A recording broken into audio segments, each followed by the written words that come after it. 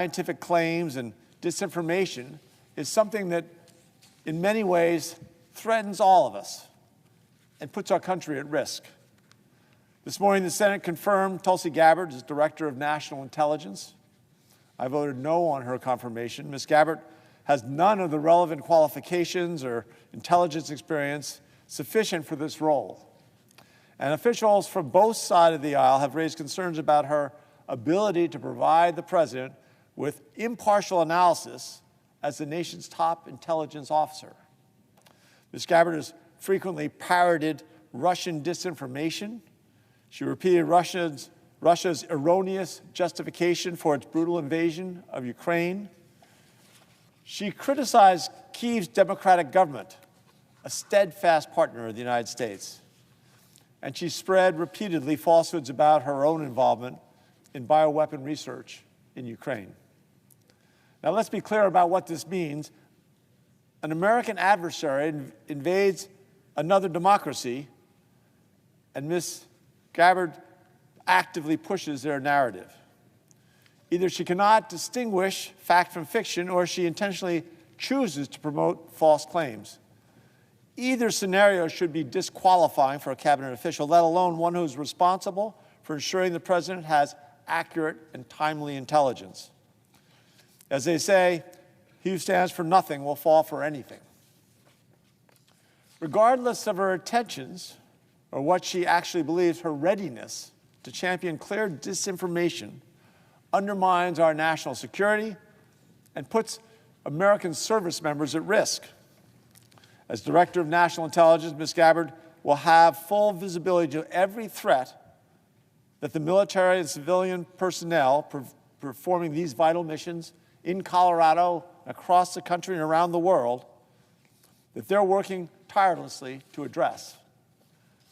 They need leaders, we need leaders who base every assessment and decision on accurate intelligence, not propaganda, especially not propaganda from one of the most threatening rivals that we have.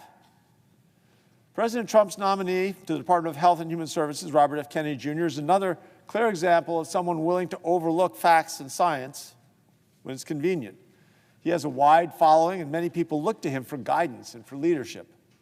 In particular, his ideas of a healthier America appeal to many Coloradans, and indeed they appeal to me as well. But make no mistake, our country can and should be healthier, and we all share a vested effort in that direction. There's a bipartisan appetite to get us there. We should provide better food options and keep unsafe chemicals out of the products that we eat. But we have to be able to do it in tandem with fact-based science and thoughtful policy to protect Americans and to keep them safe. RFK Jr. has shown a propensity for anti-science claims. One of his most anti-scientific claims is that autism is caused by childhood vaccines.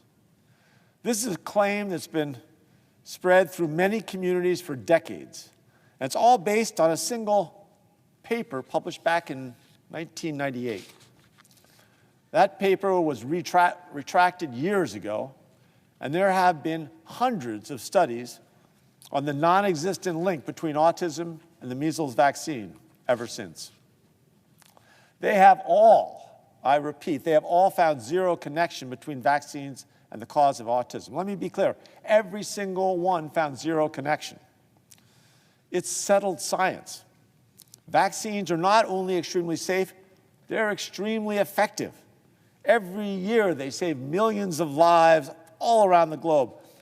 We have effectively eliminated horrible diseases like polio, and we're making considerable progress toward a vaccine for HIV and for AIDS. In the last 100 years, our country's average life expectancy increased by 30 years. 25 of those 30 years are largely attributed to vaccine adoption and clean drinking water. Vaccines not only saved lives, but they also made them healthier and happier as they were extended. Now, some of the damage from disinformation about vaccines is nearly impossible to undo. Why would anyone accept the results of one debunked paper rather than the conclusions of hundreds of studies that have been conducted since. It is completely understandable for parents to have questions and concerns about vaccines that their children receive. I know I have as a parent. As a parent of two kids, one who just turned 2 years old, I understand the concern that families feel. We want to make sure that we're doing everything we can do to keep our kids healthy and safe. We do the best we can with what we have to make them as healthy and happy as possible. People who peddle vaccine skepticism are preying upon parents' very rational fears to advance these conspiracy theories. Parents are trying their hardest to keep their kids safe and healthy, and it's irresponsible for people to plague them with pseudoscience and misinformation when the science has been settled on this for decades. The measles vaccine is safe and does not cause autism. It's personal for me, too. My son, Teddy, now in college, unfortunately got pertussis, or whooping cough, when he was 4 months old, before he was able to finish his full vaccination schedule after he interacted with an unvaccinated child. Because of how rare whooping cough is now, it took us a while to get the correct diagnosis.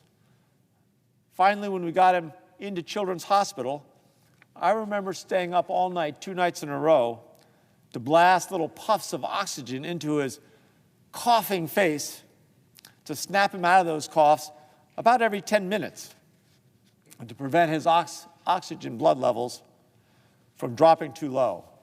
It's one of the most frightening experiences of my entire life. Whooping cough, that disease, is rare because of the vaccine and because of the adoption of that vaccine. America was able to almost completely stamp it out of existence. If we backslide in the number of children getting vaccinated, stories like what happened to my son Teddy are going to become more common and more severe. When you consistently promote uncertainty in settled science, it begins to raise doubts about all science. And it slows our progress using science against the really big challenges, like a cure for cancer or vaccines for the next pandemic. Excuse me.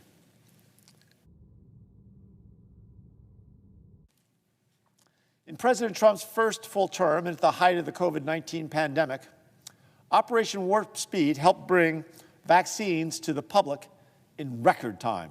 The National Institutes of Health estimate that Operation Warp Speed saved over 140,000 lives by speeding up the development of vaccines by more than 5 months. When the next pandemic comes along, and it's not if, it's when, we're going to need a robust federal response and preparedness plan. We need to get our ability to get to a vaccine down to 100 days. And we need that plan to be guided by actual science. Otherwise, we obviously endanger the lives and health of all Americans. The Department of Health and Human Services also oversees federal medical research, as Senator Durbin pointed out. The research has unlocked groundbreaking achievements in public health and will continue to help us cure diseases and work towards solutions for a variety of illnesses. However, the White House announced late last week that they are slashing funding for the National Institutes of Health. This will have devastating impacts on research projects in Colorado and across the United States, including places in Colorado like CU Anschutz, Fort Lewis College, and National Jewish Health. Our Colorado institutions are at the forefront of medical research for everything from clinical trials for veterans struggling with PTSD to individuals with Down syndrome. These cuts for research institutions, rural hospitals, for our veterans, will impact our most vulnerable communities. All this to give tax cuts to the wealthiest Americans. Again, I'm all for making government more efficient and smaller. If you want to seriously look at how we spend money and where we could cut actual fraud and waste and abuse, I'm in, I'm game. but I struggle to understand how stripping funding for cancer research or Head Start or hiring programs for law enforcement officers is wasteful. These cuts throughout our government are exaggerated by the extreme nominees who are really ill-equipped and ill-experienced to manage large governmental organizations. The administration also continues to illegally dismantle agencies without congressional approval. They have attempted to freeze federal funding, something the courts have halted, but the White House continues to pursue. Colorado and the American people are caught in their crosshairs. I've committed to opposing nominees that pose a genuine threat to Coloradans. We've also helped support lawsuits and oppose some of these executive actions. I'd be the first to admit our government isn't perfect. Government never will be. I'd be the first to recognize that it takes all of our elected officials to do their duty to the American people and to be truthful, and for our constituents to hold us accountable. The American experiment in democratic government is just too important to confirm people who actively spread disinformation and refuse to follow science. It threatens Coloradans. It puts all of us at risk. Mr. President, I yield back the floor.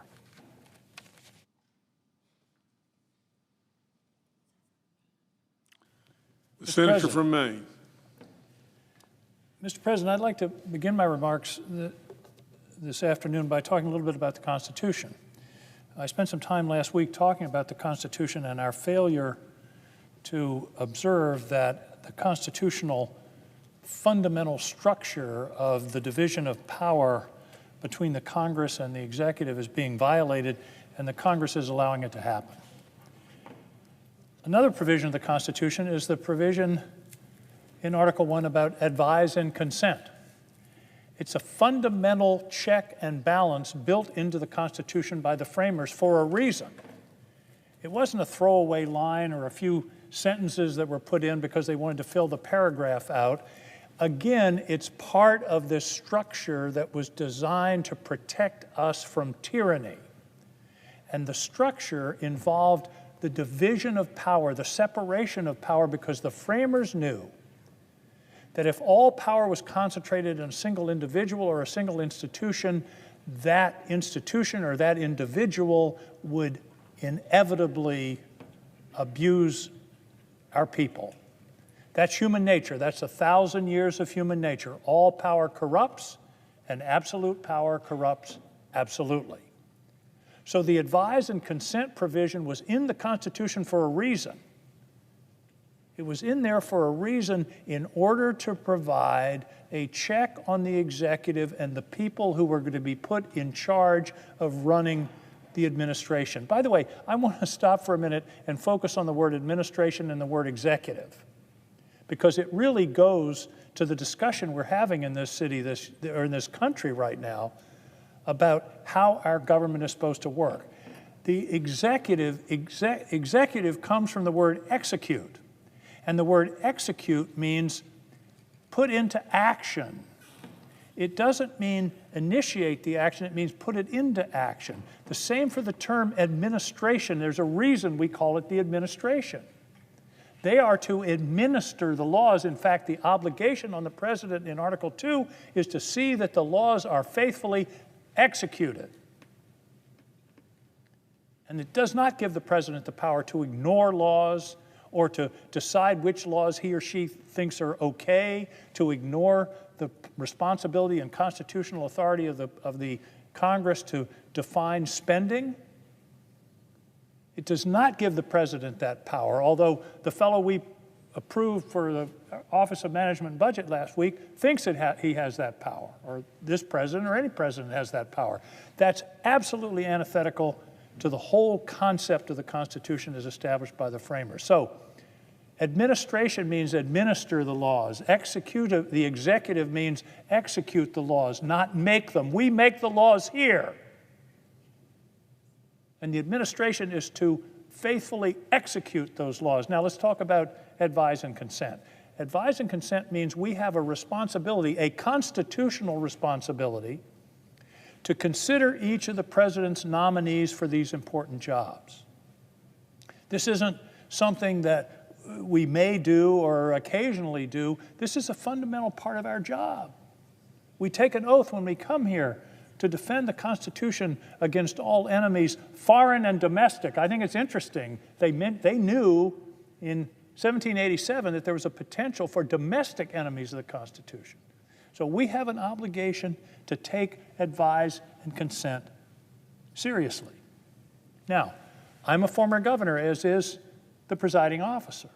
And as a former executive, I believe the executive should have the ability to choose the team that they want, to choose their advisors, to choose the people that they will work with some limitations. In other words, I start with the premise of the person elected should perhaps get the benefit of the doubt is a little too strong, but I start with the premise that they were elected and they should be able to choose the team that they're going to be working with. However, I think there are two qualifications. And by the way, this has been my stated position on this subject since I entered the Senate. Benefit of the doubt to the executive. However, the nominee must be manifestly qualified and not hostile to the mission of the agency to which they've been appointed. Two criteria that for me give life to the idea of advise and consent. Okay, let's talk about Robert F. Kennedy Jr. He unfortunately checks both of the boxes as to being disqualified. Number one, he's not remotely qualified to run an organization of the magnitude of HHS. He has no background in management, no experience in running anything remotely like the scope and scale of the Department of Health and Human Services, no executive experience in that sense. So that's number one. Is he qualified? No, he's grossly unqualified. But the second box is my criteria. Is he hostile to the mission of the agency? And if the mission of the agency, HHS, is to protect the health of the American people, I would argue he is manifestly hostile to that mission. There's been a lot of discussion here today, and I think it's interesting. I don't know how this debate has gone. I haven't heard too many people come up on the floor and support this nominee and tell us why he should be approved. Because you know what, Mr. President? If this were a secret ballot, this man wouldn't get 20 votes. Everybody in this body knows he's not qualified. Everybody in this body knows he has no business anywhere near this position. But here we are. We're going to take a vote. Unfortunately, it will probably be on a party line basis. But let me focus on just one little piece. On January 29, barely a week ago, before the Senate Finance Committee, here's what Mr. Kennedy said. Quote, "News reports have claimed that I am anti-vaccine or anti-industry. I am neither. I am pro-safety. All of my kids are vaccinated." I'll bet that came as news to a lot of the people he's been leading astray over the last 25 or 30 years. All of my kids are vaccinated, and I believe vaccines have a critical role in health care. I'm reminded of Saul on the road to Damascus, a miraculous conversion. A bright light was shown, and suddenly the scales fell from his eyes in his confirmation hearing. Okay, let's go back a little over a year, July 6, 2023. This is a quote, a direct quote, there is no vaccine that is safe and effective. He later said on the same podcast, vaccines are inherently unsafe. Mr. President, this man shouldn't be confirmed because he told the committee and the Senate something diametrically opposed to the position he's taken all his last 30 years, all his adult life. Maya Angelou said, if somebody tells you who they are, you should believe them. And he's told us repeatedly. And he has acted on his vaccine skepticism. This isn't something that was rumbling around in his head. He's traveled the world. He's written articles. He's gone on podcasts. He's gone on TV. And he's discouraged people from being vaccinated. And now he has this miraculous conversion 10 days ago. All my kids are vaccinated. I believe vaccines have a critical role in health care. The same thing during COVID. He said, It is criminal medical malpractice to give a child one of these vaccines. Wow. Criminal malpractice. And of course, it's been discussed. He said, I do believe that autism does come from vaccines. July of 2023, there was one study in England, I think it was in 1998, that purported to show a tenuous connection between vaccines and autism. I'm reasonably confident that one of the authors of that study recanted it. It was withdrawn, and it's been debunked over and over and over again. But this man has been peddling this lie for 20 years. And who knows how many parents have fallen for that, and who knows how many children have paid the price. Just to talk about vaccines, at one point during the pandemic, there was a survey, July 2021, remember that was the height of it. They surveyed 50 hospitals in 17 states. 94% of the patients hospitalized in July of 2021 were unvaccinated. What does that tell you? Vaccinations worked, and people who were unvaccinated were at enormously higher risk. 94% of the people were unvaccinated. In addition to the vaccination issue, this man doesn't respect the FDA, the agency that was put in place to protect our health, to regulate us, to be sure that we're getting safe medications, to deal with some of the awful problems of the potential of harmful medications literally getting into America's bloodstream. In December of 2024, barely a couple of months, 2 months ago, he said he would fire officials at the FDA. And in October 2024, he said on X,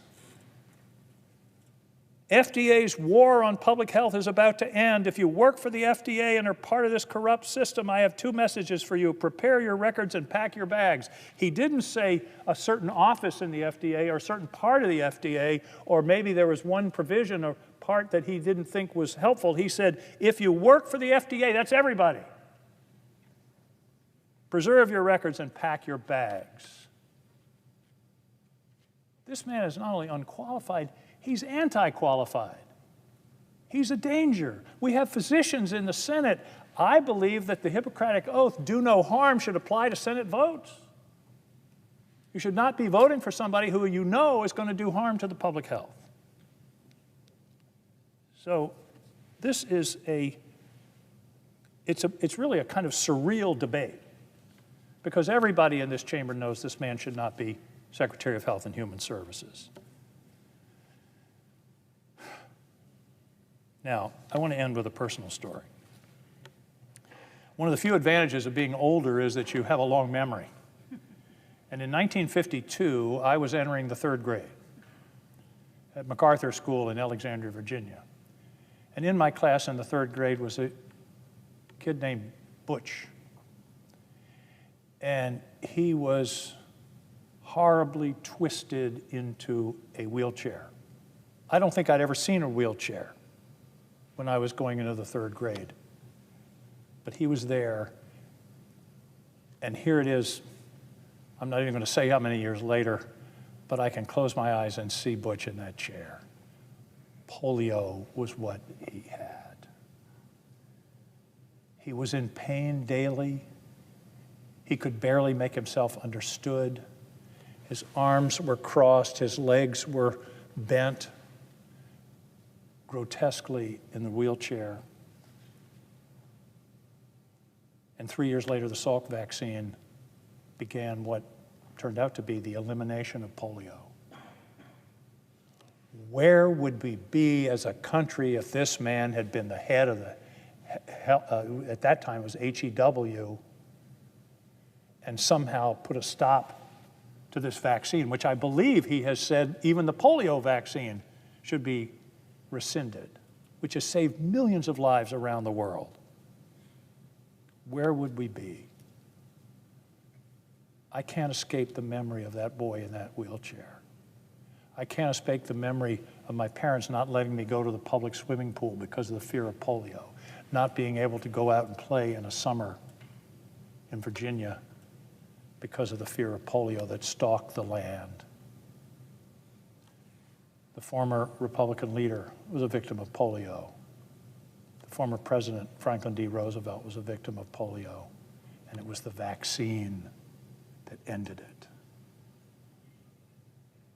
Mr. President, I hope this place comes to its senses and rejects this surreal nomination. There could probably, it would be hard to find someone less qualified to serve in this position. And I believe that it will lead to damage to our country, to our health, to our children, and I urge my colleagues to vote no. If you vote yes, you'll regret it. Thank you, Mr. President. I yield the floor.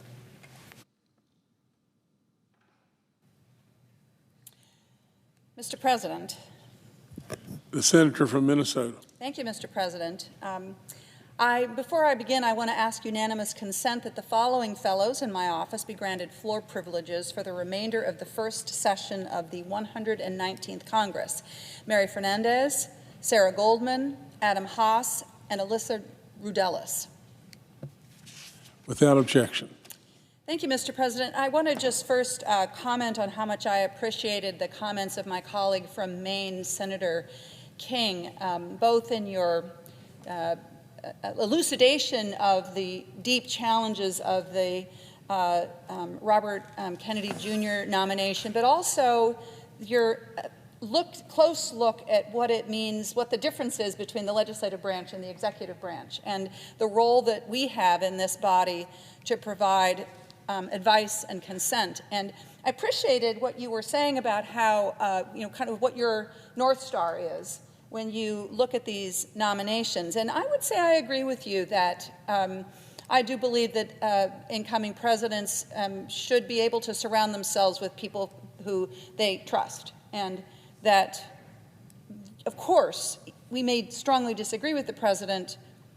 However, he has the right to have people around him who agree with him.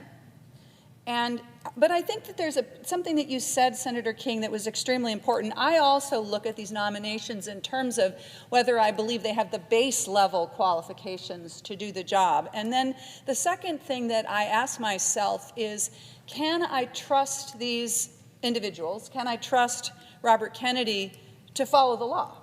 I mean, that is fundamentally what their responsibility is, to certainly be loyal to the person who put them in that role, but also at a base level that they're going to follow the law. And so, Mr. Speaker, I rise today, Mr. President, I rise today to highlight what I consider to be the threat of Robert F. Kennedy, the threat that he poses to Americans' health and safety and well-being. And in fact, I have concluded, I've talked with him, I've listened to him, I've asked him questions, both in a private setting and also in committee, and I've read his words and his history, and I can only conclude that he cannot be trusted with this important job, that I cannot trust him to follow the laws of this land. I believe that Mr. Kennedy is wholly unqualified for the position of Secretary on Health and Human Services, and that he is unprepared to lead. And I think that he cannot be trusted with the health and the well-being of Americans, particularly in this moment. Now, if you're listening to this and you don't really know that much about the Department of Health and Human Services, you've got a busy life, you're trying to figure out how to afford your life and how to kind of hold it together in what is a very busy and complicated world, I want to just be clear about what I think that Mr. Kennedy's confirmation would mean for Minnesota families. If he is allowed to become secretary, I have concluded that your family will be less safe, that your loved ones will be more likely to get sick, and that you and the people that you care about will be less likely to get the care that you need. As I have thought about this, what I find most disqualifying about Mr. Kennedy is how he has basically made his career, he's built a career around saying what what he needs to say in order to get attention. And by getting attention, he's making money. I think it's just important to understand this. This is whether he's talking about vaccines or infectious diseases, whether he is talking about anything. So we don't, like, you walk away from talking with this individual not entirely sure what it is that he believes, because he does seem willing to say nearly anything to nearly everybody without actually considering what impact his words have on the lives of real people, whether he's talking about reproductive freedom, whether he's talking about mental health care, whether he's talking about infectious diseases, whether he's talking about vaccines. So let's focus a bit on the questions of vaccines, because I think this is the thing that has gotten the most attention, and rightly so. In decades of public appearances, as well as in our one-on-one meeting, the one-on-one meetings that I had with him, as well as when he talked about this in front of the Finance Committee, Mr. Kennedy has continued to promote harmful and dangerous information. Information that if people followed and they paid attention to him and they did what he suggested, it could do real harm to their families. It could hurt them. If you think about vaccines, this is his long and very public record of denying the safety and the efficacy of vaccines. In fact, he has spent almost the last 2 decades of his life promoting these harmful and false theories that vaccines will cause autism and that they are otherwise unsafe. As an example, in 2021, he proudly described stopping strangers out, on hikes and telling them not to vaccinate their babies. Can you imagine that? You're out walking around and Robert F. Kennedy Jr. comes up to you, man of stature and power, and says, don't vaccinate your children. Those words have impact. During a podcast interview in July of 2023, Mr. Kennedy said, and I quote, I believe Senator King quoted this as well, there is no vaccine that is safe and effective. So, okay, just think about that. He's saying, don't pay any attention to the science, don't pay any attention to the experts. I'm going to tell you that there is no vaccine that is safe and effective. Those words have consequences. The online store is another example that Mr. Kennedy's organization, the Children's Health Defense, there's an online store. You can all go on and check it out, and you will find there they're still selling little baby onesies and T-shirts for little children that have messages on them like unvaccinated and unafraid. Now, of course, here we are on the verge of a vote to decide whether the United States Senate is going to confirm Mr. Kennedy. And of course, now he's denying all of that. He's distancing himself from all of these past statements. But, I mean, you can't run away from your words. Certainly in this day and age, and I would argue in any day and age, those words are out there. You said them. They are on the record. They are on video. And it matters what the Secretary of Health and Human Services say, what he says about these things. And of course, it matters what he doesn't say as well. Words have real consequences. Just the mere fact that of his presence being as head of this agency, just the fact that he sits there is going to have a factor that will cause some people not to know whether they can trust vaccines. He's in a position of power and authority, has a high and loud bully pulpit, an individual who has told Americans, both when he was out on hikes, stopping them as they're walking by, and on every media megaphone that he could find, that vaccines are neither safe nor effective.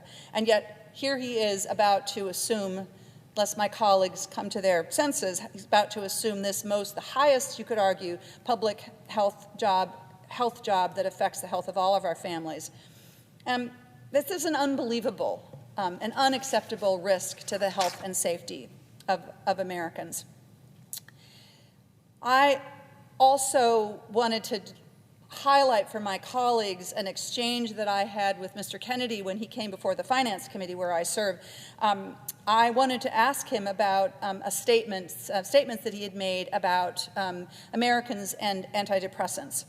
And when I probed him on this, I asked him confronted him with some things that he had said in the past about antidepressants, basically saying that it appears, he said that basically that he attributed a connection between people who are using antidepressants and school shootings. I asked him about that, and I asked him whether he thought that folks who take antidepressants are dangerous or not, and he refused to even say that Americans who take antidepressants are not dangerous. He could not even get those words out of his mouth. In fact, he doubled down on his claims that antidepressants do cause school shootings, and he claimed that this is an area that needs to be studied, and that he knows people who have had, and I quote, much worse time getting off of SSRIs than they have getting off heroin. Now, this is a typical strategy that I saw Mr. Kennedy take with many of our colleagues,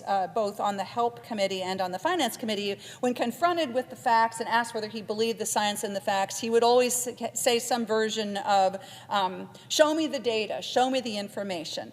Even when the research is settled, the data is settled. And here, let me come to this question about whether or not antidepressants are dangerous and are somehow a contributor to school shootings, which is an outrageous thing to say. There was a study in 2019 that was published in the Journal of Behavioral Science and Law, and it says, it appears that most school shooters were not previously treated with psychotropic medications, and even when they were, there was no direct or causal association found. I was stunned when Mr. Kennedy again sort of said, well, I don't believe that research, or I need to see other data, we need to look at this. Of course, he's not willing to accept the facts and the science. He is not willing to do that. And I am simply not willing to trust Mr. Kennedy when it comes to ensuring that your children, your loved ones, the folks that you care about in your lives are going to actually have access to the mental health treatments that they need to live their lives as productively as they possibly can.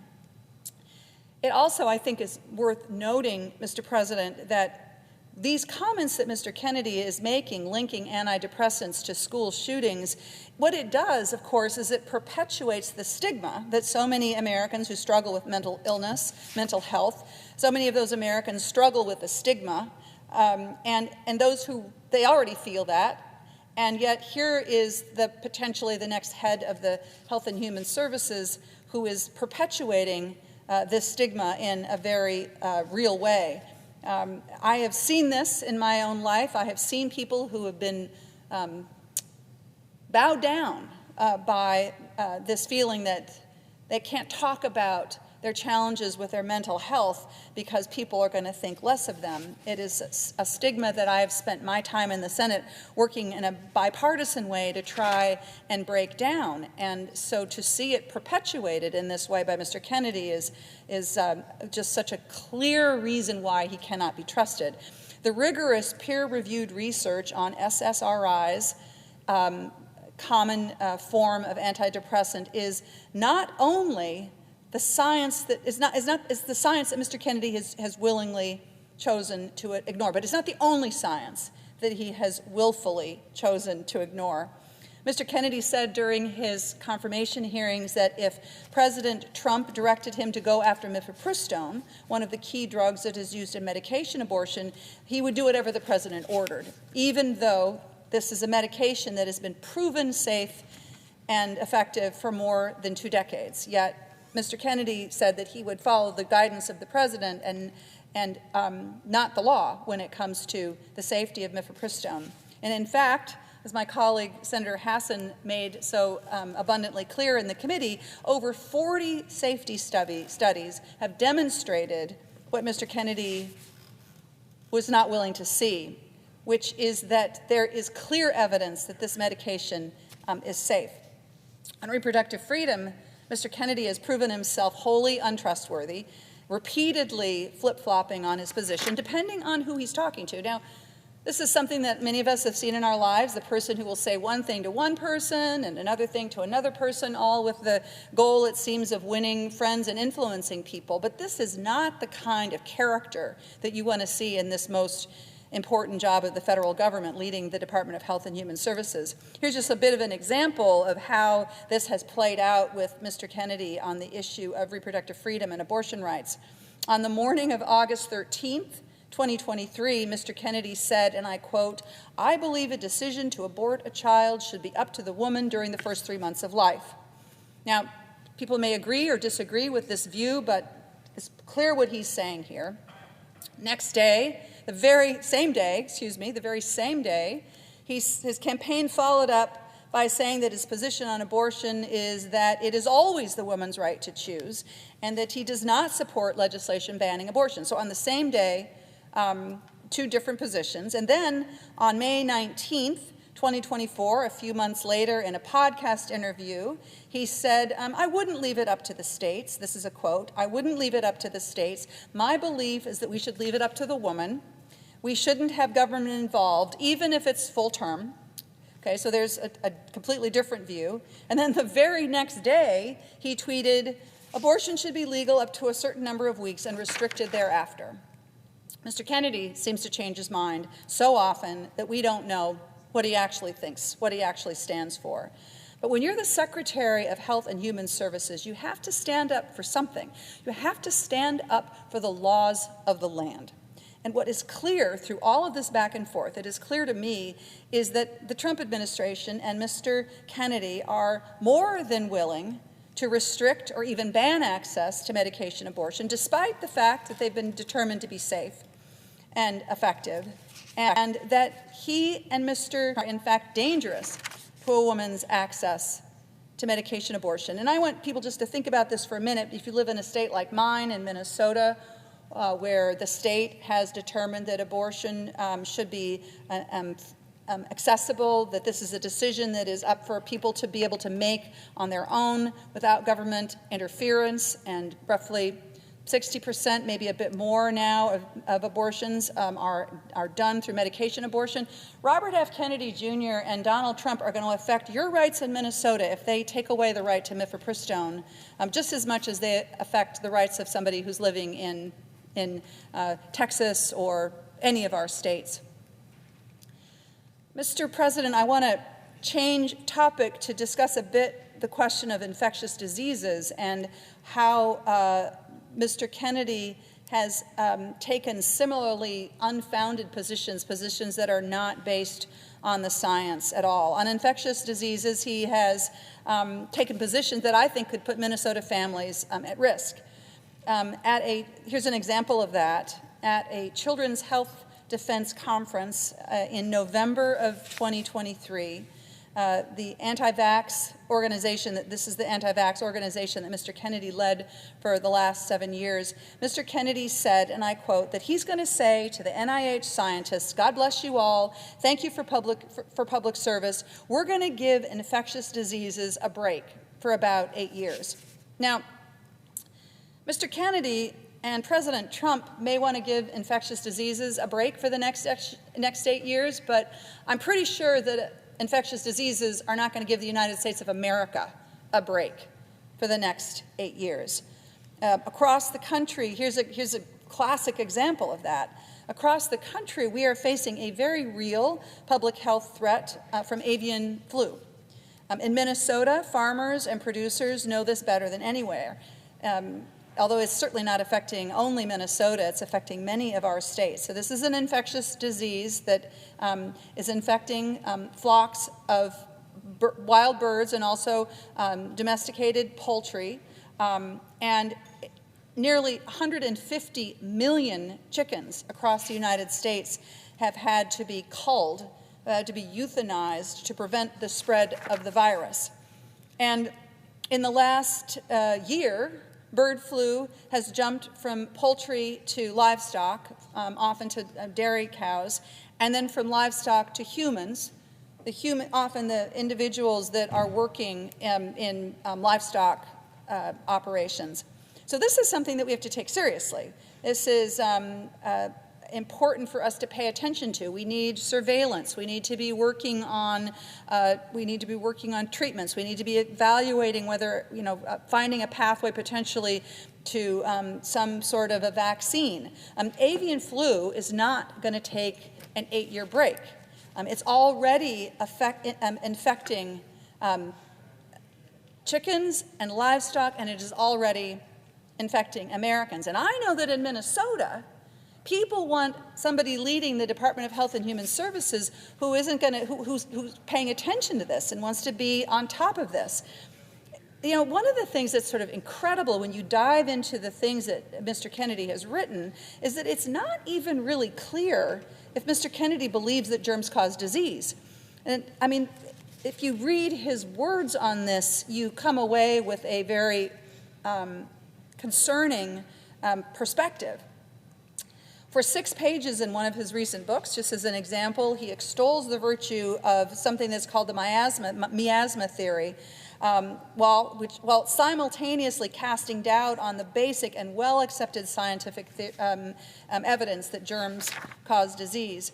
You know, Mr. Kennedy doesn't even really describe this miasma theory correctly, but he most certainly doesn't accurately represent germ theory, which is the basic understandable concept that medical students are introduced to at the very beginning of their medical education, that germs, viruses, bacteria are the cause of many, many human illnesses.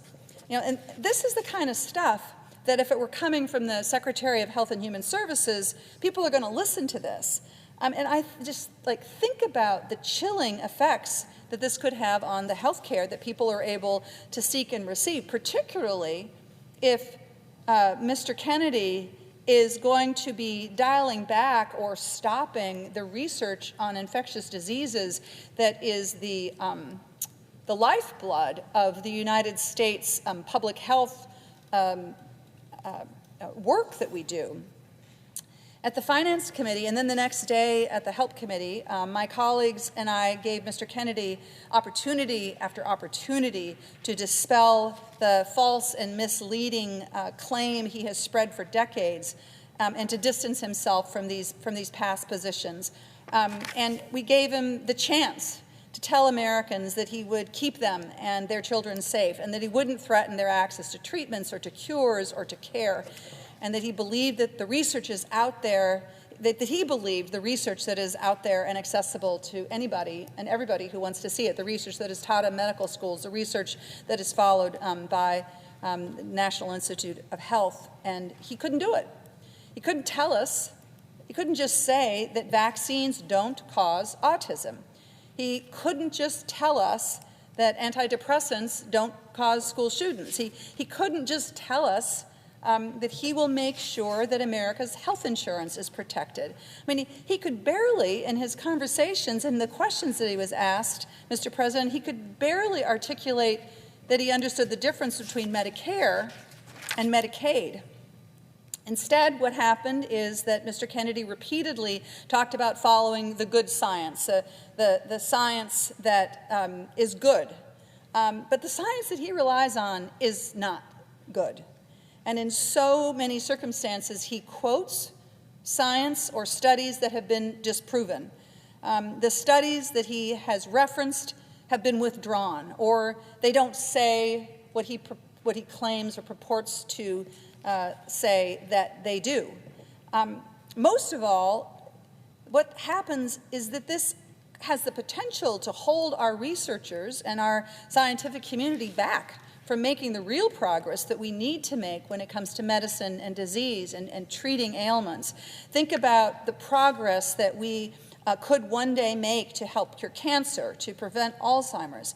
If we have to revisit the history, the record of science, because Mr. Kennedy says that he doesn't think it shows what everybody else thinks it shows, think about how that's going to set us back, how that is going to keep us from moving forward to address the real health challenges of today and tomorrow. I think about what it might have meant if Mr. Kennedy had led the Department of Health and Human Services when we were in the midst of Operation Warp Speed, and we were doing everything that we possibly could to get a vaccine out to Americans and the world to stop the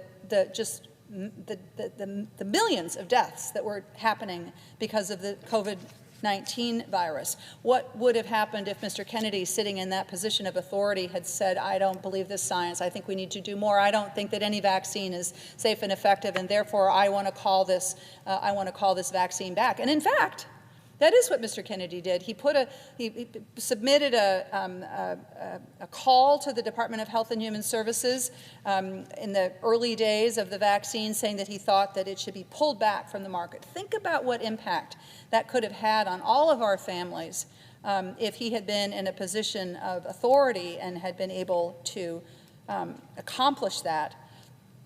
Over and over again, when he is faced with the actual science, for example, on the science that proves that SSRIs are not associated with school shootings, that vaccines do not cause autism, that germs do cause illnesses, he has refused to accept it, and he has doubled down on his dangerous beliefs. So this is concerning when it is an individual who is speaking on a podcast, but it could be a matter of life or death when it is the Secretary of the Department of Health and Human Services. As I think about what I said at the beginning of my remarks about my strong belief that my job as senator is to assess whether I can trust somebody in this role. Can I trust them to follow the law? Can I trust this individual to protect the health and well-being of the people in my state and the people around the country? The answer is clearly no. This is an individual who cannot be trusted. At the heart of this nomination, of course, at the heart of the work of the Department of Health and Human Services is America's health and health care. And it is clear to me that Mr. Kennedy has made it clear that he will enable the Trump and Musk agenda of chaos, that he will enable what they are doing not to execute the laws of this country, which is their constitutional responsibility, but to attempt to write the laws make the laws of this country. And, you know, we could see this during his confirmation hearings. Repeatedly during his confirmation hearings, Mr. Kennedy said that he would follow Mr. Trump's directives. Now, I'm going to be clear about this. I understand that it's the job of any cabinet official to follow the policies of the individual who's put them there, but not if those policies break the laws of the laws of the United States of America. Department heads, cabinet heads, the head of the Department of Health and Human Services is required to execute the law, not to execute the will of the president, because the president is a president. He is not a king. What I am convinced of at this stage is, as we see what I believe is a massive power grab by Donald Trump and Elon Musk to not just execute the laws, but to make the laws, that Mr. Kennedy would be a part of that process, that he would be an enabler of that power grab that we see happening all over the country. And that is another reason why I cannot trust him. I want to take a look for a minute at the directives that President Trump has put out already. Let's take a look at these. These directives of stopping lawfully executed payments to healthcare organizations that have been made following the will of Congress, the people who are supposed to be making the laws in this country. I've heard a lot about this from Minnesota. Huge amounts of concern have reflected back to me in my office about what is actually happening with the president's directives, basically directing to withhold funding that Congress has authorized. I heard from Minnesota's community health centers that they were going to begin doing layoffs because of this federal funding freeze. It's basically a massive cut that they're experiencing. You know, community health centers are all over the country, and in my home state of Minnesota, they are the place that individuals can go to get basic preventative health care. It is a very important part of our health care network, and yet many of these have come to me and said that they're basically going to be laying off providers and other folks that are providing direct care to patients. One community health center CEO in greater Minnesota, outside of the metro area, said that it was the worst day of his 38-year career when he got word of this freeze. Now, I understand, Mr. President, that this freeze has been unfrozen for now, at least in some cases, though in other cases it seems like it's back on again. In fact, I hear repeatedly that it's off and on and off and on in this sort of chaotic and confusing dance that they have started. But these clinics are still facing real challenges about getting access to their federal funding, and this is threatening their operations. Imagine if you were running like a small bootstrap and small little health center, and every day you are just trying to make payroll. You don't have millions of dollars sitting in your bank account waiting for a rainy day. Every day is a rainy day, and every day you're just trying to make it work. And there suddenly, one of your most important ways of paying to provide health care to individual has just evaporated overnight. So then what happens? Because people still get sick, people still need health care, even if they're unable to get it at a community health center, so what do? Well, think about this. Right now in Minnesota, it's probably the same in West Virginia and other parts of the country, Minnesota emergency rooms are packed full of people who have the flu or RSV or norovirus. They go to the emergency rooms. You want to go to the emergency room when you really, really need emergency care. You go to a community health center when you need to be able to get access to urgent care, but the care that you need right now. And what's happening is that because there is so much, there's a lot of illness. People are getting sick in the wintertime. It's like 20 below in Minnesota right now. If they can't get their primary care in a doctor's office, in a clinic, they're going to end up in the ER. And then what happens to all the rest of us who really might need emergency care? The ER is jammed to overflowing. There's no space. You have to wait 5 hours to get the to get the care that you need. That's what's happening with this funding that is being put in jeopardy. That means that community health centers might not be able to help the patients that they typically help. And I'm not talking about a small number of people here. That's 170,000 people in Minnesota who rely on community health centers. And what's going to happen? Those folks are going to end up in emergency rooms. And that's going to increase wait times, and it's going to stress the capacity of hospitals to provide care that people need. President Trump did this. Robert F. Kennedy, if he were head of Health and Human Services, I have no reason to trust that he would stop this. In fact, I believe the opposite. I believe he would enable it. And this is why I think his nomination will end up making all of us less healthy and less safe and less secure. President Trump, in another example, unlawfully cut National Institute of Health grant funding earlier this week. This amounts to millions of dollars that supports life-saving research into Alzheimer's and cancer and Parkinson's disease. And I'm just talking about in Minnesota there.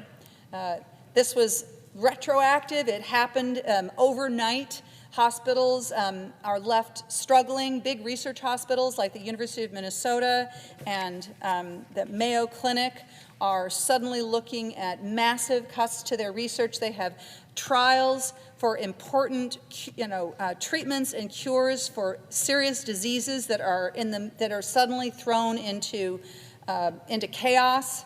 And you have individuals who are part of those trials who are hopeful that they're going to be getting. They're hopeful that in some way that this is going to help them to find a cure for what disease is ailing them. And with this cut to NIH funding overnight, massive cuts, what does that mean for people's health and safety and security? It means people are less well off.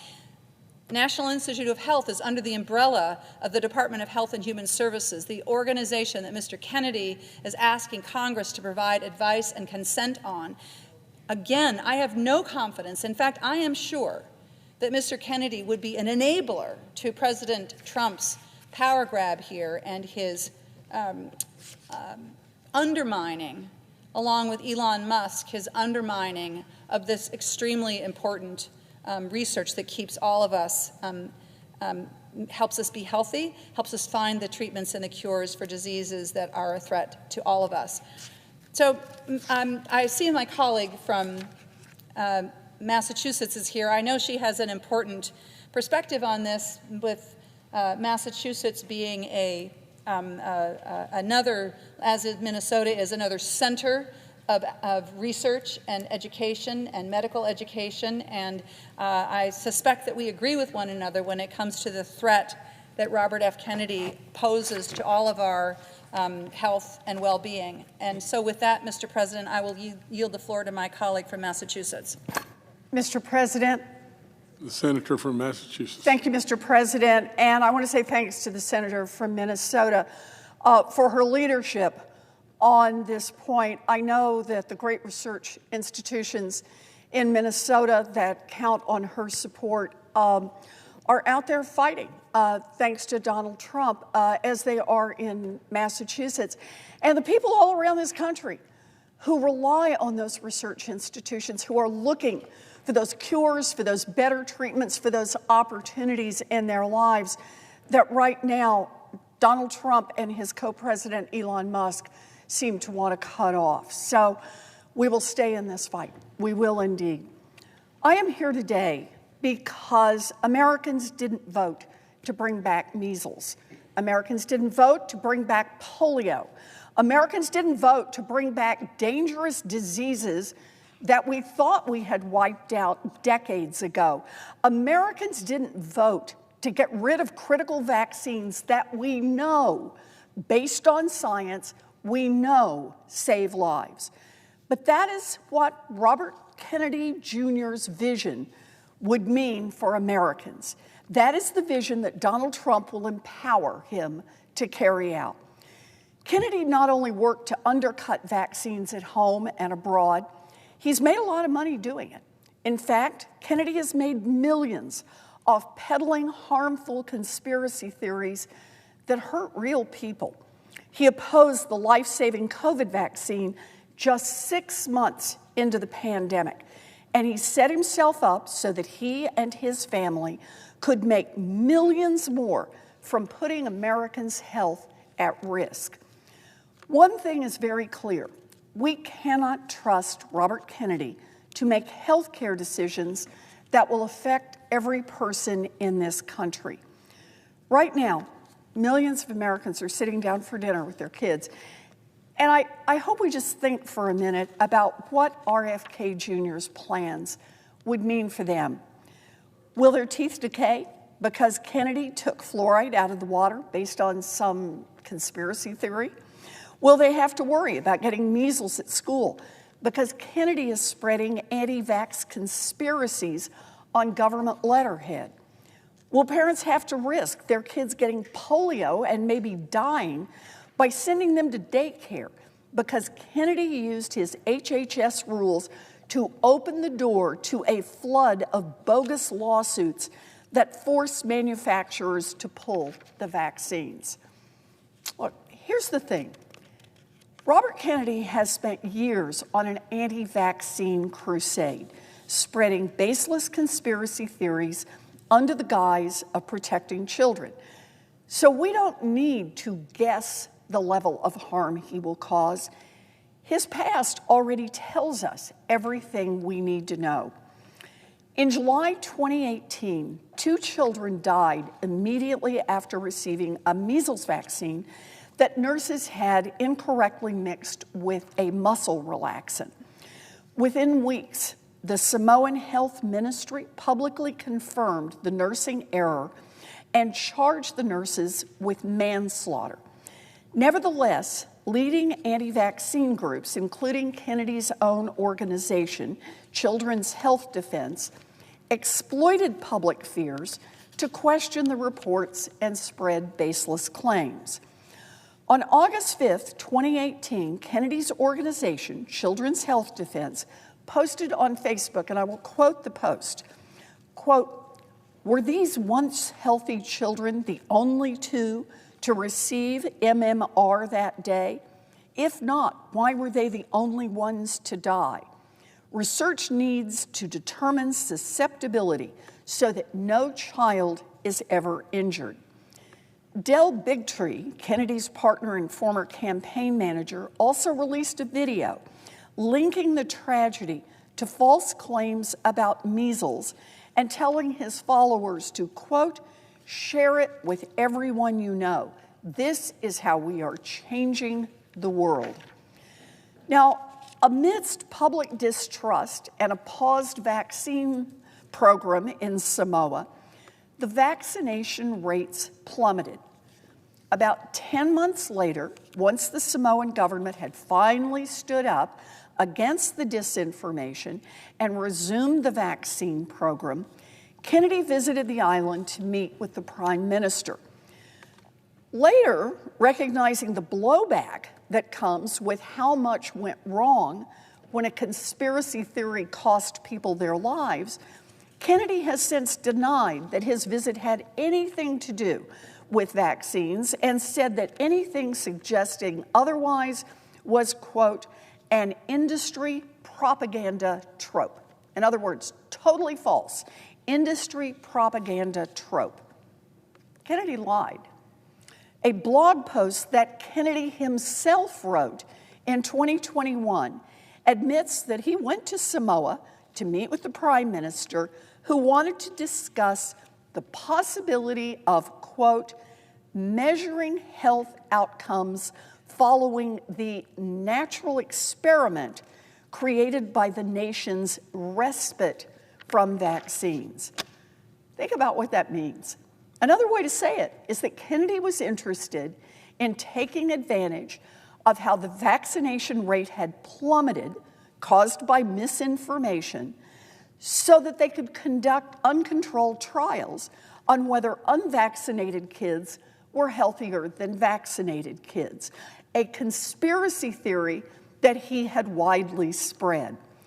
You see, at the time, one of his traveling partners was working on a similar study with two anti-vaccine activists, which was ultimately retracted following an investigation that, quote, raised several methodological issues and confirmed that the conclusions were not supported by strong scientific data. Now, there's no surprise here. The Prime Minister of Samoa declined Kennedy's outrageous proposal.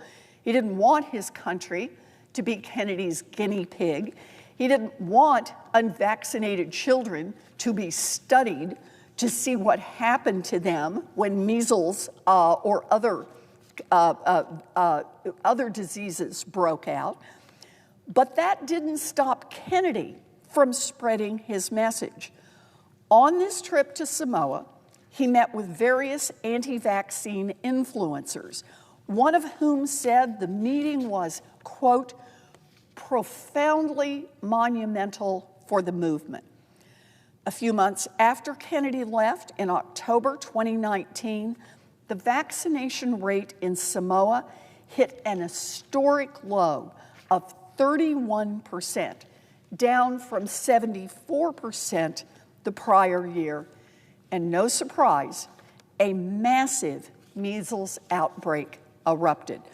So here is Kennedy telling us now, no, he had nothing to do with this. His trip to Samoa had nothing to do with the measles vaccine, and calling any claim industry propaganda trope.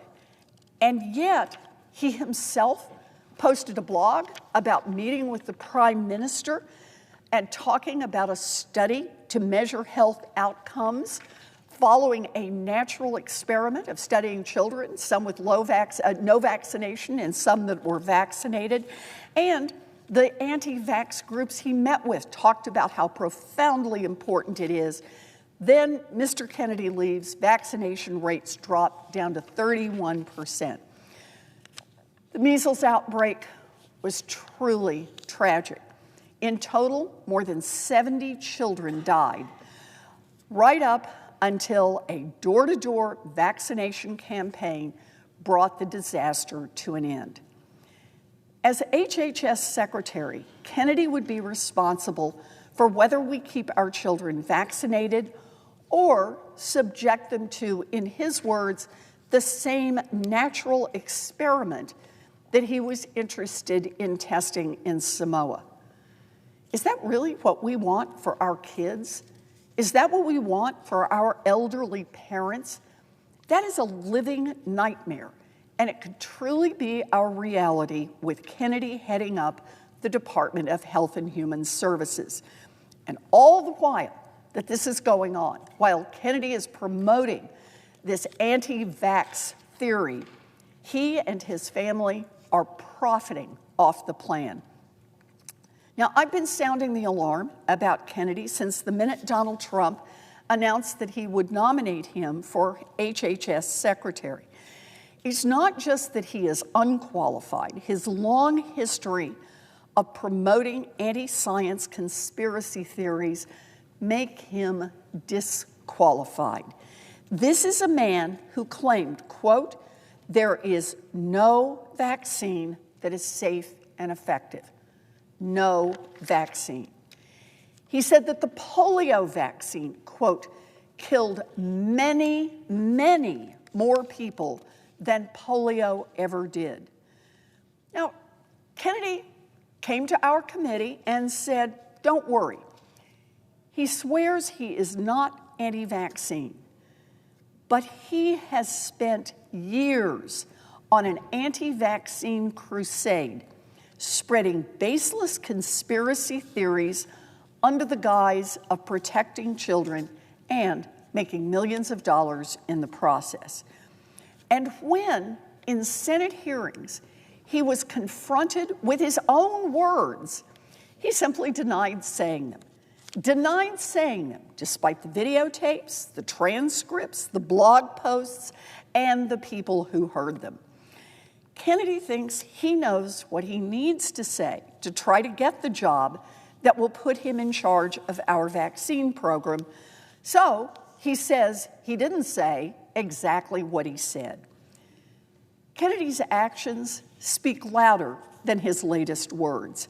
And time again, Kennedy has shown us who he is, an anti-science conspiracy peddler who is willing to gamble with American lives. We know who he is. We need to pay attention. Let's do a quick count of some of the ways that, as HHS secretary, Kennedy could make the anti-vaccine lawsuits and his own payouts even bigger. What could Kennedy do? Well, as secretary of HHS, he could publish his anti-vaccine conspiracies, but this time on U.S. government letterheads, something that might impress a jury in a subsequent trial. He could appoint people to the CDC vaccine panel who share his anti-vax views and let them do his dirty work. He could tell the CDC vaccine panel to remove a particular vaccine from the vaccination schedule. He could remove vaccines from a special compensation program, which, quote, would open up manufacturers to mass torts lawsuits. He could make more injuries eligible for compensation, even if there's no causal evidence. He could change vaccine court processes to make it easier to bring junk lawsuits that could get vaccines pulled from the market. He could turn over FDA to his friends at the law firm, and they could use it however benefits their lawsuits. In short, as HHS secretary, Kennedy would have the power to make healthcare decisions that would affect millions of Americans, working Americans, kids, seniors, on everything from vaccines to abortion to life-saving drugs. Kennedy would have the capacity, as head of HHS, to make it easier to sue vaccine manufacturers, and in an area where the profit margins on vaccines are quite modest, if those lawsuits mount up, vaccines could simply disappear from the market altogether. Manufacturers could decide, it's just not worth the lawsuits, we'll go produce other drugs. Those kinds of decisions are critically important, and the consequences are grave. For many Americans, they may be the difference between life and death, and they can change lives forever. So while you and your family are forced to deal with the grave consequences of Kennedy's conspiracy-driven healthcare decisions, Kennedy could set himself up to make millions of dollars off his anti-vaccine crusade, just like he's been doing for decades. Remember the very first ethics agreement that Kennedy submitted to us on the Senate Finance Committee, he said that even while he served as Secretary of HHS, he planned to keep a financial stake in ongoing litigation, including vaccine-related litigation. That means that from the jump, Kennedy's plan was to keep making money off the backs of lawsuits against vaccine manufacturers, some of which directly related to the very products that he would have the power to regulate as Secretary of HHS. So there he is. He has the power to regulate these drugs. He has the power to make life a little better or a little worse for the vaccine manufacturers. He has the power to make it more likely that lawsuits against vaccine manufacturers would succeed. And his initial plan was, even while he sat there as Secretary of HHS, he was going to keep on making money from that. This was a damning conflict of interest. So we called it out. Kennedy told us, okay, he would submit an updated ethics agreement. Sounds good? What was his update? Well, he said instead of personally keeping the millions that he would make off these ongoing lawsuits, he would hand that money directly to his son. Later, he confirmed that the son he's handing his interests off to is the one who works at Wisner Baum, the same law firm that Kennedy has maintained this very lucrative arrangement with over the years, so far netting him a reported $2.5 million just in the last few years. And Kennedy has made clear that he can use his tools as HHS Secretary to open up the door for more anti-vax litigation, and once he's through as Secretary of HHS, go right back to Wisner Baum and cash in on the new flood of cases that Kennedy himself has unleashed. So that is Kennedy's idea of fixing an ethics issue. And beyond that, Kennedy has flip-flopped countless times in his answers to the Finance Committee. He is untrustworthy. He has made so many contradictory statements that it has come to the point it is hard to believe anything he says is true. For example, Kennedy originally said he was not an attorney of record in any of these vaccine-related lawsuits. But we did a little homework, and we found at least 5 cases related to the vaccine litigation that hadn't been disclosed where Kennedy appears to be the attorney of record. That is important because what it means is that Kennedy is a lot closer to these cases than he's revealing. Cases that he and his family will be able to make bank off even if as he serves as Secretary of HHS. The importance of this litigation cannot be overstated. Just 20 years ago, we watched vaccine makers pull their products off the market because they didn't have protection from these kinds of lawsuits.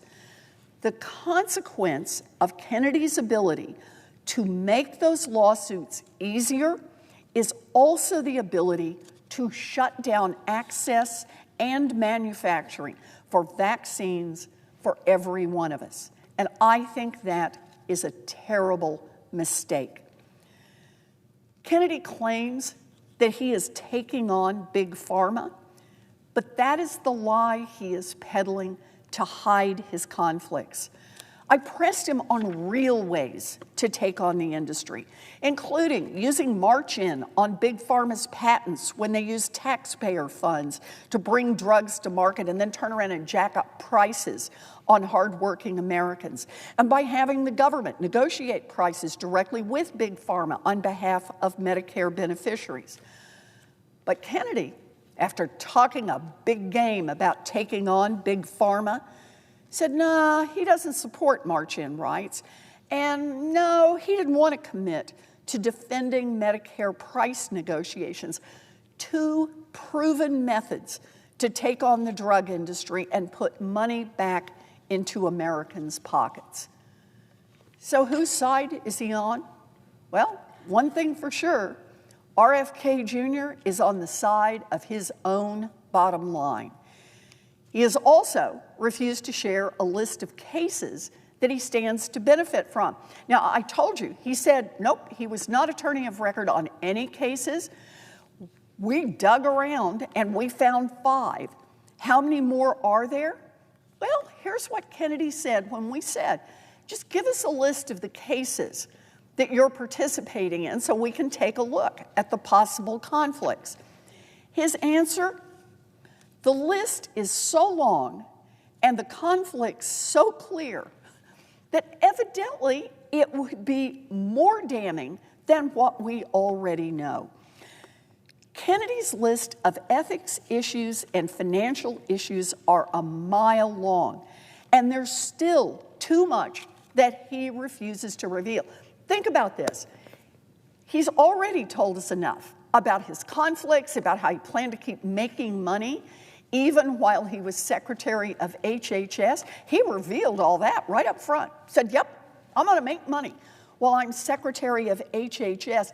And yet, on basic questions like, can you just give us a list of the cases that you've participated in? He says, no, I can't do that, which really makes you ask, what on earth is he hiding? He is dodging questions from the Senate. He is contradicting himself, and he keeps changing his answers in order to muddy the waters and really make it hard to understand what's going on. Look, no one is fooled here. Kennedy has said he will, quote, slam shut the revolving door, end quote, between government agencies and the companies they regulate. But what he won't agree to is cut off his own family's steady stream of money flowing in from lawsuits that he personally can directly affect while he is Secretary of HHS. Kennedy knows that these conflicts are serious, and that's why he scrambled to update his ethics agreement and to hand off his interests to his son in a desperate attempt to fix things. But that simply isn't good enough when millions of Americans' lives are hanging in the balance. Don't take it just from me. Take it from the Wall Street Journal editorial board. They wrote, quote, Robert F. Kennedy Jr. pledged during his confirmation hearing to root out corruption between industry and government. Yet, the man who wants to be the nation's Secretary of Health and Human Services refused to rule out personally making money from lawsuits against drug makers. This ought to be disqualifying. The Wall Street Journal, this ought to be disqualifying. It's simple. If Kennedy wants to prove that he was serious about, quote, slamming the revolving door between industry and people making money from their positions in government, I laid out a list of commitments that he should make immediately. Senator Wyden, the ranking member on the Finance Committee, and I wrote, quote, 1, if confirmed as Secretary, you will recuse yourself from all vaccine-related communications and decisions. Given the breadth of your involvement in vaccine litigation, such a recusal would help ensure that you and your family do not benefit financially from official government actions that you will oversee and control. Such recusal will also ensure vaccine-related policymaking and communications are not inappropriately skewed by your personal views at the expense of scientific evidence. That was part 1 that we wanted. Part 2, if confirmed as Secretary, You will recuse yourself from all matters related to HHS-regulated entities that are involved in cases or litigation that you or your family have an interest in. This will help ensure, for example, that you could not leverage your position as secretary by conditioning a company's request regarding an unrelated matter. So, for example, an FDA approval, on such company agreeing to settle an anti-vax case in which you or your family have a financial interest. Part 3, if confirmed as secretary, you will not litigate cases involving vaccines, represent parties in VICP-related cases, or have a financial interest in such litigation or cases for at least 4 years after leaving office. As secretary, you would be in a position to influence future anti-vaccine cases and litigation in ways that would benefit you personally after leaving HHS.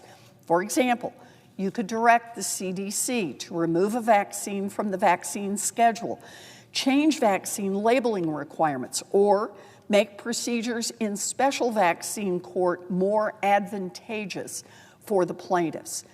Then, if you leave HHS and immediately return to litigating against vaccine makers, you would stand to profit from rules you helped reshape.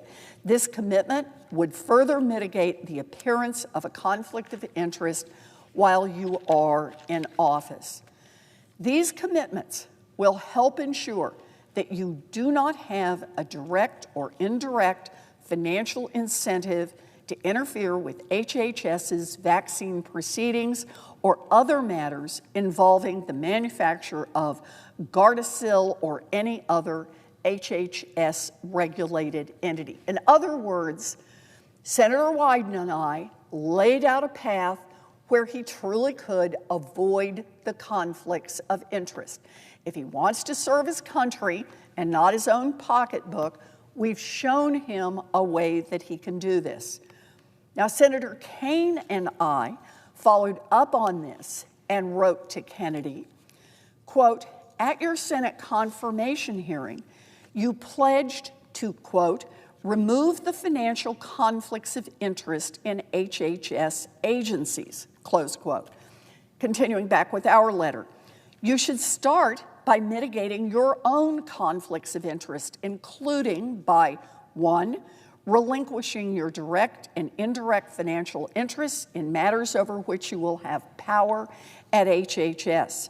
2, recusing yourself from matters involving your former clients, former employers, or entities in which you have a financial interest. And 3, for at least 4 years after you leave office, committing to not lobbying HHS, litigating cases against pharmaceutical companies and manufacturers, or joining the industries or entities that you interact with at HHS, end quote. In other words, we showed you another way that you can get this done. And look, this is just common sense. And I would hope that my Republican colleagues would agree. Our HHS nominee should not have ongoing lucrative agreements that enable his immediate family to line their pockets while he influences healthcare decisions that impact millions of Americans. And it's not just a tax on vaccines that we have to worry about from the Trump administration. In the middle of the night last Friday, Donald Trump announced deep cuts to the National Institutes of Health funding, which powers the life-saving research and medical breakthroughs at universities and medical institutions across the country, and especially in my home state of Massachusetts. These Trump cuts will stop research that is working to help cure diseases. It will force people who are working now to lose good jobs, and it will literally threaten people's lives. As head of HHS, Kennedy would oversee the National Institutes of Health. and he would greenlight Trump's plan to gut the agency. And he has made no commitments to protect the critical life-saving research that NIH funds, and maybe that should be no surprise given his years of attacking basic scientific facts. Listen to what experts have had to say about what these cuts will mean for families across America. Quote, people are not able to do their work if there isn't an infrastructure. This will have a huge impact on health research in this country, end quote. Quote, we're all reeling. This would decimate medical research, end quote. Quote, this is a surefire way to cripple life-saving research and innovation. America's competitors will relish this self-inflicted wound, end quote. One expert said, quote, if you're a cancer patient in a clinical trial, it's not a theoretical undertaking, it's a treatment. For so many rare diseases and illnesses where research is already underfunded, like childhood cancer, researchers have said, quote, if it's not federal funding, there's nowhere else to go. That's a real impact in the short term and the long term. I don't know how you make that up. These funding cuts are putting scientists in a position where they have to default on the promises they made. Promises they made to people to join their studies, promises they made to other researchers to join them, promises they made to build up the labs and to build up the work that would make a difference in our world. When the NIH and NSF put out their solicitations, they are asking for critical scientific research to be done on behalf of the American people. That research cures diseases and saves lives. And the institutions who apply for these solicitations are saying enthusiastically, yes, we can do that.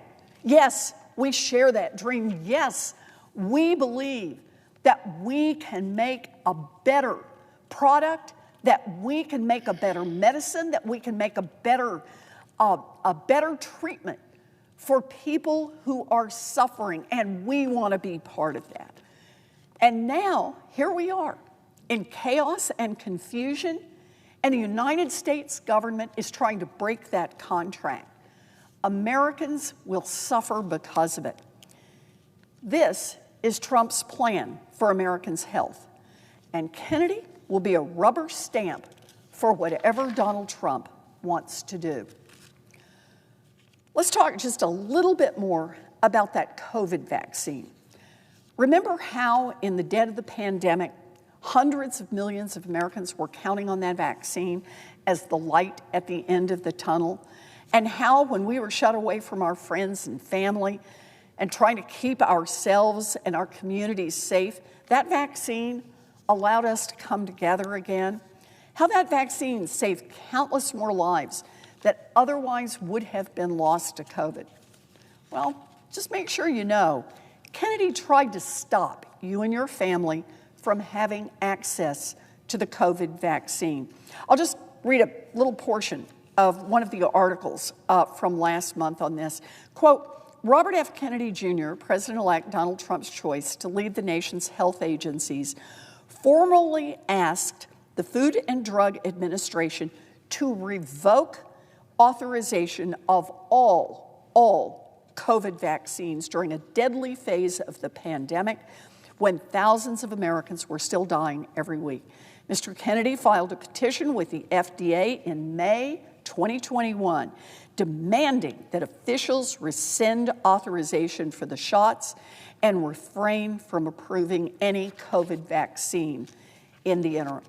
Just 6 months earlier, Mr. Trump had declared the COVID vaccines a miracle.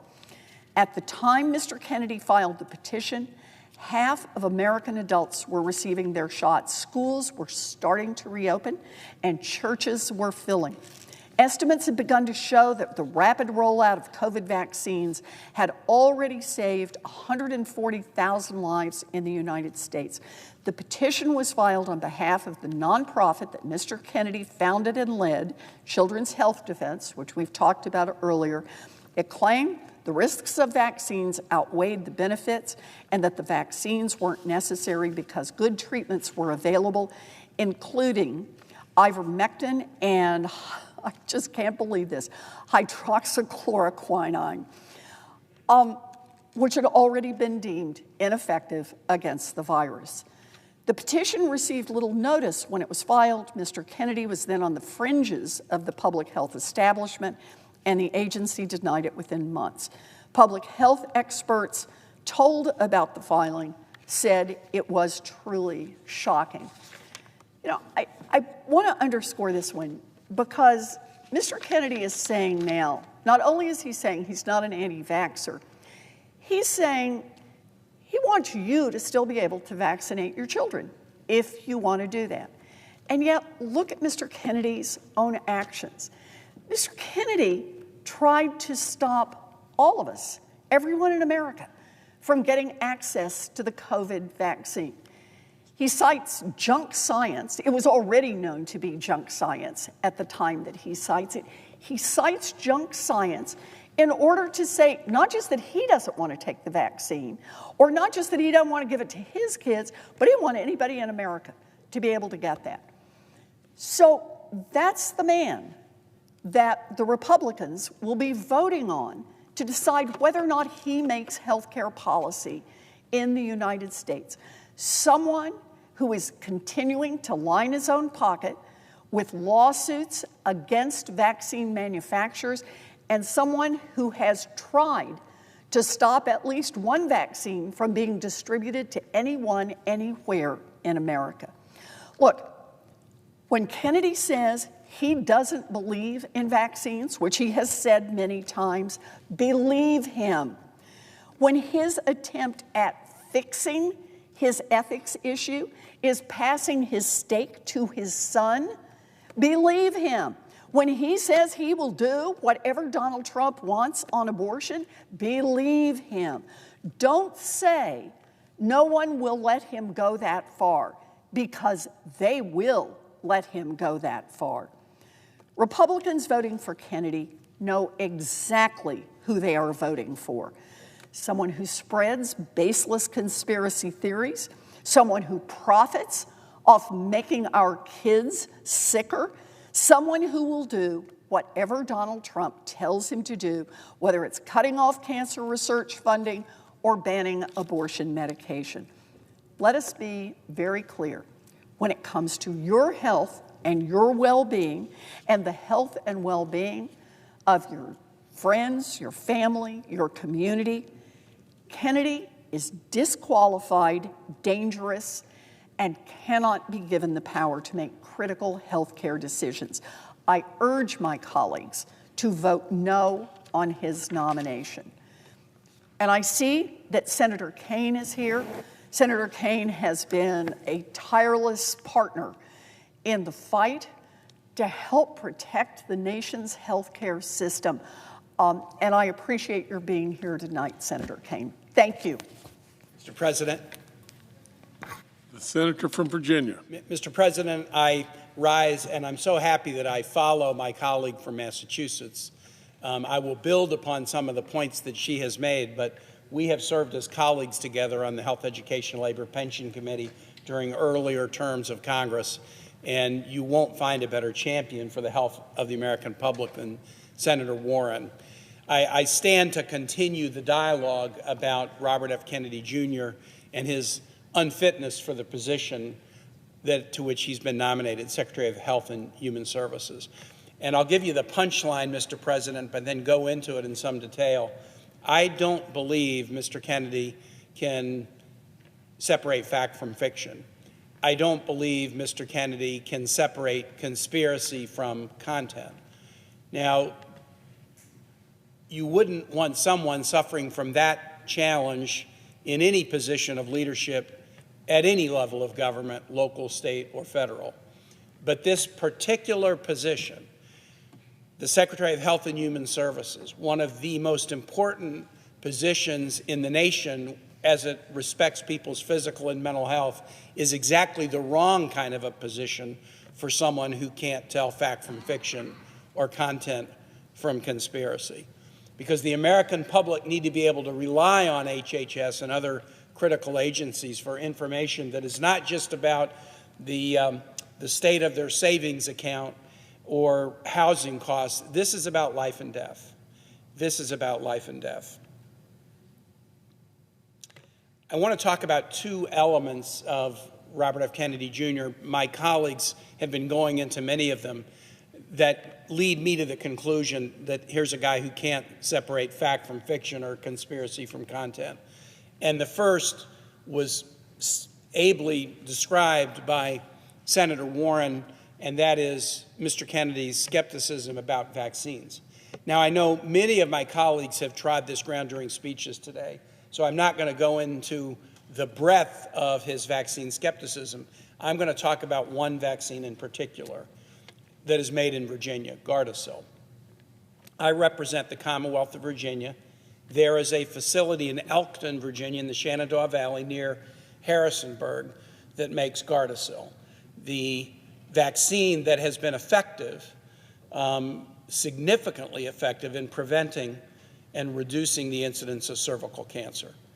Think about it for a minute. Vaccines do a lot of different things, but a vaccine that can prevent cancer is truly, truly revolutionary.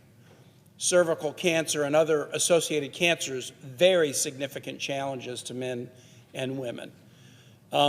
In the early 2000s, the FDA approved a cervical cancer vaccine, and there are a number of vaccine manufacturers, but one of the largest is the Merck that manufactures Gardasil in Virginia. And I have visited the plant. A couple of years back, as a member of the Health, Education, Labor, Pension Committee, I went to the plant and I talked to the workers and saw the pride that they have in being able to develop a product that has had such significant impact around the world.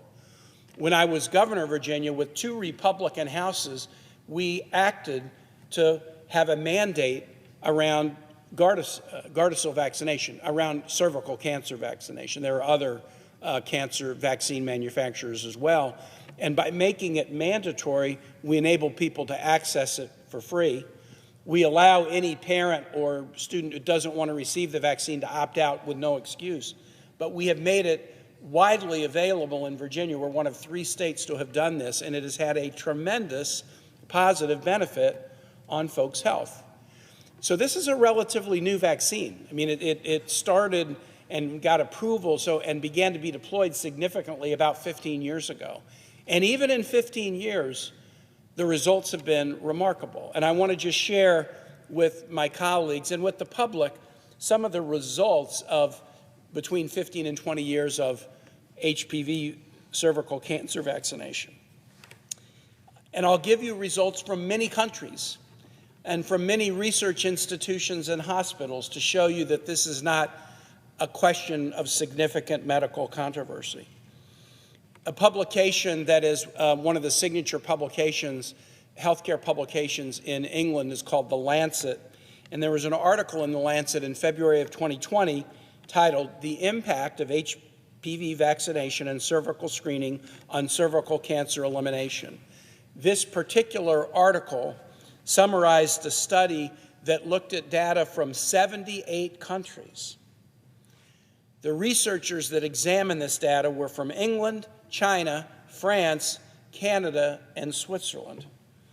And their research analyzing the data of hundreds of thousands of patients in 78 countries concluded that, quote, high HPV vaccination coverage of girls can lead to cervical cancer elimination in most low-income and lower-middle-income countries by the end of the century. Fancy that, eliminating cancer with a vaccine. The data from 78 countries.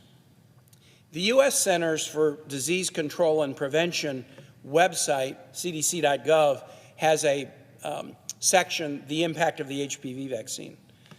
Quote, among teen girls infections with HPV types that cause most HPV cancers and genital warts have dropped 88% because of the vaccine. The American Society of Clinical Oncology in 2024 published an article titled Effects of HPV Vaccination on the Development of HPV-Related Cancers. This is the American Society for Physicians who work in the clinical oncology area. Here is the conclusion they reach. Quote, males vaccinated for HPV were at decreased odds for HPV-related cancers. Females vaccinated for HPV had lower odds for cervical cancers and HPV-related cancers overall. Let's go to Scotland. The Journal of the National Cancer Institute in Scotland last year published a study titled Invasive Cervical Cancer Incidence Following Bivalent HPV Vaccination, studying the healthcare results of people following vaccination. This was just studied last year, published last year, and let me read you the quote. No cases of invasive cancer were recorded in women immunized at 12 or 13 years of age, irrespective of the number of doses. Women vaccinated at 14 to 22 years of age and given 3 doses of the bivalent vaccine showed a significant reduction in incidence compared with unvaccinated women. Again, those first 2 words, no cases of invasive cancer were recorded in women who were vaccinated and studied in Scotland in this study that came out in 2024. Another article in The Lancet looked not at 78 countries, but it looked at the effect of HPV vaccination programs in England. This article was published in 2021. Quote, the HPV vaccination program in the UK has almost successfully eliminated cervical cancer in women born since September 1, 1995. The elimination of cervical cancer. No cases of invasive cancer. There was a study done in Australia in 2013 by BMC Medicine. The article is entitled, Impact of a Population-Based HPV Vaccination Program on Cervical Abnormalities. This was still relatively early in the mass vaccination because Gardasil wasn't, and the other HPV vaccinations weren't used until the mid-2000s, 2007, 2008. And here is the conclusion reached about the Australians' experience. Australia was one of the first countries to introduce a publicly funded national HPV vaccination program commenced in April 2007. It significantly reduced cervical abnormalities within 5 years of implementation, with the greatest vaccine effectiveness observed in the youngest women. The New England Journal of Medicine, which in many ways is the gold standard in the United States, published a study in 2020 about the effect of vaccination in Sweden. Quote, among Swedish girls and women 10 to 30 years old, quadrivalent HPV vaccination was associated with a substantially reduced risk of invasive cervical cancer at the population level. All right, those are the studies by the researchers in the journals, but I also wondered, I'm not a great scientist. I don't generally read medical journals. What about our healthcare institutions that are just in the business of providing health advice to everyday Americans who are seeking information about their health? I went to the website of the Mayo Clinic. Here's what mayoclinic.org says. HPV vaccine, who needs it, how it works. On their website, getting vaccinated against HPV helps prevent cancer in men and women, period. No qualification, no waffling, no wobbling. That's the advice that the Mayo Clinic gives to its patients and to all who go to the mayoclinic.org to seek health information. The Cleveland Clinic, another internationally known healthcare provider, myclevelandclinic.org in 2025, the website says as follows. The HPV vaccine is an injection that prevents infections of 2 types of human papillomavirus. The vaccine lowers your risk of getting cervical cancer. MD Anderson Hospital, another internationally known hospital based in Houston, Texas, mdanderson.org, Here's what they say to their patients or others going to their website to seek advice. Quote, all males and females aged 9 to 26 should get the HPV vaccine. It is a safe and effective method of protection against HPV infection. So what I've just done is read you a variety of conclusions from a variety of researchers and healthcare providers from a variety of countries, all pointing to the effectiveness of HPV vaccinations to prevent HPV infections that lead to cancers and other serious medical conditions. But what does Robert F. Kennedy Jr. say? He has said that the vaccination is one of the most dangerous vaccines ever created. He has said that it's dangerous and defective. On one of his website articles on his blog, he said, quote, it is inescapable that Gardasil kills girls. The weight of medical evidence is that this is an effective tool to prevent cervical cancer. Robert F. Kennedy, with no medical training, with no scientific research background, he claims otherwise. He cannot separate fact from fantasy, content from conspiracy. Now, is that just because his brain doesn't wrap itself around facts, or is there something more serious? I needn't repeat at length what my colleague, Senator Warren, said, but she laid out the facts that Robert F. Kennedy Jr. has a massive financial stake in lawsuits against the manufacturer of HPV vaccine.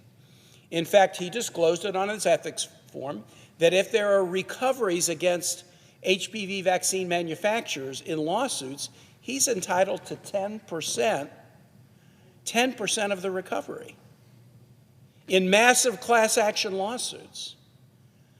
When we pressed him in the hearing, first he said he wasn't going to give up that 10% stake, but he eventually felt some pressure, and so he transferred it to his adult son. His family stands to gain significantly if these lawsuits hit. As the director of HHS, the secretary, he would have the ability to have huge influence on the vaccine injury compensation program. Vaccine manufacturers get an immunity from civil suit until a case has gone through the vaccine compensation court. And that was put in place many years ago because the number of vaccine manufacturers were in precipitous free fall. They were going out of business or stopping making vaccines because they were getting hit with big lawsuits.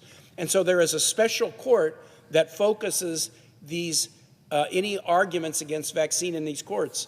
He would have significant ability to even remove immunity protection from the manufacturers of vaccines. And if you remove immunity protection, the value of lawsuits goes up, and the value of his family's 10% stake goes up. This should cause everyone serious concern about putting someone in who stands without any medical training against the weight of medical evidence saying that vaccination against cervical cancer is a remarkable thing that should be done and has been successful since the mid-2000s. I'm going to conclude in a minute because my able colleague from Colorado is here, but I want to raise one more issue. This inability to tell the difference between fact and fiction and content and conspiracy would be dangerous enough if it was just about health information.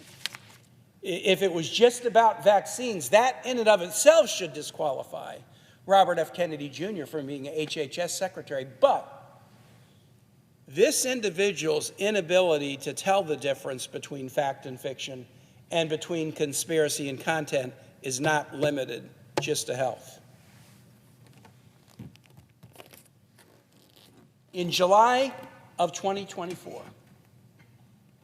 when he was running for president of the United States, Robert F. Kennedy tweeted this: "My take on 9/11. It's hard to tell what is a conspiracy theory and what isn't. But conspiracy theories flourish when the government routinely lies to the public. As president, I won't take sides on 9/11 or any of the other debates, but I can promise is that I will open the files and usher in a new era of transparency." I won't take sides on 9/11. I represent the Commonwealth of Virginia. The Pentagon was attacked on 9/11.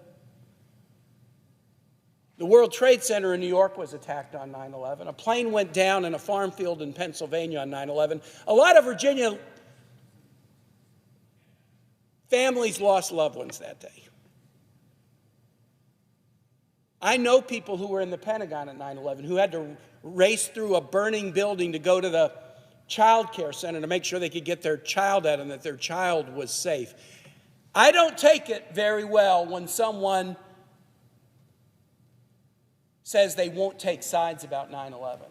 When someone admits it's hard to tell what is a conspiracy theory and what isn't. I asked Robert F. Kennedy Jr., is this a common problem for you? I mean, that's kind of a candid thing to admit. It's hard to tell what is a conspiracy theory and what isn't. No, it's not. It's not hard for Virginians to understand what happened on 9/11. They lost loved ones. They went to funerals. Their family members never came home. And then in the aftermath of 9/11, we were in 20 years of war where tens of thousands of Virginians were deployed to battle against al-Qaeda, the perpetrators of 9/11, and many lost their lives then. I won't take sides on 9/11? Well, like, what side is there? What side is he talking about? I mean, it's a bad thing. Does he think it's a good thing? It was an attack by Osama bin Laden and al-Qaeda. Does he think it was an inside job or something else? And why would he even do this? This tweet is dated July 5, 2024. It was 23 years after 9/11. 23 years after 9/11, for some reason on July 5th, he just, why don't I just share with people that I won't take sides on 9/11, that I still can't tell 23 years later what is a conspiracy theory and what isn't. If you cannot tell what happened on 9/11, if you decide to just freelance an opinion 23 years later and tell the American public, and he's running for president at the time, I will not take sides on 9/11, you should not have been nominated for this position in the first place.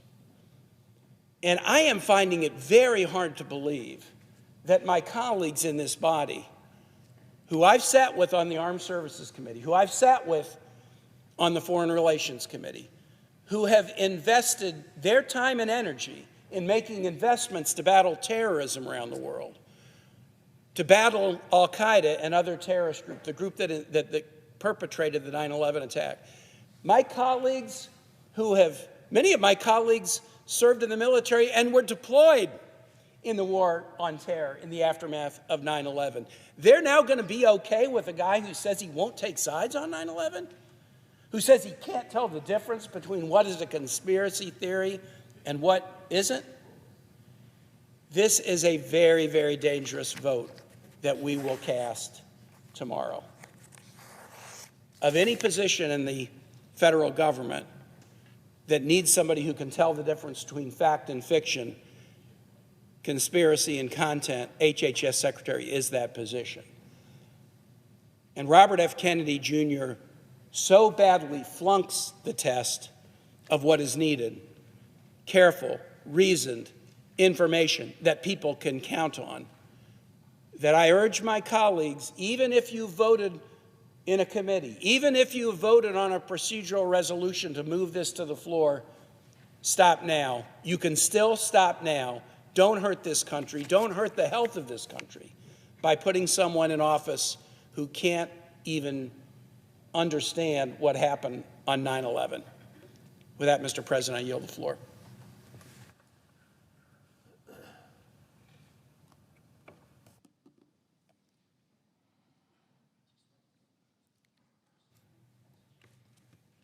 Mr. President.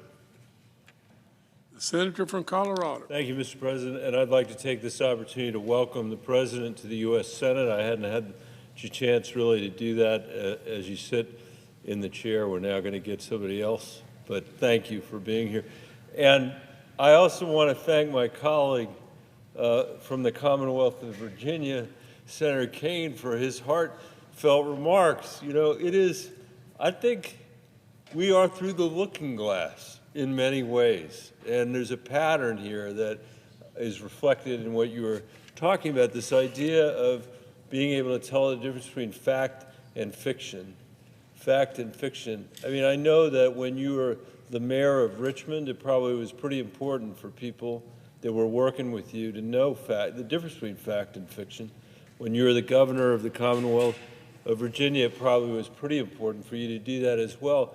And it does seem like in President Trump's administration, he's really at war with the facts and trying to muddle what is fact and fiction to be kind about it. I can't think of a time, Mr. President, in the history of this country when families have wanted to know more about what is real and what is false. What their kids, what is real and what is false. I was the superintendent of schools in Denver, as the senator from Virginia knows, and you know, it is a great irony that at a time when parents want their kids to be able to distinguish between what's real and what's false because of all the falsehoods that are coming over social media and other places, the president has decided to nominate the head of the WWE to be the Secretary of Education in this administration. And you're talking about the inability of Bobby Kennedy to pick which side he was on, and when it came to what happened on 9/11, it reminds me exactly of the situation with Congressman Gabbard, who decided over and over and over again that she was going to choose not America's side, but our adversary's side. You know, whether it was the chemical weapons in Syria, I mean, hard to even contemplate that, or the fact that at 12:30 at night, or I guess it was 11:30 at night, literally the night that Putin invaded Ukraine, a country that was at peace, crossing a peaceful border, the first time a tyrant had done that in Europe since World War II, when the United States had led the international and global order that created these incredibly important institutions, NATO being one of those. And she had to reach out at 11:30 at night to basically mimic the talking points from Vladimir Putin. And I'm not saying that she was, you know, a Russian spy or anything. I'm just saying that it's the same stuff that he was using. 2 days later, the Russian propaganda television in Moscow was running that stuff on the TV in Moscow. And so I think it really does matter that people are telling the truth to the American people, and that where possible, where there are differences of opinion, that we try to get to the bottom of the truth. There are a lot of reasons to have differences of opinion. We live in a democracy.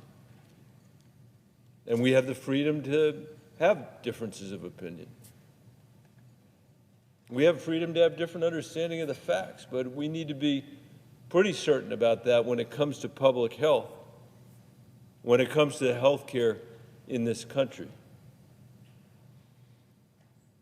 Mr. President, we live in the richest country in the world. We are blessed to live in the richest country in the world. If you look at our national wealth as a function of our population, there is nobody who's remotely even close to us. That is the reflection of an economy that has been much more dynamic than economies across the world, innovation that is much more dynamic, and I would say a culture that is not beset by corruption in the way many countries around the world are. But even though we are the richest country in the world and the richest per capita, shockingly, we have some of the worst health outcomes of any country that's wealthy. We have the lowest life expectancy among large, wealthy countries. We have the highest maternal mortality rate than any other high-income country in the world, and it's getting worse every single year. We have the highest hospitalization rates for chronic conditions like congestive heart failure and diabetes and asthma of all our peer countries. We spend twice as much per capita as any other industrialized country for worse results. It's a bad deal for patients, and it's a terrible deal for taxpayers. And this isn't just about our physical health. We've got the highest suicide rate among high-income countries. We've got the second highest drug-related death rate among high-income countries. We have some of the lowest numbers of mental health practitioners per capita in many parts of the country. In my own home state of Colorado, there are entire counties that really don't have any mental health expertise at all. And at a time when there's an epidemic in our country, I would say especially among young people, that's a shameful failure on our part. Americans in every corner of our country are getting sicker in 2025. They're spending more on health care, they're traveling further, and they're waiting longer to see fewer doctors. Mr. President, the citizens of Colorado, I can tell you, are deeply, deeply unhappy with our health care system, deeply unhappy. And I'll actually say, you know, I was here when we passed the Affordable Care Act during the Obama years, and it has not fixed the issues that we're facing. My constituents, when they think about health care, they think about scarcity. They think about the unavailability of drugs that their moms and dads have been prescribed, but they either can't get or they can't afford, even though they've been prescribed. Unlike other countries around the world, this is a nation where our senior citizens actually spend their retirement going from pharmacy to pharmacy to pharmacy to get the drugs they've been prescribed by a doctor, to be able to get the inhaler that will keep them healthy so that they don't end up in the emergency room.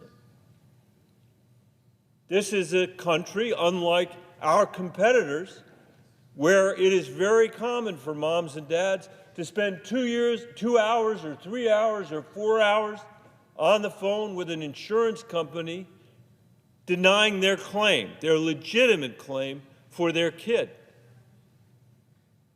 This is a country, as I mentioned, where we do not have ready access to mental health care, which people living in other countries far less wealthy than we are have as a reasonable expectation of being a citizen of that country.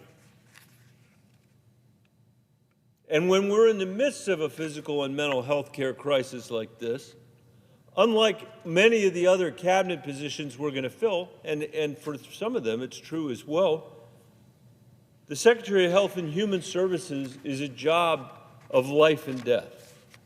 And that's why Mr. Kennedy's confirmation, I think, would be so dangerous. We are on the precipice of allowing a practice trafficker of vaccine conspiracy theories admitted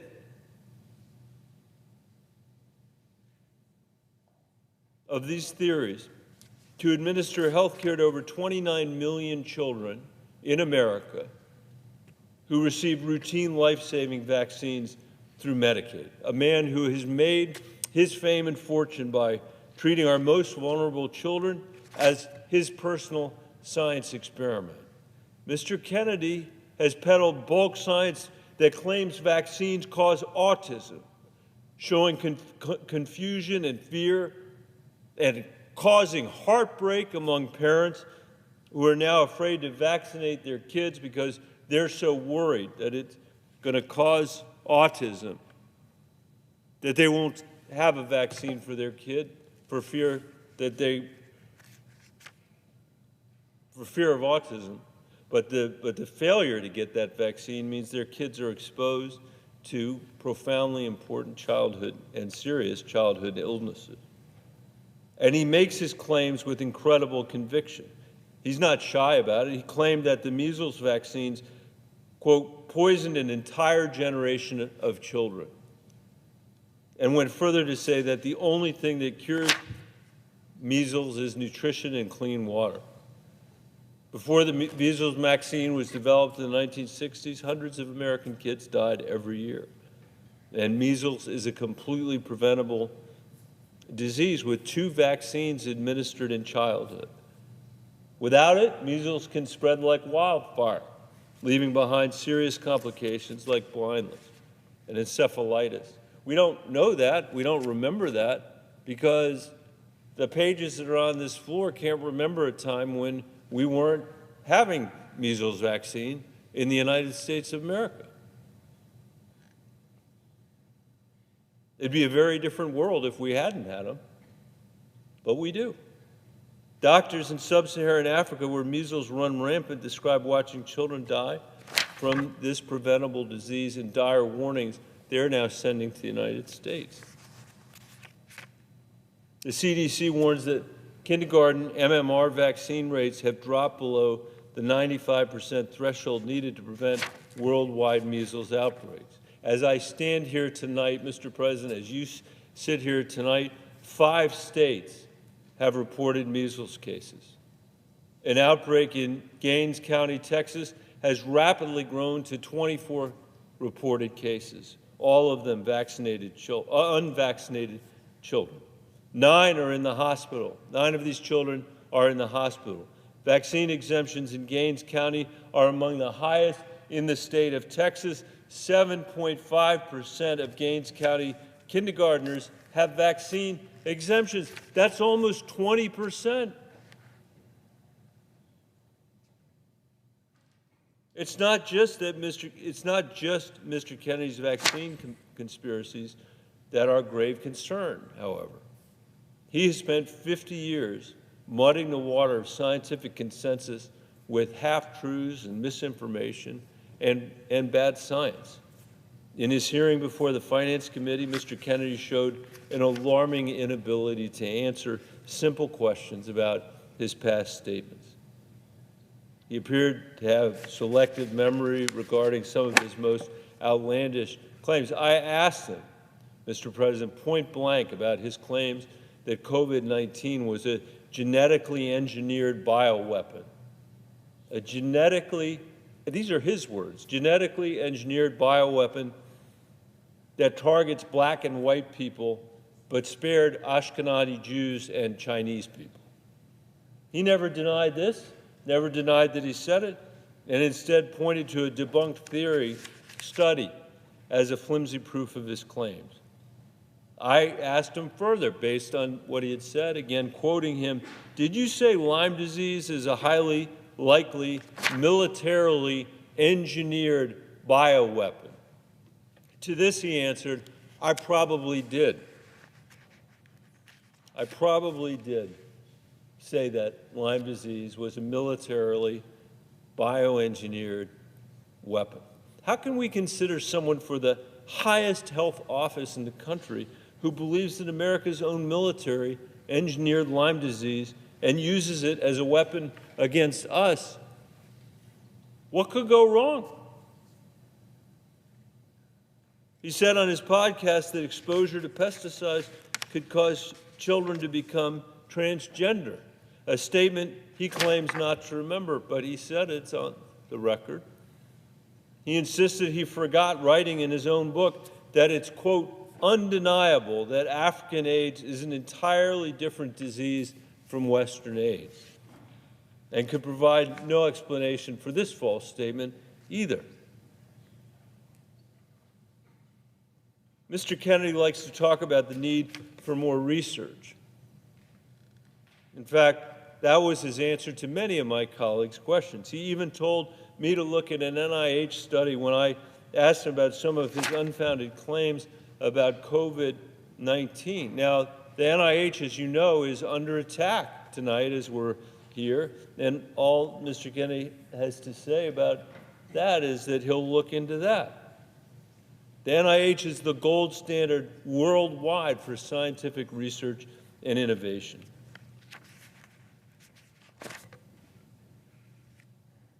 The University of Colorado is telling me, Mr. President, that the system could lose $85 million a year in research dollars to study Alzheimer's, brain injuries, mental illness and heart disease.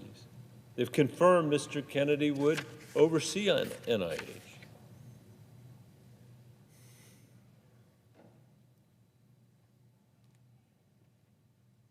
I guess I really think, Mr. President, that we could do better than a known peddler of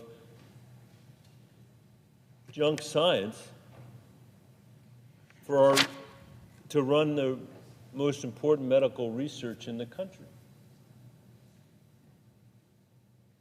As a vaccine denier, the best we can do for our doctors who are working around the clock, and our nurses too, in the midst of the worst flu outbreak in 15 years. Is a man who became a millionaire many times over by claiming vaccines cause autism, the best we really can do for our kids? Do we really want parents making a choice that is unsafe for them and for their communities because people at the highest offices in the country are making false statements about science? Out of 330 million Americans, Mr. President, we can surely do better than this. I appreciate the presiding officer's patience, and I yield the floor.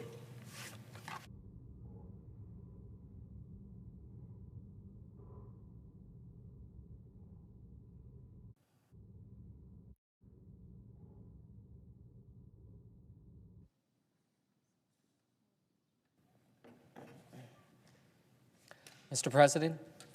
Chair recognizes the senator from New Jersey. Mr. President, I rise today because there is nothing that keeps a parent up at night like the health of their child. It doesn't matter if you're a Democrat or a Republican, if you live in the reddest rural areas or the bluest cities. One of the things that bind us as Americans, as people, is that every parent looks at their kids and wants to know that they're doing everything that they can to keep them safe. And let me tell you, that's not an easy task. I'm a father of a 7-year-old and a 9-year-old. 2 little boys, and I every day wonder, am I doing the right thing for them? Am I being the kind of father that they deserve?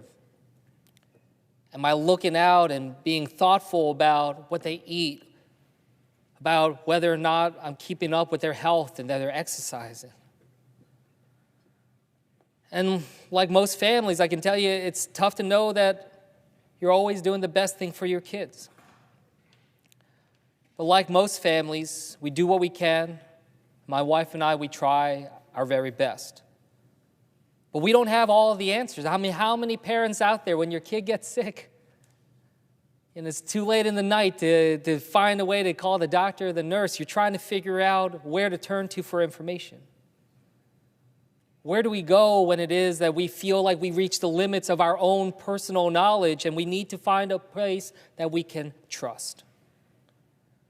And that's what this is about.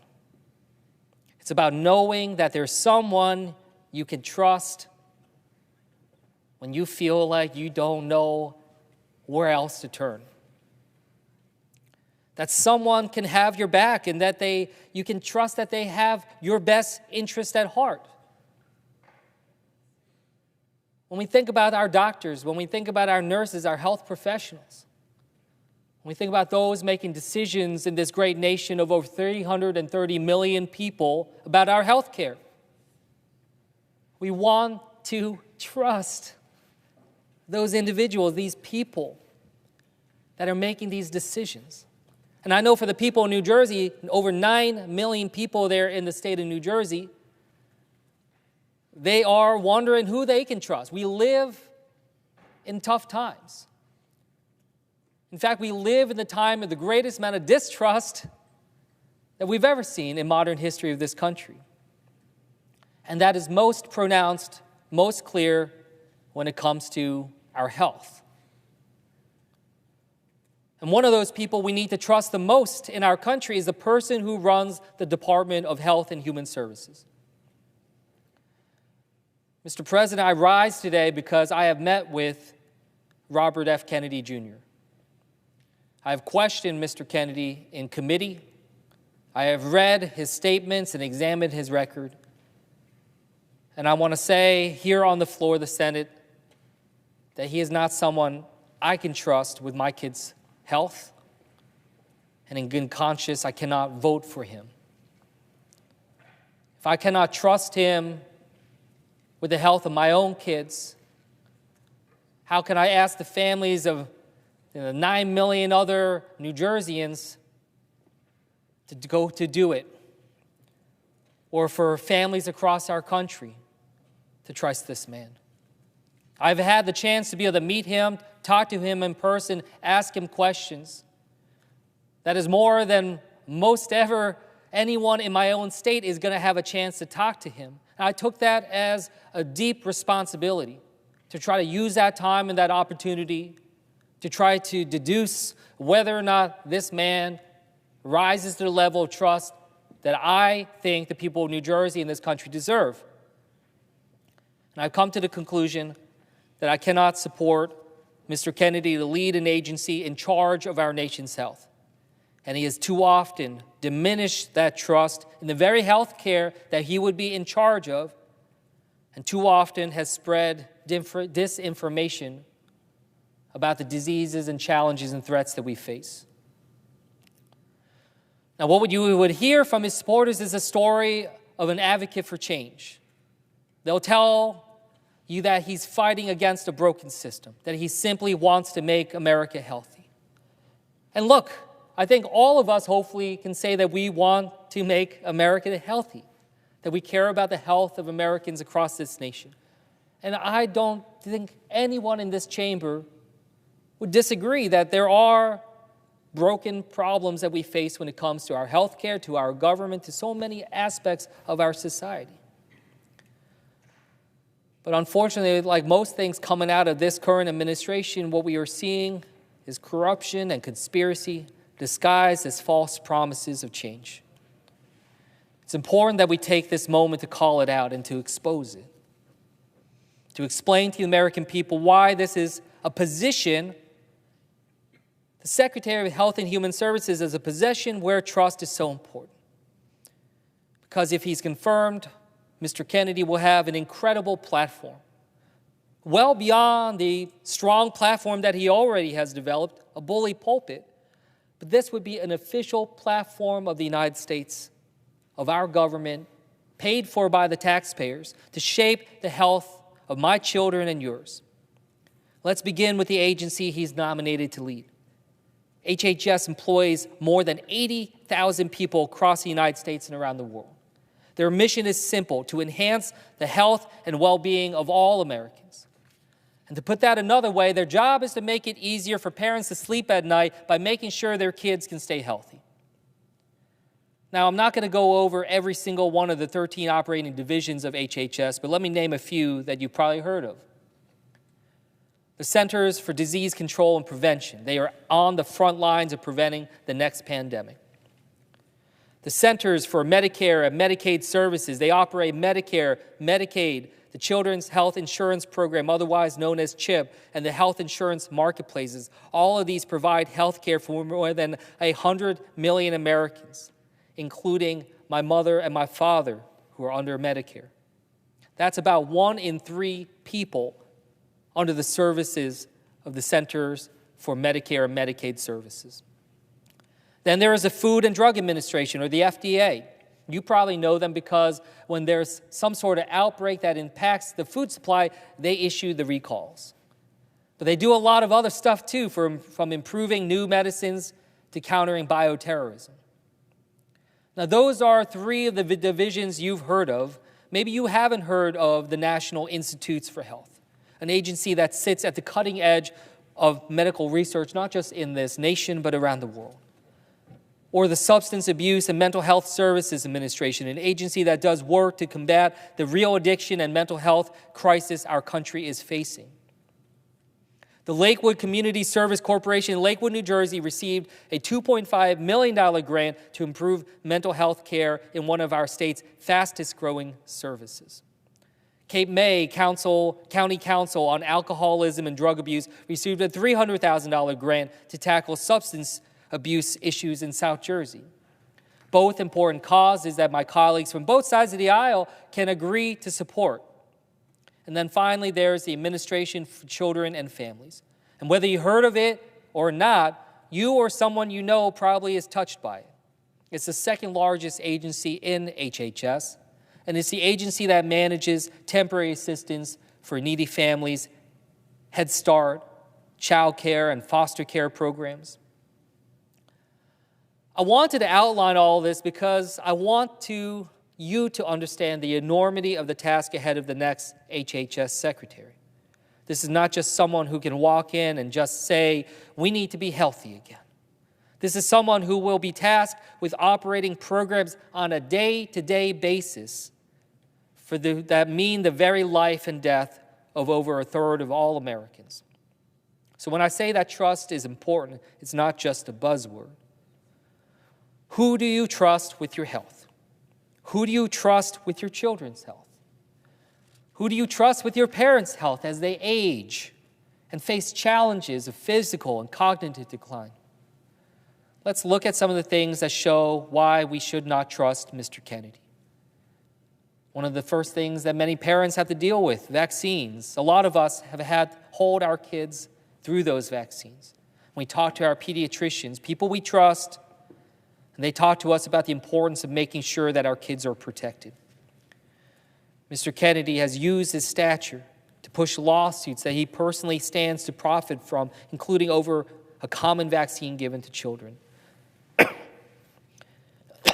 And throughout all of this, Mr. Kennedy has claimed that he is, quote, not anti-vaccine. While it's clear we cannot trust him, what's even more clear is that his deception has had a real impact on the lives of people. Mr. Kennedy pushed to sow distrust in Samoa in 2019, helped lead to a measles epidemic that claimed the lives of 83 people, mostly children under the age of 5. And while Kennedy said in his hearing that, quote, we don't know what was killing them, the Samoan Director General of Health, Dr. Alec Ekeroma, called his words, quote, a total fabrication. The doctor said that if Mr. Kennedy is confirmed, he would be, quote, a danger to us, a danger to everyone. That is not someone we can trust. Mr. Kennedy, in his speech on the Senate floor in the 1960s, then Senator John F. Kennedy said that, quote, the treatment of its older citizens is said by anthropologists to be one of the most basic tests of how civilized a society or nation has become. I would broaden that test to be our most vulnerable, our neighbors who are targeted simply because of who they are. And when Mr. Kennedy spreads false claims like the COVID-19 virus was engineered to spare Jewish Americans and Asians, he used the trust that he has been given to divide and spread anti-Semitism and anti-Asian hate. And when Mr. Kennedy, in response to the questions asked of him by members of this body, refused to acknowledge the importance of taking common sense steps in our foster care system to protect trans youth, he said that the trust he has been given to divide, he uses the trust he has been given to divide and spread hate and fear. That is not someone we can trust.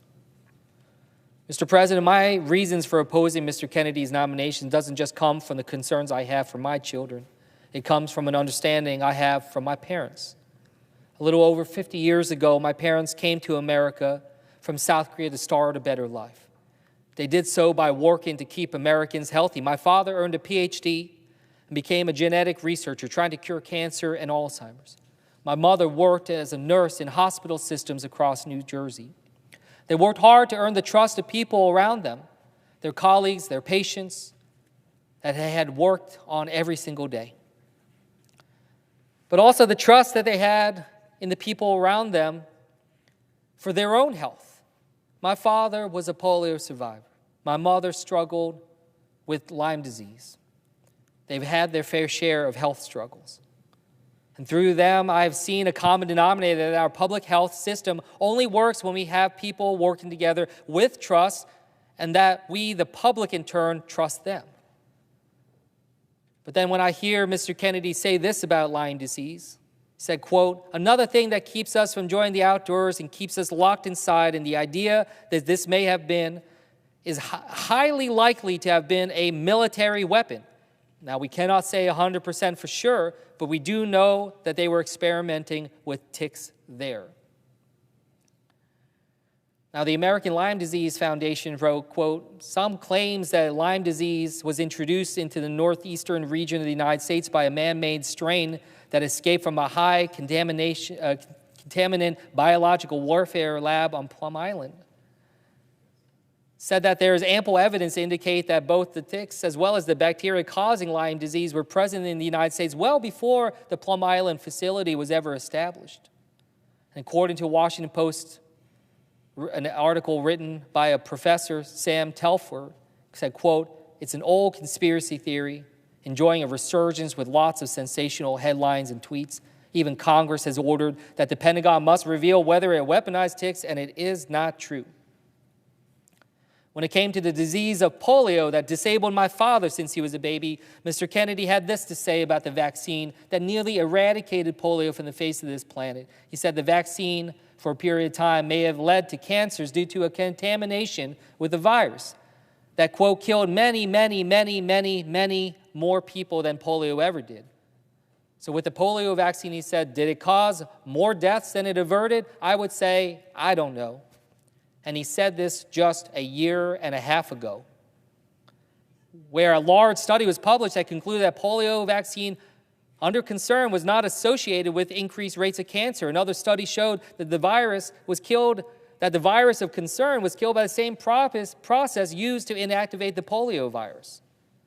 And in that same podcast, Mr. Kennedy said, quote, "There is no vaccine that is safe and effective." Again, this was just a year and a half ago. Now he's coming to us and saying, quote, "I'm all for the polio vaccine." What are the American people left to believe? Again, our health in our nation is founded on trust. That is part of the compact we have as Americans for generations. We want trust for our families. As I said, I'm a father of 2 little boys. All I want for them is to be healthy and happy. They are the reason that I am here in the United States Senate to take actions to be able to give them the best type of lives, to give other kids and other grandkids the kind of lives they deserve. And I worry about the foods that they eat, and I support efforts to address ultra-processed foods in America to try to make sure we can have Americans eating healthier. But I also want someone who is not going to shoot from the hip and spread disinformation.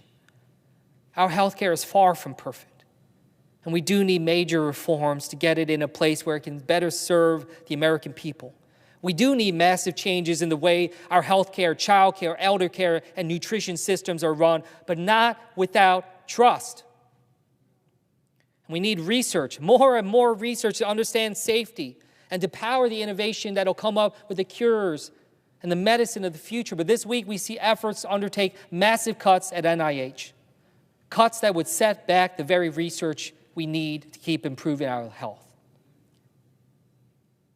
As I conclude here, these efforts to cut and slash our research at NIH and elsewhere would continue under the leadership of Mr. Kennedy. HHS secretary is a big job. We can't just hand it to someone we can't trust. Not for my kids or for my parents, for yours. I encourage my colleagues again, reject this nomination so that every parent in America can go to sleep having trust in a person tasked with ensuring that our children will be healthy in the morning. Thank you, Mr. President. I yield back.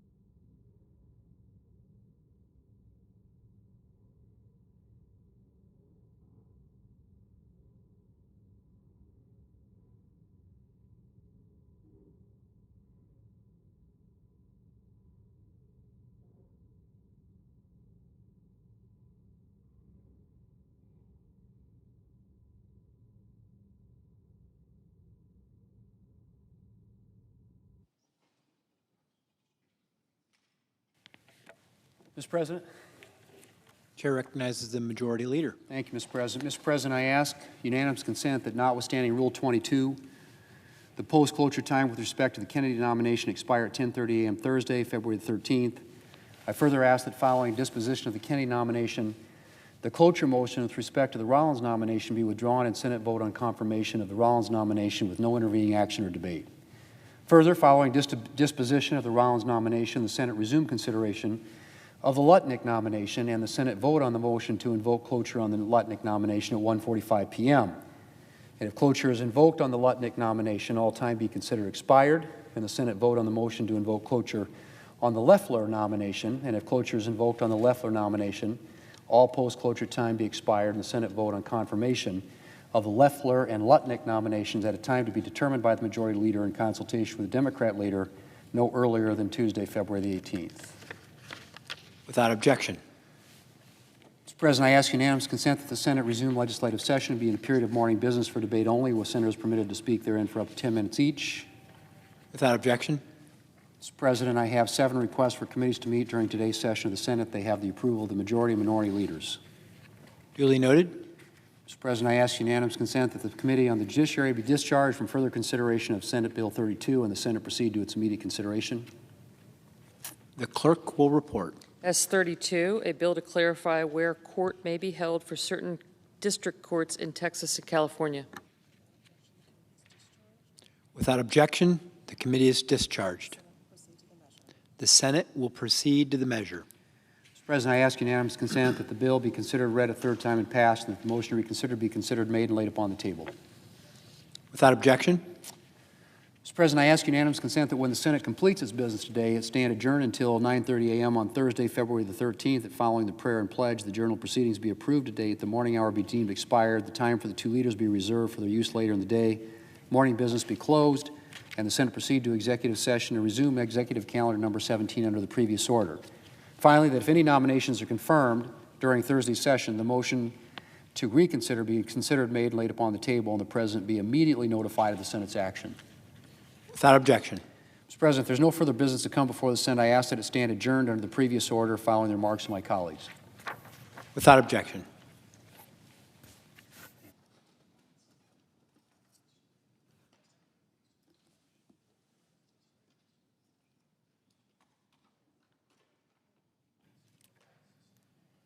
Mr. President. Chair recognizes the senator from Delaware. Thank you, Mr. President. On the eve of the vote for the nominee for the Department of Health and Social Services, I stand before you acknowledging that I will vote no on the confirmation of Mr. Robert F. Kennedy. I stand before you tonight after looking at his abilities, his background and qualifications, and his character.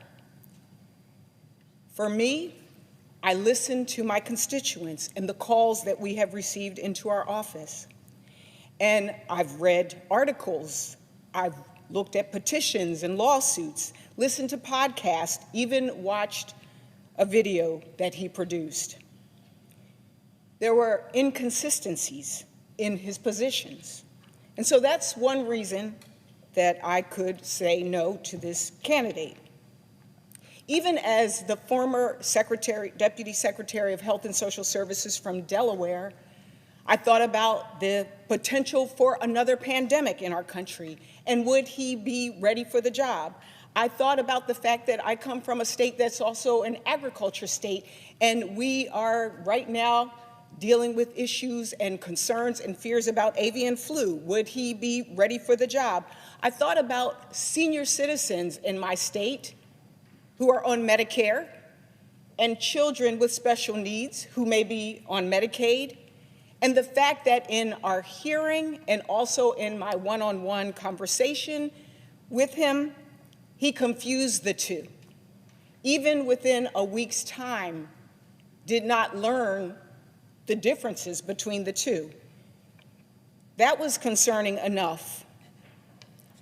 But tonight, in the time that I have, I want to also say I stand here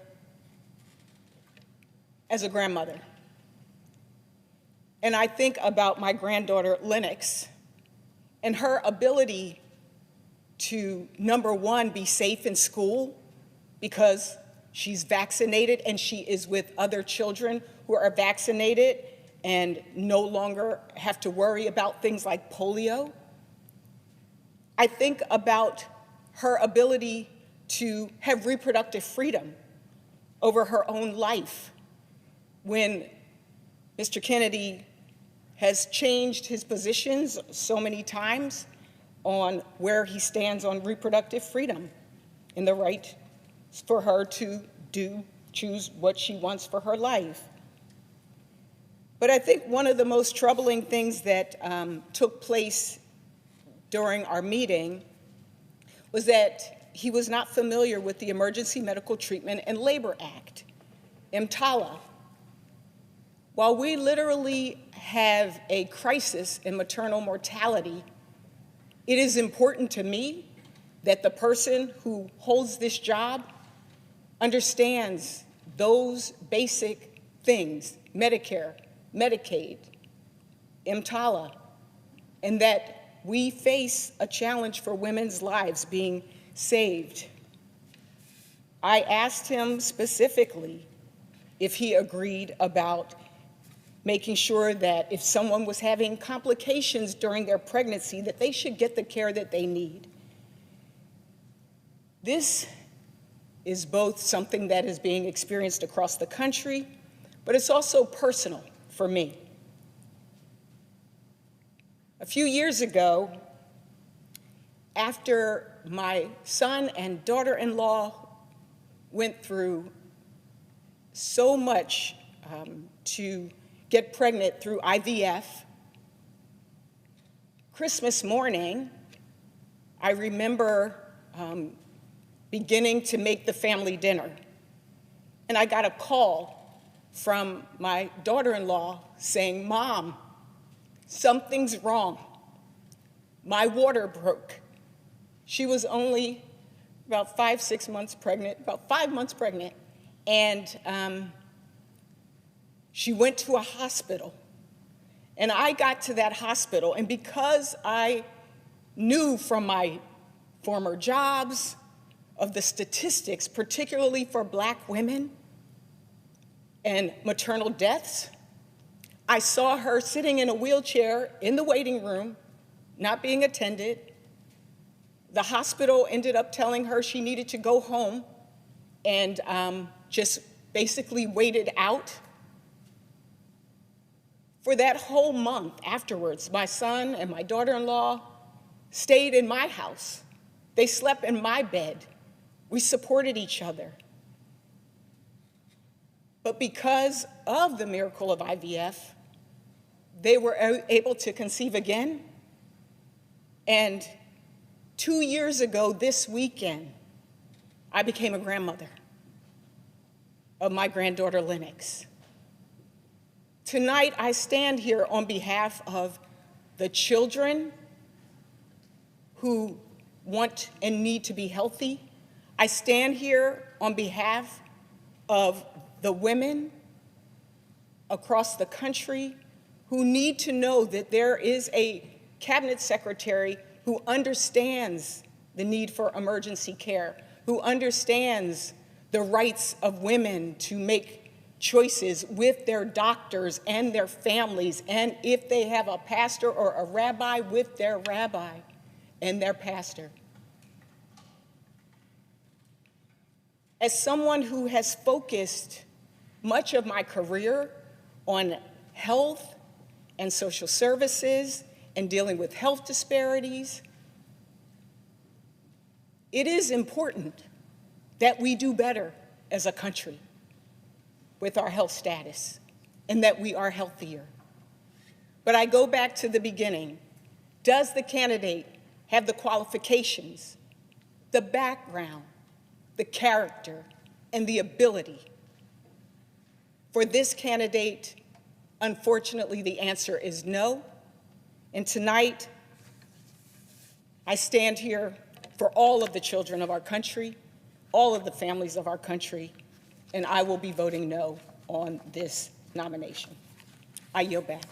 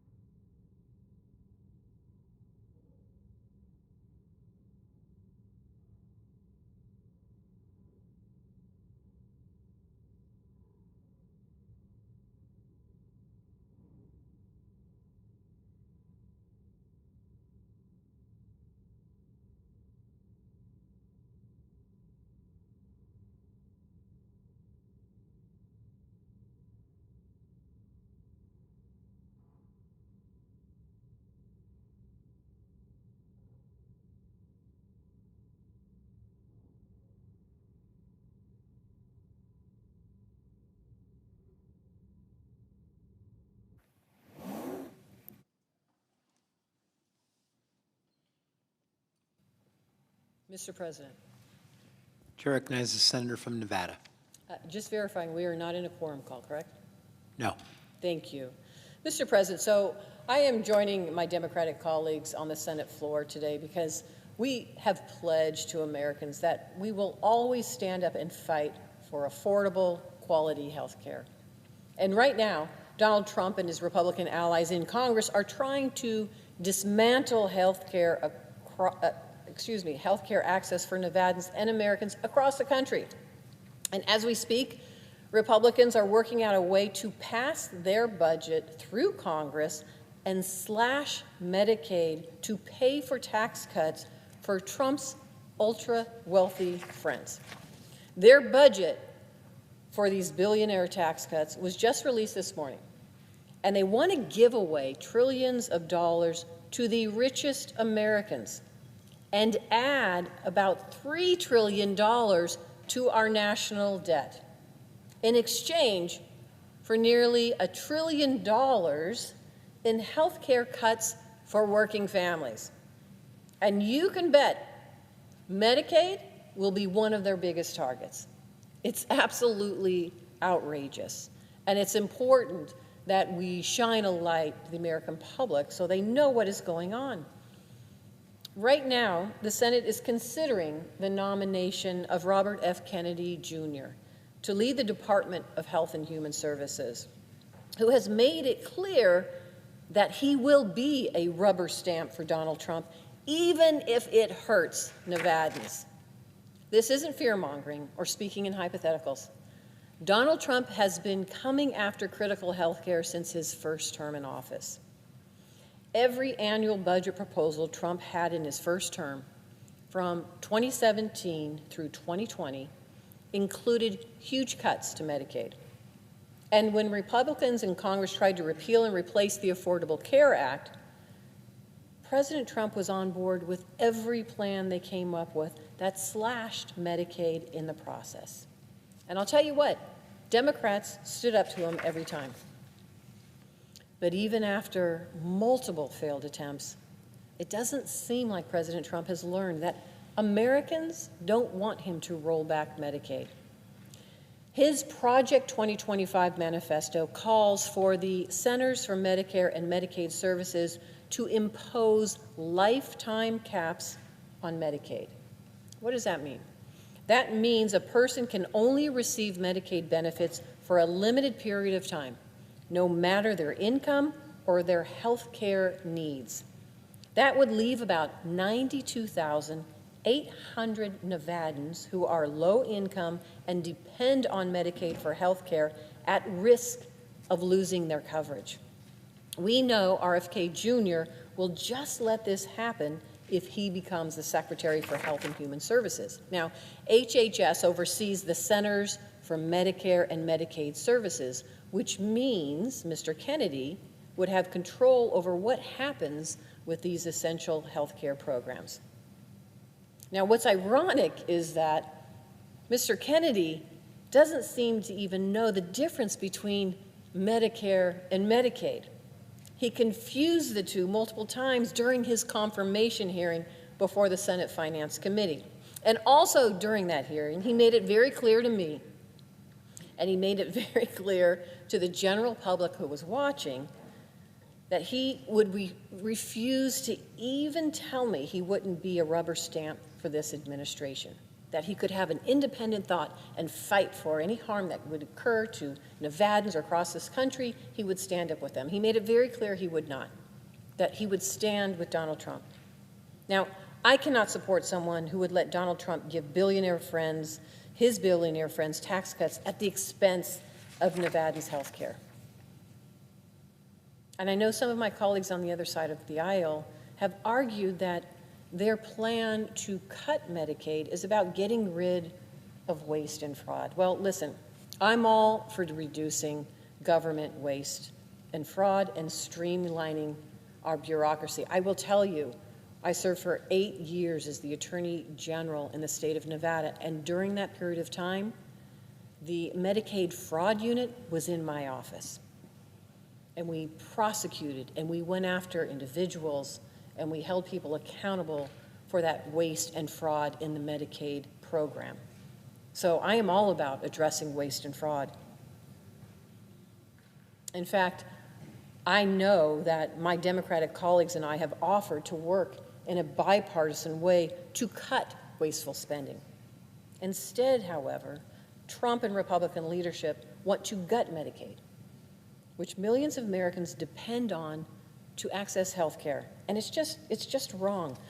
But let me talk about why. Let me tell you a little bit about the history of this. Medicaid was created in 1965 as a way for the federal and state governments to provide health care coverage to low-income people who need it.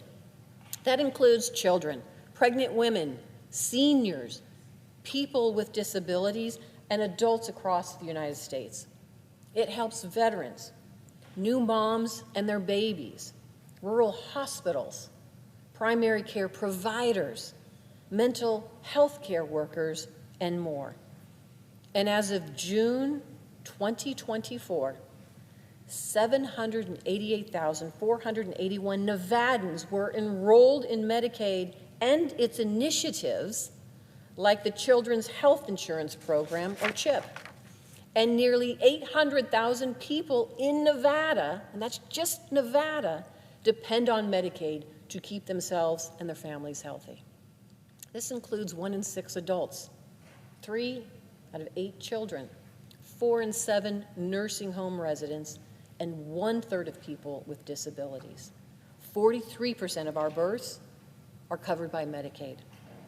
But here's the deal, 66% of adults in Nevada who benefit from Medicaid work for a living. So I cannot say enough about this program and its impact in my state and how important it is. You know, people over the age of 65 and disabled rely on Medicaid for their long-term care. And people with disabilities rely on Medicaid for their long-term care. Let me say, there are seniors who helped build this country and make America what it is today. They worked hard, they raised their families, and they contributed to our economy. And some are veterans of our armed forces. And now, in their senior years, they have chronic illnesses. And they aren't able to move around the house like they used to. But they cannot take care of themselves alone. That is what Medicaid is for. In Nevada, 17,600 Medicaid enrollees used home and community-based services and long-term services to support themselves. That means nursing facility care, adult daycare programs, home health aid services, personal care services, transportation, and supported employment.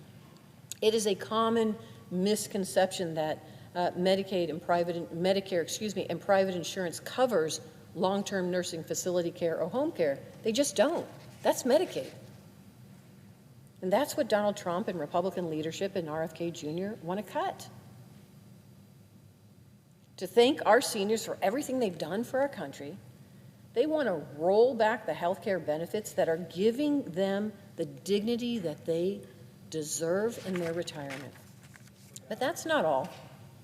Medicaid also supports low-income children and working families, including pregnant women and children with disabilities. Nearly 40% of all children in Nevada are covered by Medicaid and CHIP. This is a crucial program for Nevada's kids, making sure that they get their annual checkups, their vaccines, the hospital emergency care, dental and vision care, and the medications that they need. All of this is key to ensuring that our kids grow and they develop at a healthy rate. Now, Medicaid also covers more than 40% of all births in Nevada. In 2023, that was 13,206 babies and their mothers who had access to essential health care that they wouldn't have been able to afford otherwise. These are the children, babies, mothers who are now being targeted by Donald Trump so he can pay for tax cuts for the ultra-rich. Another key component of Medicaid coverage includes people with mental health challenges and substance use disorders. Nevada Medicaid provides screening and early intervention, outpatient and community services, crisis and emergency response, and residential and inpatient treatment to children and adults. Now, I know we have a mental health care crisis and a drug epidemic in this country. I see it. I hear about it from Nevadans every single day. I think both Democrats and Republicans agree that we are just not dedicating enough resources towards Americans' mental health. And when there's a shooting at a school or a place of worship or a music festival, the first thing I hear is that we need to invest more in mental health. And families in both red and blue states are being torn apart by fentanyl and other dangerous drugs. So why do my Republican colleagues want to do Donald Trump's bidding and slash Medicaid, making this crisis even worse? They are working right now to pass a budget through Congress that guts these critical programs. And they want to confirm Mr. Kennedy, who we know is going to go along with every one of Trump's plans. If they succeed, what's going to happen is Nevada's working families, our seniors, our veterans, and our children, what will happen to them if Medicaid is slashed? Well, let me just tell you what's going to happen. In Nevada, we rely on federal funding for the vast majority of our Medicaid program.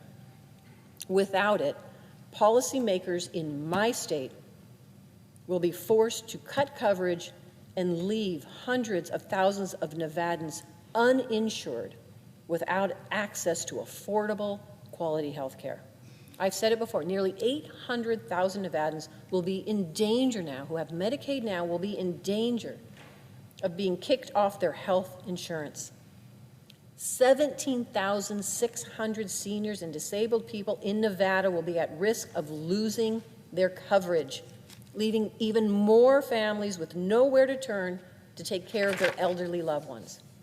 When Nevadans lose their coverage, the already expensive cost of health care shoots up. Now, Nevada HealthLink has a list of costs for people without health insurance. Let me tell you what that looks like now if they were no longer to have the benefit of Medicaid. Mammograms will cost $212 now. Brain MRIs have a copay of $20 to $100 with insurance, but it will become $1,000 to $5,000 without insurance.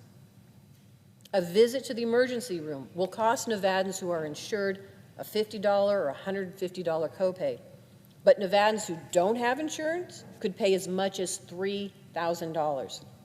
A baby's visit to the doctor for a wellness checkup costs $10 to $30 if they have insurance. But without insurance, it costs about $95 per visit. These are the kinds of costs the average Nevada family cannot afford to pay. But Donald Trump is threatening to make this a reality. If Donald Trump cuts health insurance in Nevada, even more healthcare providers may be forced to close up shop because their patients can't pay for their care. And let me just stress this even more. Nevada's rural hospitals rely heavily on Medicaid. If Medicaid is cut, these hospitals that are already understaffed and overwhelmed would have to reduce their services, if not shut down entirely. Now, that is not unique to Nevada. Every rural community that relies on Medicaid is going to have the same problem. And if you know our rural communities, you know that this is very rarely is there access to health care in a rural community. And when those providers are there, that is the place for our rural Americans to go. And sometimes they have to drive, in my state, 2 to 3 or 4 hours just to get access to health care. If we take away those areas and the location for health care in our rural communities, that will devastate rural Americans. And the reality is, in Nevada, we just don't have enough providers in our Medicaid program.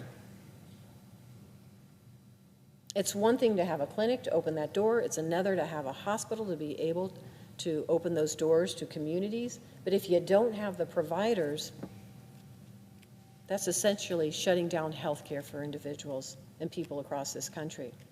Now, I will say my state is working to build out networks and encourage providers to come to Nevada, but we can't do it without critical funding from Medicaid.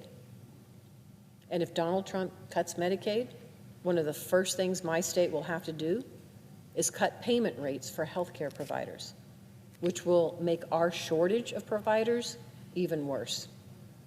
And it will disincentivize providers coming to live and work in Nevada. And the ripple effect that will have on my state's economy will be disastrous. We just can't let this happen. This is going to affect Americans in every state across the country. We have to come together as a Congress and protect our working families from Donald Trump's billionaire tax cuts. And that includes voting no on RFK Jr., who Trump handpicked to lead HHS because he knew that Mr. Kennedy wouldn't do a thing to stop him. And with RFK Jr. running our Department of Health and Human Services, it's not just Medicaid that is in danger. Trump also wants to dismantle the Affordable Care Act. As we all may remember, he has concepts of a plan to do just that. But let's talk about what that means. Here's how we can do that. Part of the Affordable Care Act provided tax credits for low-income Nevadans to make their health care premiums cheaper and help them afford their insurance. And when we passed the Bipartisan American Rescue Plan and the Inflation Reduction Act, we made those tax credits available to even more people, especially those who had been impacted by the COVID-19 pandemic. But now, those tax credits for hardworking families are set to expire at the end of this year. This would be devastating to Nevada families and small businesses. 11,000 Nevadans would lose their health care coverage. Nevadans who benefited from these tax credits would see their health care premiums go up by $2,000 a year on average. And 250,606 small businesses and self-employed workers in Nevada who qualified for these tax credits will see their premiums increase.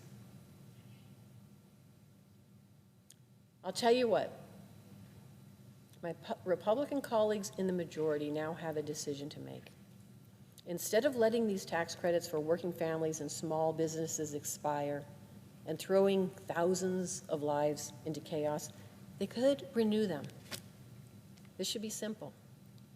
Let's come together and prioritize hardworking families and small businesses over billionaires. That's what we were elected to do, and it's what the American people expect of us. We cannot give our country over to the elite, to the wealthiest people like Robert F. Kennedy Jr., who will do whatever President Trump wants him to do to our healthcare system. My Democratic colleagues and I stand here today and every day, ready to continue pushing back against Donald Trump's attacks on Americans' health care. You know, Trump can say whatever he wants about not touching Medicaid and making America healthy, but the truth is that he'll do whatever it takes to lift up his elite billionaire friends and then tell you it's for your own good. Robert F. Kennedy Jr., it will be just a rubber stamp for that agenda. And because of that, I will be voting no on his confirmation. And with that, Mr. President, I yield the floor.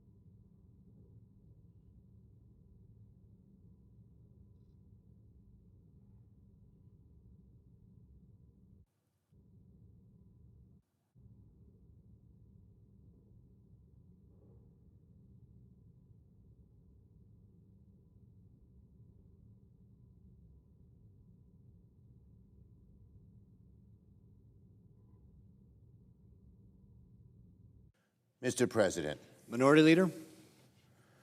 Mr. President, unfortunately and sadly, we are witnessing an alarming abdication of duty from Republicans here in the Senate. The job of the Senate, when it comes to nominees, is very simple. When a nominee is obviously qualified and experienced, we should consider them seriously, even if we don't agree with their political views or ultimately vote for them. But when a nominee comes before the Senate who is obviously unqualified, who is obviously fringe, whose views are obviously determined, whose views are obviously detrimental to the well-being of the American people, well, senators have a duty to reject them and to tell the president to send someone better. We were faced with one such nominee earlier today in Tulsi Gabbard, and now we are faced with another such nominee right now. Robert F. Kennedy Jr.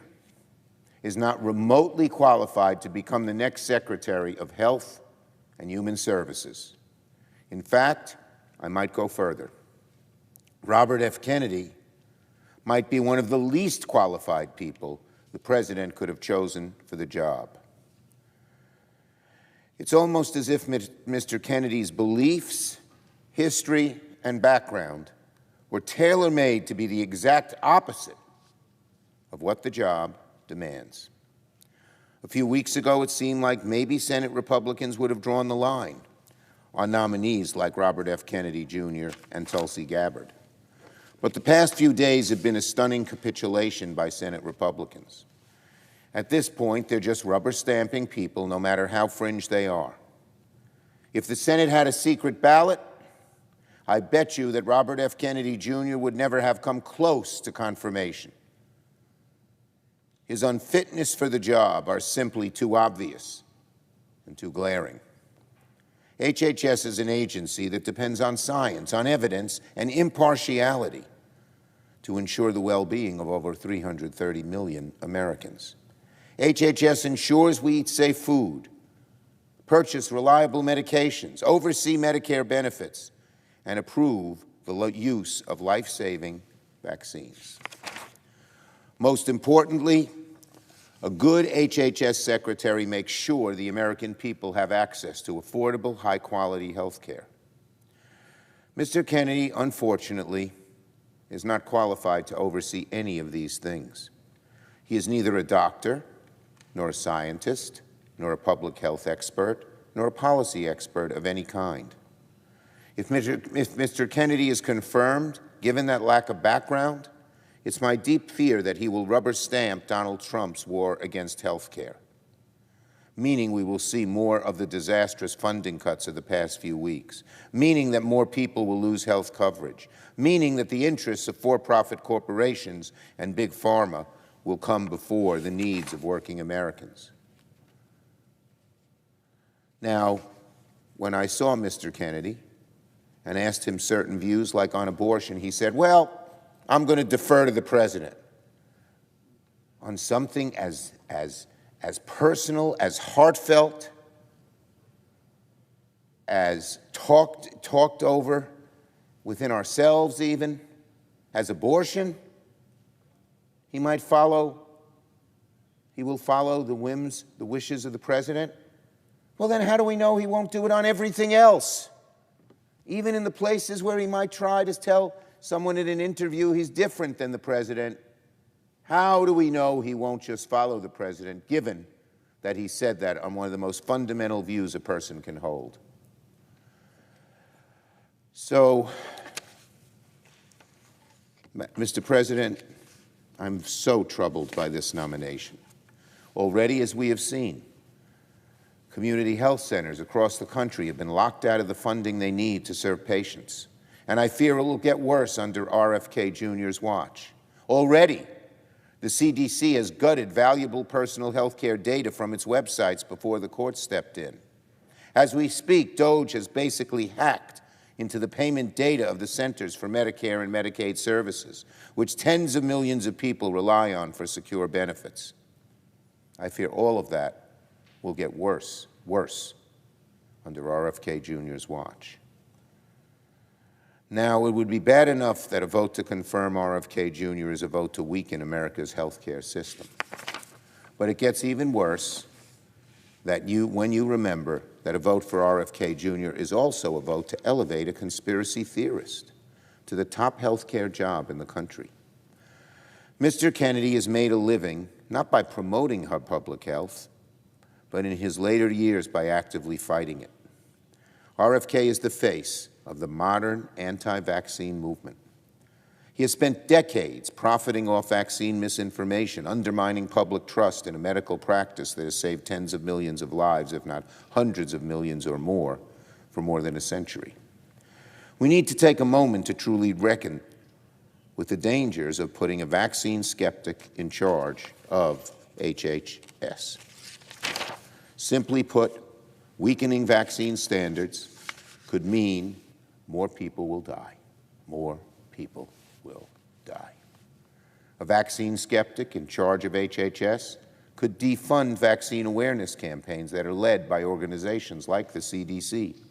A vaccine skeptic in charge of HHS could reshape the CDC's Vaccine Advisory Board and alter which kinds of vaccines are required to be covered by insurance companies. A vaccine skeptic in charge of HHS would make our schools less safe. If fewer kids are required to be vaccinated against things like measles, the results will be sicker classrooms across America. A vaccine skeptic in charge of HHS could weaken protections for vaccine and drug makers from frivolous lawsuits. These are just some of the dangers that come with putting a vaccine skeptic in charge of America's health care policy. It will set American health care back dramatically. Of course, during his hearings, RFK Jr. tried to run away from his fringe views. We heard the usual excuses you might expect from a nominee forced to answer for a terrible record. He suggested perhaps he was misquoted here and there, or that he had been misunderstood, or that he never meant to come across as anti-vaccine of all, and that, of course, he would follow the science. Well, give me a break. Are senators supposed to believe that someone who has spent decades writing books and giving speeches and making trips around the world undermining vaccines has suddenly had this epiphany and come around on vaccines? That suddenly, now that he's been nominated to lead HHS, he is fully on board with vaccines and that we have nothing to worry about when it comes to his views? How convenient. Again, give me a break. We should look less at RFK Jr.'s 11th hour conversion and instead examine the things he has said again and again, going back decades. We should look at the way RFK Jr. has used his powerful platform to spread misinformation for years. Like in 2023, not very long ago, when Mr. Kennedy went on Fox News and said, "I do believe autism does come from vaccines." When Mr. Kennedy gave a speech at a conference linking the CDC vaccine division to fascism. Or like in 2021, when he said on a podcast, "Our job is to resist and to talk about vaccines to everyone. If I see someone on a hiking trail carrying a little baby and I say to him, better not get vaccinated." And of course, you could try reading Mr. Kennedy's numerous books against vaccines, like the one claiming parents have been misled on the measles vaccine. Or you could go to the online store of one of his anti-vaccine groups and check out the merchandise they sell for kids, like the onesie that says, "Unvaxxed and unafraid," a onesie for a little one, putting this propaganda on him or her. This last example is pretty revealing, because it's not just that Mr. Kennedy embraces pseudoscience and conspiracy theories, but that he has, in fact, profited off spreading misinformation. And he's been involved with no fewer than 5 lawsuits filed by anti-vaccine groups against drug companies. In fact, his primary source of income from the last year came from the fees he collected by referring clients to a civil lawsuit against vaccines. And by the way, he didn't originally disclose those connections to ethics officials. Worse, he refused to give up his financial stake in any settlement agreement that comes from one of these lawsuits. That, Mr. President, is stunning. That means right now Republicans are on the brink of confirming a nominee to HHS who will be in charge of vaccine regulations in America and who at the same time stands to benefit from lawsuits against vaccines, financially benefit. Well, Donald Trump says he wants to get rid of the swamp. This is a textbook definition of the swamp. To benefit from lawsuits against vaccines while you're HHS secretary and have power over what vaccines are, which vaccines are needed and how they are distributed and talked about to the American people. Now let me repeat what I said a few weeks earlier. It just fills me with such sadness, as well as a great deal of frustration and even anger. A few weeks ago, it seemed like Senate Republicans would have drawn the line on nominees like Robert Kennedy and Tulsi Gabbard. But a few weeks ago, yes, indeed, it did seem like Senate Republicans maybe would have drawn the line on R.F. Kennedy Jr. and Tulsi Gabbard. But unfortunately, and again sadly, the past few days have been a stunning capitulation by Senate Republicans. If the Senate had a secret ballot, I'll bet you that Tulsi Gabbard would have gotten fewer than 10 votes and Robert Kennedy would not have come close to confirmation. My guess is a majority of the party on the other side would have voted against him as well, as are all of us. But instead, Donald Trump is tightening his vice grip even further on Senate Republicans. What we are witnessing is leadership from one branch of government withering under pressure from another, even to the point of confirming dangerously unfit individuals to positions of immense responsibility. My Republican colleagues should think very carefully before they roll the dice on Mr. Kennedy. There's a very serious risk that if confirmed, Mr. Kennedy will take steps that severely undermine public health, and then sooner or later public backlash is going to build, and Republicans will have wished they didn't sign their names to this troubling nominee. So, I implore my Republican colleagues, reject the nomination of Robert F. Kennedy to be Secretary of HHS. There are certainly better individuals for the job, even if many of our side may not agree with them politically. But a vote to confirm Mr. Kennedy is a vote to make America sicker. A vote to confirm Mr. Kennedy is a vote to make America sicker. It's a vote to let pseudoscience dictate health care policy. It's a vote that will endanger the lives of the American people. And it is a vote I truly believe many, many Republicans will eventually deeply regret. I yield the floor. Good job.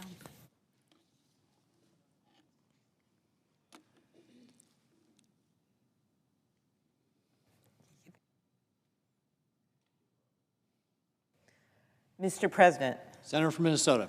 Mr. President, I rise today alongside Senator Schumer and Senator Cortez Masto and so many others that have come to the floor today in opposition to the President's nomination of Robert F. Kennedy Jr. to lead the Department of Health and Human Services. The Secretary of Health and Human Services is the top health official in our country and is in charge of everything from preventing disease outbreaks to making sure our kids are healthy and have a good start in life. Americans need and deserve a secretary who is guided by facts and science in decision-making. After all, this is someone who will be in charge of overseeing the Centers for Disease Control and Prevention's critical efforts to fight disease outbreaks, the Food and Drug Administration's work to ensure the safety of the medications Americans rely on and the food on our grocery shelves, the National Institute of Health's groundbreaking, life-saving medical research, the Administration for Community Living support for older adults and people living with disabilities, as well as their families and caregivers, and the Administration for Children and Families work to oversee the foster care system and child adoption programs, something I care deeply about as the co-chair of the Adoption Caucus for the United States Senate, as well as work to prevent human trafficking. Through these efforts and more, the Department of Health and Human Services directly touches more lives, actually, than any other cabinet agency. The building that houses the department is named from Minnesota's happy warrior, Vice President Hubert Humphrey, former U.S. Senator for the state of Minnesota. He was a champion for expanding access to health care. Grew up in South Dakota, grew up at a drugstore, went on to get his degree in Minnesota, and eventually became a U.S. Senator, always fighting for those, in his words, in the shadows of life. Inscribed in the entrance hall of that building are words from Humphrey's final speech in 1977. He said, "The moral test of government is how that government treats those who are in the dawn of life, the children, those who are in the twilight of life, the elderly, and those who are in the shadows of life, the sick, as well as, of course, those with disabilities." That's the test for this agency that's housed in the building with those words from the former senator from my state, whose desk I actually have. I open it up and I see his name, Hubert H. Humphrey, carved into that desk. So you need someone as the secretary of this department that believes deeply in those words and believes in them with all the modern science and every tool we have to keep people healthy. Robert Kennedy Jr. does not pass that test. Mr. President, among the HHS Secretary's most important duties is ensuring American medical research remains on the cutting edge. Yet, Mr. Kennedy's record reveals a consistent pattern of dismissing, distorting, and devaluing the very research that is critical to HHS's mission.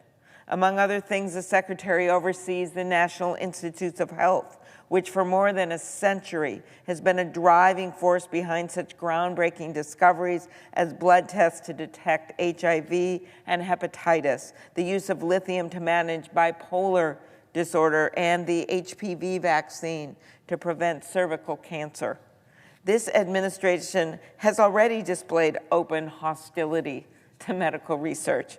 Over the weekend, we learned that the administration intends to defund and derail life-saving medical research. Let's be clear about what's happening here. They're looking for money everywhere. Head Start programs, firefighter grants. They're looking for money over at NIH with that life-saving research. Why? Because the Republicans, led by Donald Trump, are about to reveal over $2 trillion in tax cuts for the wealthy. We know because that was a campaign promise. And in the process, they are extinguishing hope for so many Americans looking for treatments and cures. That's why they are looking to cancel cancer trials and Head Start to give tax cuts to their buddies. Americans are already feeling the pain from this. I have constituents writing to me afraid for loved ones. I heard from one constituent over the weekend whose niece is fighting a very aggressive cancer but has been seeing results from a NIH-funded clinical trial. The niece has 3 small children at home while battling this disease. And without this trial, she doesn't know what else her physicians could do for her. I also heard from a constituent whose daughter got treatment at the NIH last year. She said it was a great experience with great doctors and services, but she can't imagine how patients enrolled in NIH studies for life-threatening conditions are feeling right now. Another constituent told me one of her kids is living with a rare cancer, and the administration's directive to suspend NIH funding threatens the prognosis. Simply put, this constituent wrote, this administration's policy will lead to many unnecessary deaths. Everyone knows someone in their life who has benefited from that medical research. For me, this is personal. I'm standing here today because of one of the types of research that's on the chopping block. That's research on breast cancer. As many of our colleagues know, following a routine mammogram in February of 2021, I learned that I had stage 1A breast cancer. I'm lucky I only had stage 1A. I still remember what it felt like to walk in here about 15 minutes after finding out what the test had shown. And I had to walk in here like everything was fine and vote. But then after that, I got treatment at the Mayo Clinic. All I had to have was a lumpectomy and radiation. I never even had to go through chemo, and I was in remission. And when it popped up again, same thing, lumpectomy, radiation, no chemo. That would have never happened 50 years ago. That would have never happened 25 years ago. That was because of research. There are many in this chamber who either themselves or had loved ones that have had cancer that have gotten through it successfully because of the research that occurred years and years back. Because our nation decided we want to be in the lead. We're not going to be a follower. We're going to be in the lead when it comes to life-saving research. We're going to do it in our great universities and medical institutions all over this country, and we're going to make sure that we put the funding into that research. Not just Democrats said this, no, quite the contrary. All of these moves to invest in NIH and to understand how that research just can't occur in one place with a famous name, but has to occur all over the country, that was bipartisan work under presidents that have been both Democratic and Republican. And we have built that research, and we are now on the cusp of finding out not just ways to make this easier to deal with and easier treatments and go into remission, but ways to eradicate this once and for all. We are on the cusp of that with the mapping of the human genome and with all the information that we've gotten out of that. We have seen what this has done for America. It has put us in the lead. NIH funding spurs. Studies have shown this every dollar, $2.50 in economic activity. NIH funding supports hundreds of thousands of jobs across the country and pumps more than $92 billion into our economy. This includes generating $1.7 billion of economic activity and supporting over 2,500 businesses and nearly 8,000 jobs in my state alone. I've heard from a number of constituents who are researchers, who solve things, scientists, entrepreneurs, microbiology lab technicians.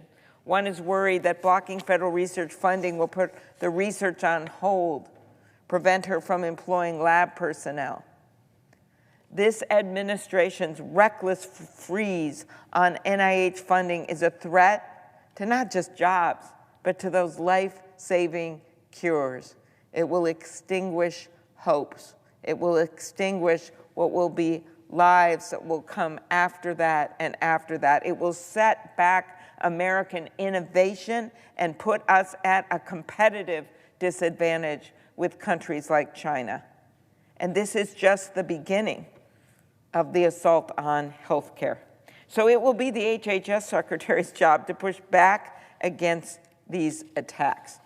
Haven't seen that happen, not with this nominee. Mr. Kennedy has demonstrated open hostility to science.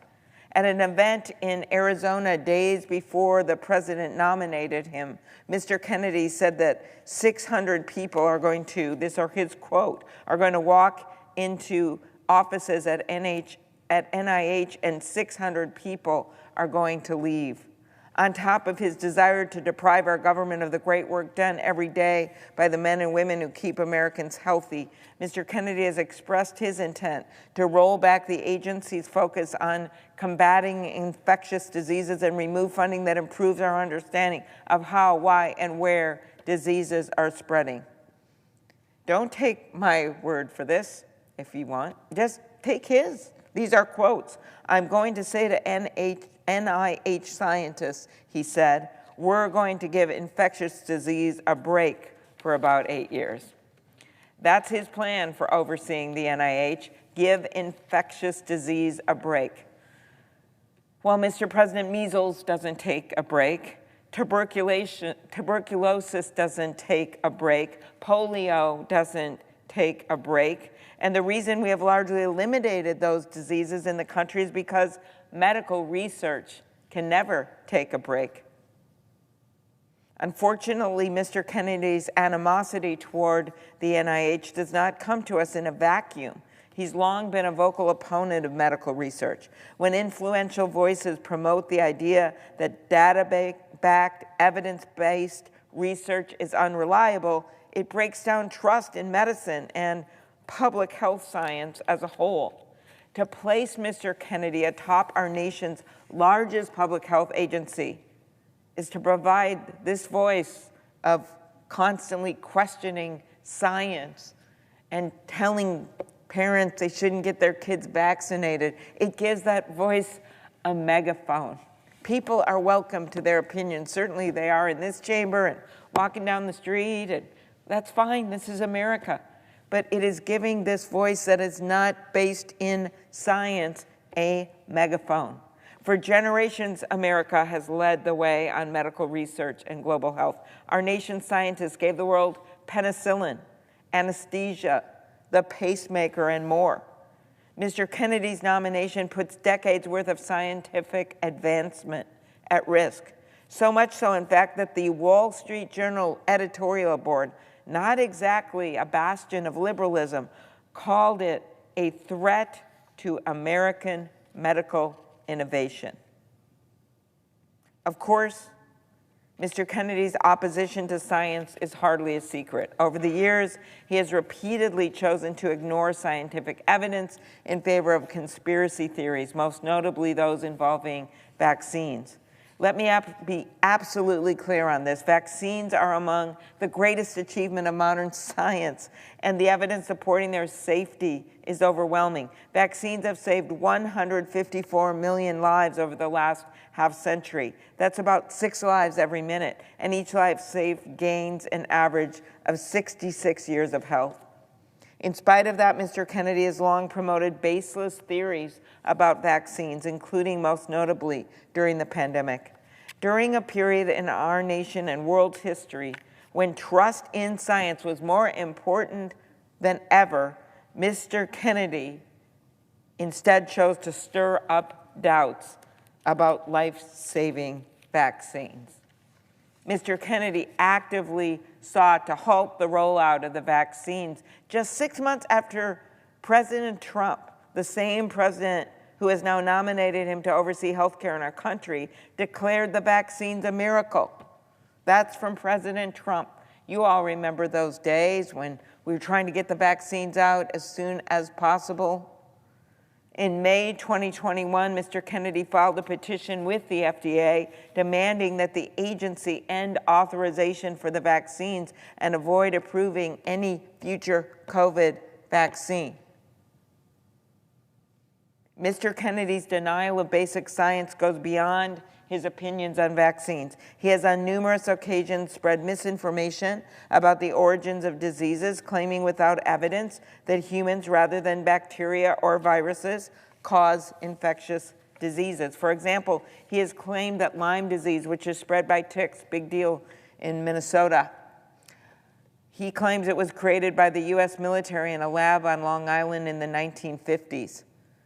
The fact is that the bacteria that causes Lyme disease has been around for at least 60,000 years, and the ticks that spread the disease have been around for at least 99 million years. I also want to bring attention to Mr. Kennedy's denial of avian flu, key for me on the Agriculture Committee. Last year, Mr. Kennedy said the World Health Organization, quote, fabricated the 2006 bird flu outbreak, which of course never happened. This is what he said. Now, my state is the largest producer of turkeys, and Minnesota turkey farmers will tell you that avian flu isn't fabricated. It is all too real. I remember hugging a turkey producer who had just had to eradicate all of his birds. He was so proud of the operation he had. He was a small turkey producer.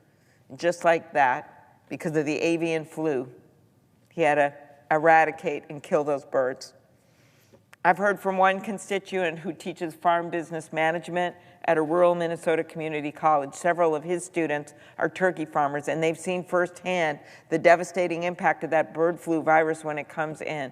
Turkey dies, they know it's trouble, they get it tested, they know it's going to go to the whole flock and beyond, and they have to take immediate action. Part of the result of that is, of course, higher prices at the grocery store. When my constituent met with his students to complete their 2025 cash flow projections, he said, it was devastating to see the results, and I have great concerns that this virus may cause bankruptcy for turkey farmers. We all know that those young farmers are not alone. For 3 years now, poultry farmers in my state and across the country have been fighting a new outbreak of avian flu, which has affected 156 million birds and counting. Following the 2015 avian flu outbreak, our colleague Senator Cornyn and I worked to establish an animal vaccine bank and disease response program as part of the 2018 Farm Bill. This has given farmers and public health agencies critical resources for containing outbreaks, but it is clear we need to be doing more, not less. That's why I'm working with Senator Boozman. I hope we can pass a Farm Bill and really upgrade our work when it comes to avian flu. But to do all that and the potential of having vaccines here for various animals, we're going to need people in the government that believe in science.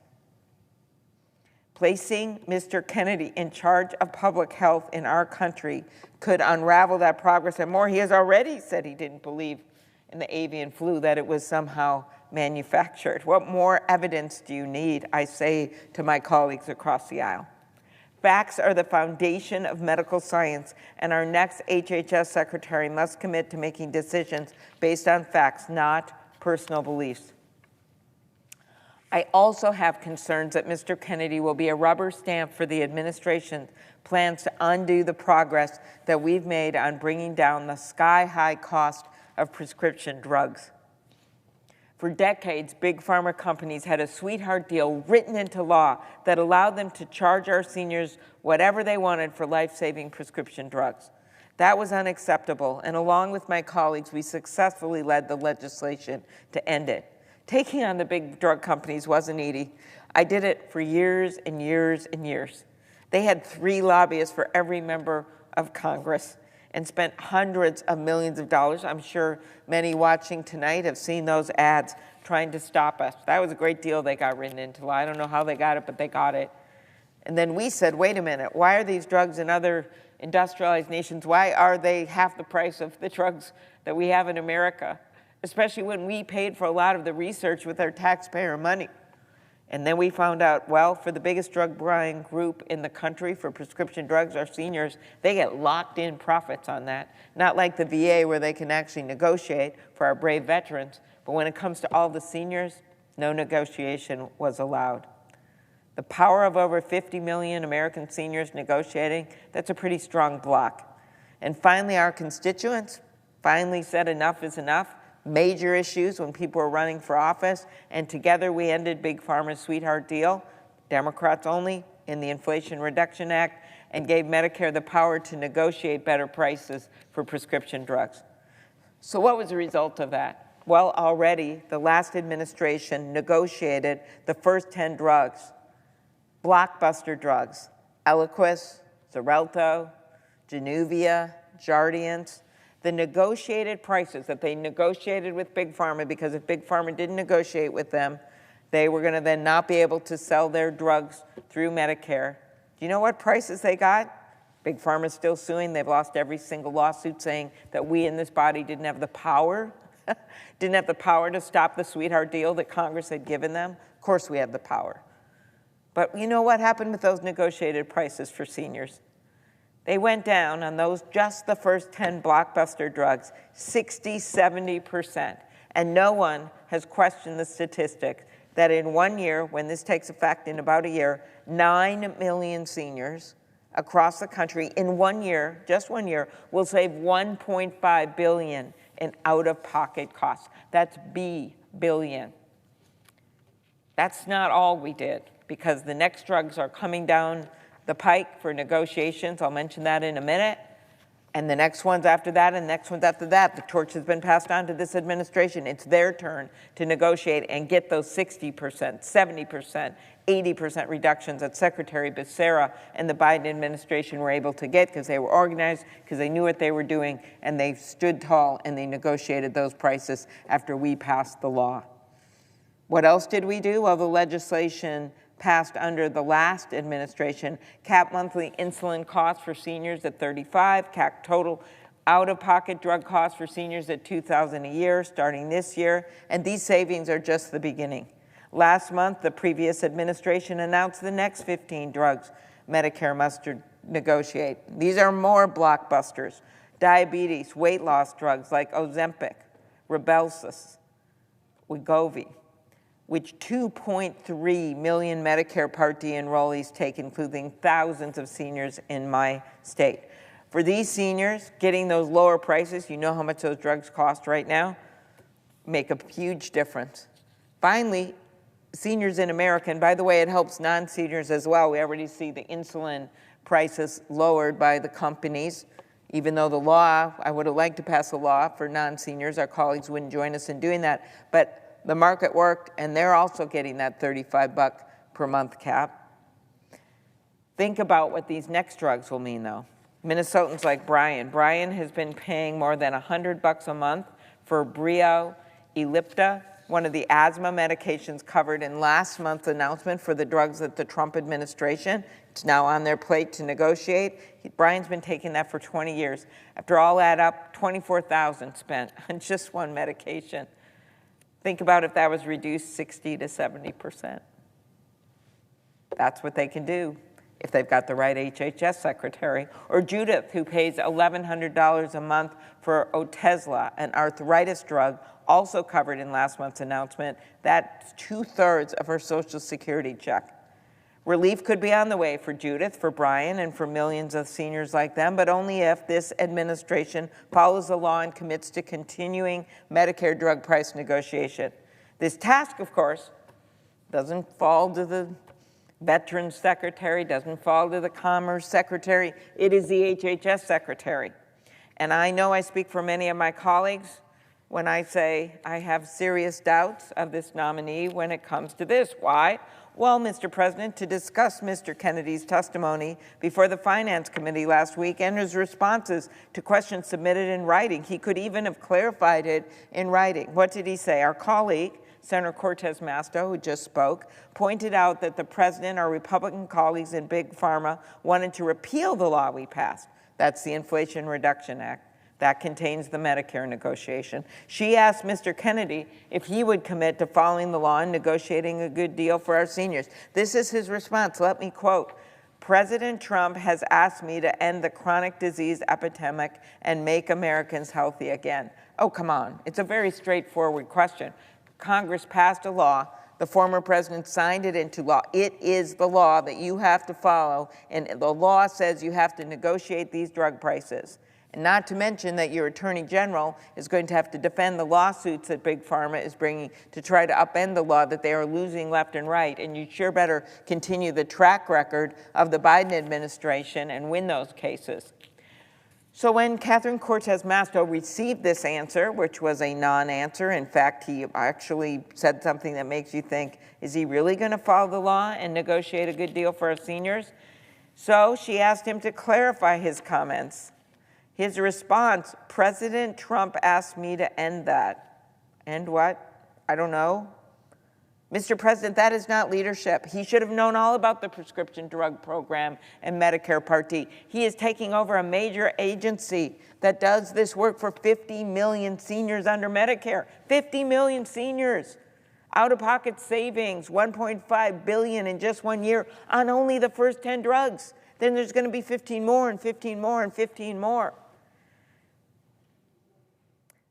This is not the answer of someone who is prepared to stand up and lower drug prices. That is the answer of someone who will do whatever the president asks him to do. No questions asked. Mr. Kennedy was also given the chance to provide clarity by answering our colleagues' questions in writing, yet he refused to give clear answers to the vast majority of the questions. When asked if he would refrain from making policy changes that would raise drug costs for seniors with cancer, diabetes, cardiovascular diseases, psoriasis, rheumatoid arthritis, or chronic kidney disease, Mr. Kennedy refused to answer. He also refused to provide a clear answer when asked if he supported policies that hold big pharma companies accountable for price gouging. From the person nominated to shape health policy in our country for the next 4 years, we need someone who will commit to bringing down drug costs.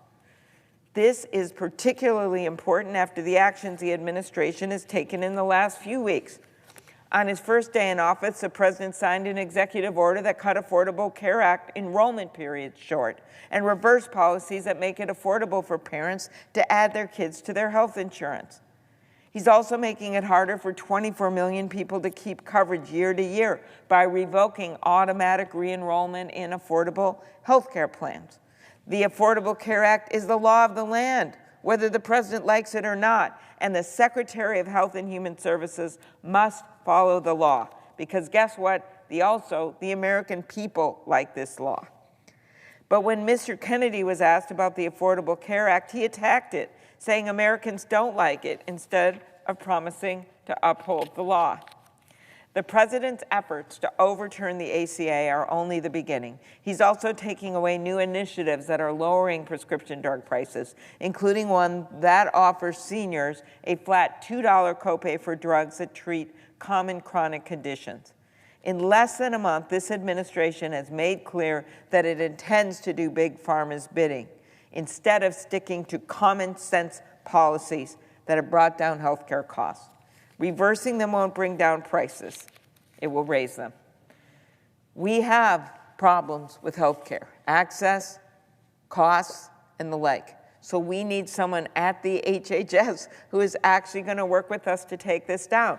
Whether it is the denial of care of way too many patients under insurance policies, or whether it is the expense of these prescription drugs, where still more work needs to be done on patents and some of the reforms on a bipartisan basis that we've gotten out of judiciary, but we need an HHS secretary that supports reform. And reform, I mean bringing down prices. If you've been able to keep your health care coverage year to year through the Affordable Care Act, then this nominee will not fight for a year. If you're a young adult who's been able to stay on their patients' health care till you're 26, don't look at this nominee to fight for you. And if you're a senior shelling out thousands of dollars a month because of that sweetheart deal I just mentioned, he's not going to fight for you. He wouldn't even have to answer the question if he was going to keep negotiating.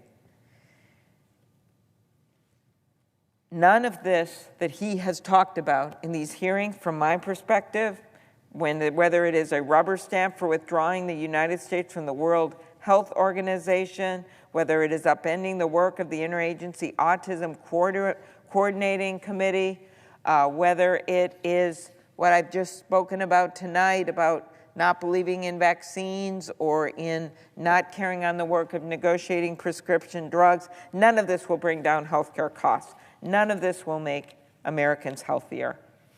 President Eisenhower, who established the agency that is now HHS, President Eisenhower, trusted Republican president, said in his 1954 State of the Union address that the department symbolized the government's permanent concern with the human problems of our citizens. The person at the helm of this department must, above all, share that concern that President Eisenhower put out there so clearly. He must prioritize the well-being of his fellow Americans, must be guided by facts and science, not politics or personal opinions. That's why 17,000 doctors have sounded the alarm about Mr. Kennedy's nomination. It's why more than 700 public health experts called his nomination dangerous. And it's why, for the first time in living memory, more than 70 Nobel Prize winners across the fields of medicine, chemistry, physics, and economics came together in public opposition to this cabinet pick. Mr. President, I believe in listening to experts. I trust doctors. I trust public health researchers. I trust Nobel Prize winners. That is why, on behalf of every senior who relies on medications to live and age with dignity, every child who deserves the promise of a future free from preventable diseases, and every American whose health and safety depend on sound scientific guidance, I will be voting no on his nomination, and I urge my colleagues to do what they know is the right thing and vote no as well. Thank you, Mr. President. I yield the floor. Mr. President. Senator from Minnesota. Oh, Wisconsin, sorry. Mr. President, I rise today in opposition to Robert F. Kennedy Jr.'s nomination to lead the Department of Health and Human Services. Healthcare is not just a policy to me. It is deeply personal. I got into public service because of my own healthcare journey. When I was 9, I was hospitalized with a serious childhood illness. It was similar to spinal meningitis. That wasn't the exact diagnosis, but similar. While I fought to survive and then ultimately to get better and fully recover, my grandparents who raised me, they struggled to figure out how to pay for the life-saving care that I needed and received. In total, I spent 3 months in the hospital in Madison, Wisconsin. When I talk about health care, I don't just speak as a United States Senator or as a Wisconsinite. I'm speaking as a person who knows what it was like to spend months in a hospital bed. I'm speaking as someone who knows the emotional toll and the financial stress that it put on my loved ones.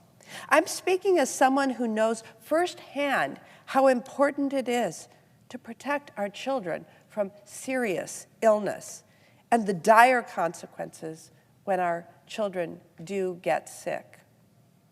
And that is why I was so disturbed by Robert F. Kennedy Jr.'s nomination to lead our nation's largest public health agency. As a member of the Health, Education, Labor, and Pensions Committee, I was able to question Mr. Kennedy at one of his nomination hearings.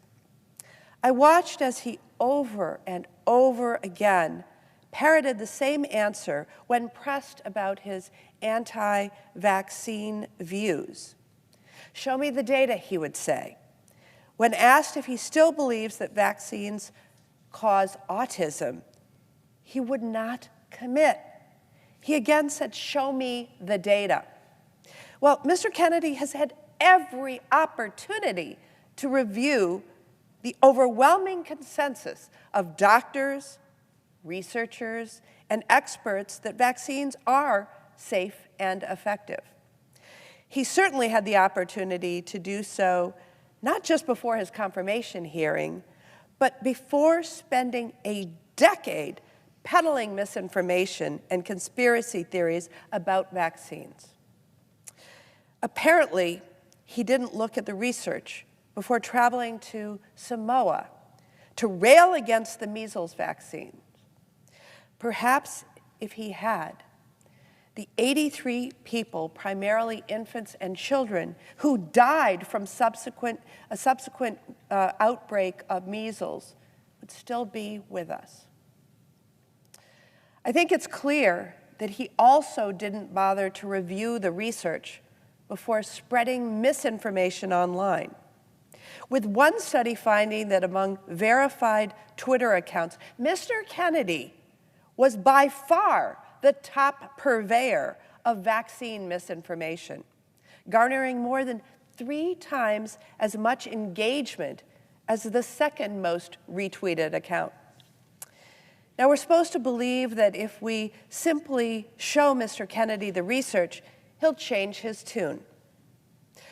Well, I believe someone applying to be the top health official in this country shouldn't have to be convinced to follow the science. We shouldn't have to hold their feet to the fire on whether they would be willing to protect our children from polio or measles.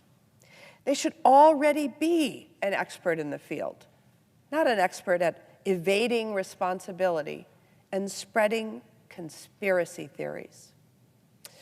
Americans deserve a leading health official who believes in science, not in conspiracies. If Mr. Kennedy is not willing to believe or even review the overwhelming data on vaccines before spreading dangerous lies about their safety, then I highly doubt that he will change his tune when leading the Department of Health and Human Services.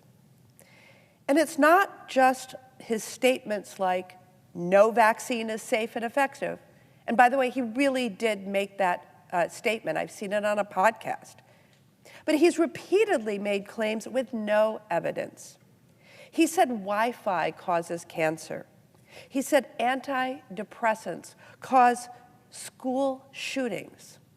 He questioned whether HIV does in fact cause AIDS. And time and again, he is showing us who he is. By his own admission, he is not interested in the research. He has no time for the data. And these claims may seem outlandish, they may seem harmless, but they all point to a fundamental truth about Mr. Kennedy. He not only does not believe the science, but he's willing to actively undermine it. He spreads dangerous conspiracy theories, and he puts families' health and safety at risk. RFK Jr. will put Americans in harm's way. Kids will be at risk of getting preventable diseases like measles and mumps. Women will have essential health care ripped away. Families will be further away, not closer, to having cures to diseases like cancer.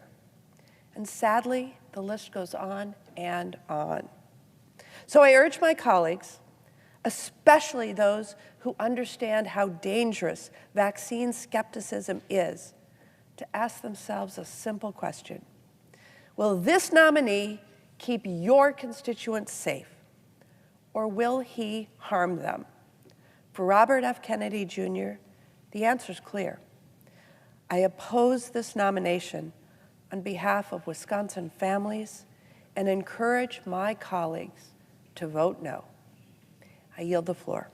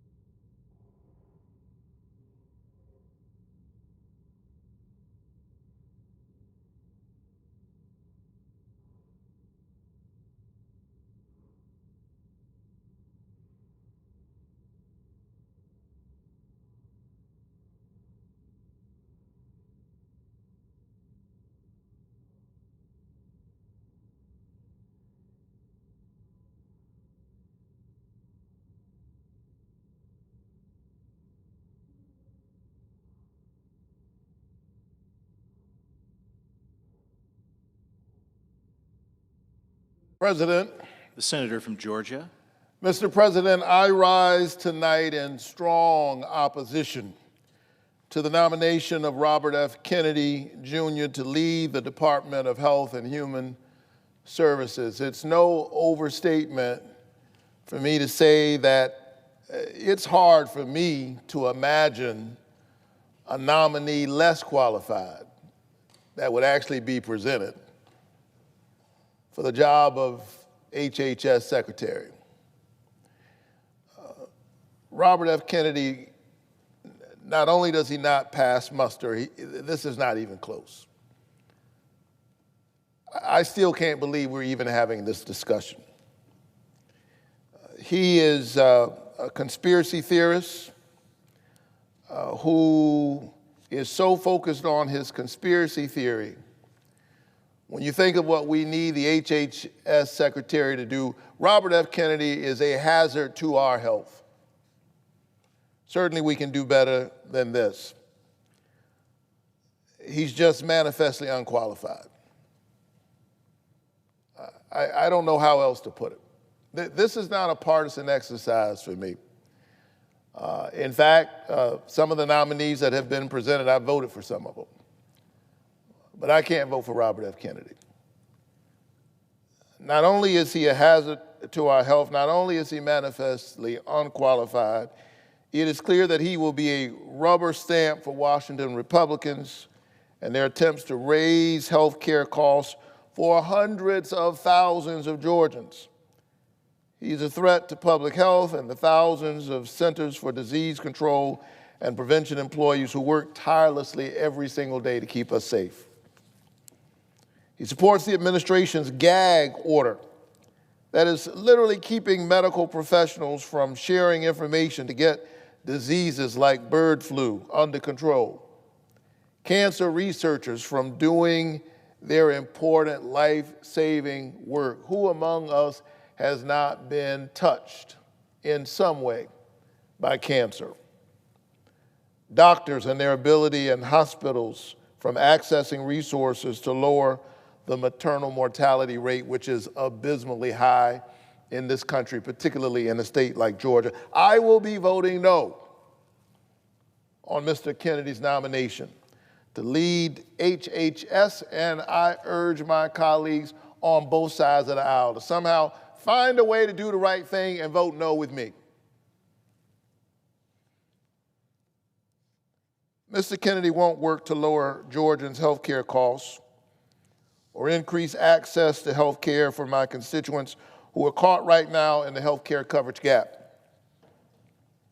I was so proud that in my first few months in the Senate, I was able to play a critical role in passing the American Rescue Plan, which, among other things, lowered Georgians' health care premiums by hundreds of thousands of dollars on average. It is quite frankly the kind of thing that makes this job worth it for me, being able to help ordinary folks. That tax cut literally helped bring health care into reach for tens of thousands of Georgians and millions of Americans. These tax cuts are so critical that the nonpartisan Congressional Budget Office said that the number of Americans without health care would grow by 3.8 million in just 1 year. In just 1 year, 3.8 million without health care if the premium subsidies that we now enjoy were allowed to expire. We know that that would impact thousands of Georgians who have only recently been able to receive health care coverage. If these tax credits are allowed to expire, a 45-year-old in Georgia with $62,000 annual income would see premiums go up by $1,414 a year.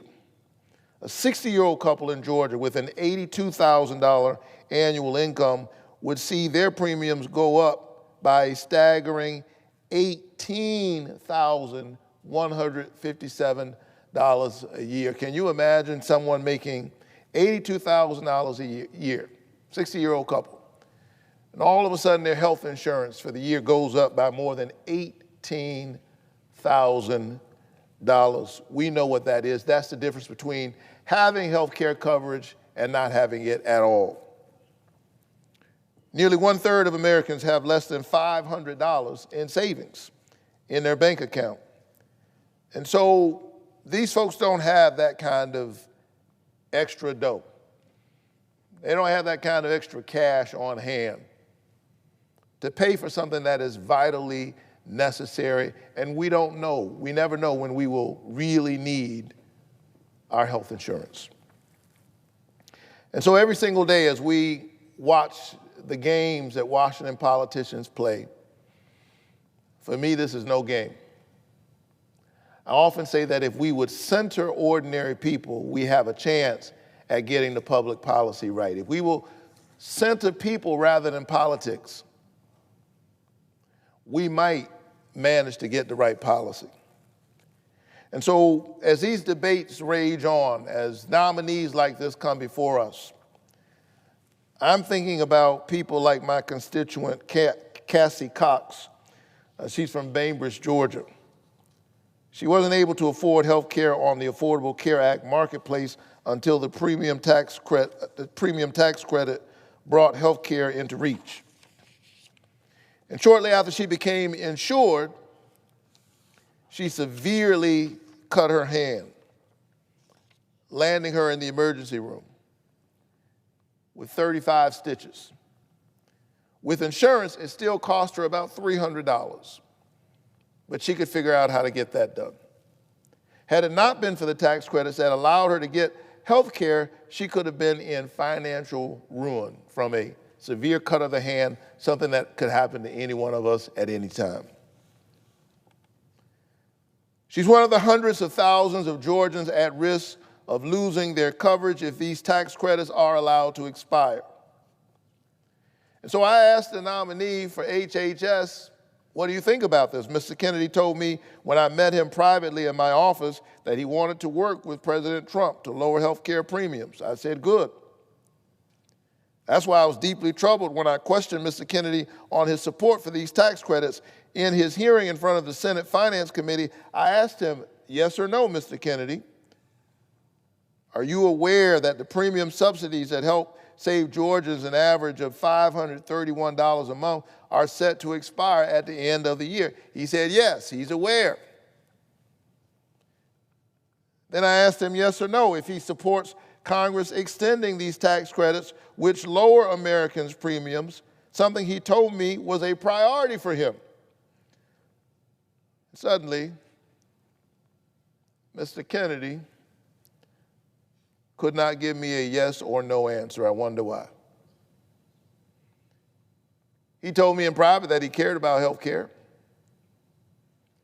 He said he was aware that these tax credits were set to expire at the end of the year. He said he wanted to lower health care costs.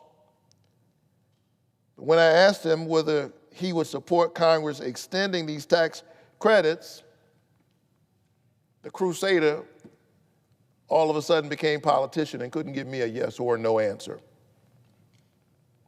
That's not a good sign. It's a pretty simple question to the nominee to run the federal agency tasked with protecting the health of all Americans. Do you support lowering health care premiums and keeping millions of people insured? But that question apparently was a bit too challenging for Mr. Kennedy. So if a nominee to run the Department of Health and Human Services cannot tell me if he supports preventing Georgians' health care costs from spiking and keeping people like Cassie Cox on her health care plan, I cannot support his nomination. I don't work for him. I don't work for the insurance companies. I work for Cassie Cox and other Georgians like her. We know that these subsidies, which expire this year, are at serious risk of not getting renewed. And if there's anybody in the federal government who ought to be advocating for the patients, advocating for public health, reminding the president of how important this is, surely it ought to be the Secretary of Health and Human Services. And so I'm very concerned about this. Because right now, my colleagues on the other side of the aisle are already starting to put together a tax bill that I would describe as Robin Hood in reverse. They want to take tax credits needed by ordinary, hard-working Georgians in order to give a unneeded tax cut to their wealthy friends. That's Robin Hood in reverse. It's bad public policy. It's bad for our health. And I would argue it's bad for our economy as we create the circumstances for having a workforce that will be sicker, less productive, less competitive on the global stage. And Mr. Robert Kennedy, I'm afraid, will simply aid and abet this process. He will hold the door open for Washington Republicans while thousands of Georgians get kicked off their health care.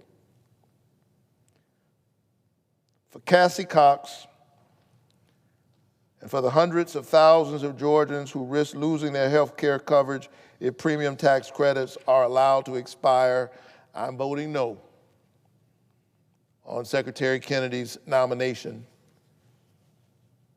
for HH Secretary. But that's not the only reason I'm voting no. You see, every Sunday I return home to Georgia to preach in the Ebenezer pulpit. Ebenezer Baptist Church is the spiritual home of Martin Luther King Jr.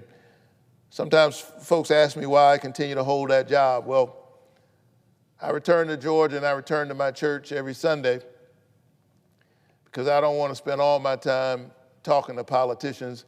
I'm afraid I might accidentally become one.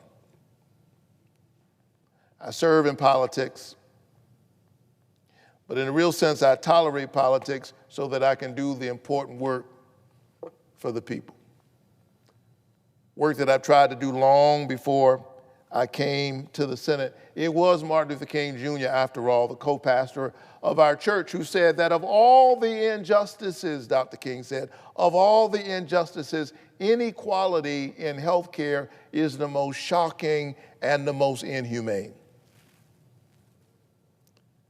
And it was that conviction that inspired me in 2014, years before I decided to run for elected office, to protest state politicians in Georgia as they were refusing to expand Medicaid and close the health care coverage gap, which would improve health care access for over 640,000 Georgians. We had just passed the Affordable Care Act.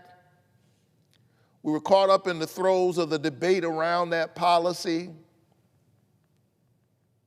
Georgia refused to expand Medicaid, leaving 640,000 Georgians in the health care coverage gap.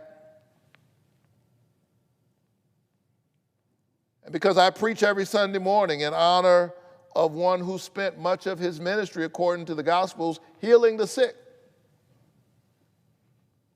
even those with pre-existing conditions. That's what leprosy was, a pre-existing condition. I could not preach the gospel that I try to preach every Sunday and then allow Georgia politicians to leave hardworking Georgians in the cold when we literally had a prescription that could provide healing. And so I and members of my pastoral staff and other volunteers, other activists, went to the office of the then governor of Georgia. And we staged a sit-in the governor's office. And when we were arrested and taken to the Fulton County Jail, another wave of protesters came in and sat down and took our place. I was here in the Senate again in 2017, protesting the fact that Washington Republicans were getting ready to pass a $2 trillion tax cut for the wealthiest Americans while cutting needed resources from the Children's Health Care Program, while refusing to accept the necessary levels of support for those facing food insecurity in the Farm Bill. And so I was arrested in an act of civil disobedience that day also because I believe that health care is a human right.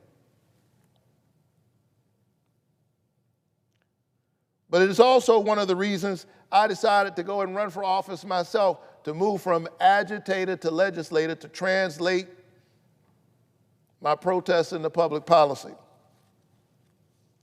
Perhaps I could get a few more tools to help the people that I've always advocated for. And so in my first few months in office, I made it a priority to sweeten the deal and further incentivize Georgia politicians to finally do the right thing and expand Medicaid. I thought to myself, if I could get additional resources in federal legislation to further incentivize states like Georgia to expand Medicaid, surely they will expand Medicaid. It only makes sense. Not only is it the right thing to do, it'd be the smart thing to do. And I remember standing up to Democrats, many of whom, unlike me, represent blue states. I'm from Georgia, purple state. Georgia that had not elected Democrat senators in years. I think they sent me and my friend Jon Ossoff to represent them in the Senate because they understand we're not focused on partisan politics. We're focused on the people we were sent here to represent. And I remember standing up to Democrats in the Democratic caucus, talking to many of my colleagues who represent blue states. And I began to make the case for Georgia, and they responded to me. They said, why should we put more federal dollars towards states who don't want to help their own constituents? Why should we reward Georgia for digging in its heels? And I reminded them that the people of Georgia were literally being held hostage by their legislature. It was standing between them and access to health care. And maybe if we just sweeten the pot a little bit more, we could encourage the legislature to do the right thing, encourage the governor to do the right thing. Sadly, after I was able to secure $14.5 billion for non-expansion states, including $2 billion for Georgia alone to just incentivize Medicaid expansion, they left that money on the table and 600,000 Georgians in the Medicaid coverage gap. Who are they working for? I work for Georgia.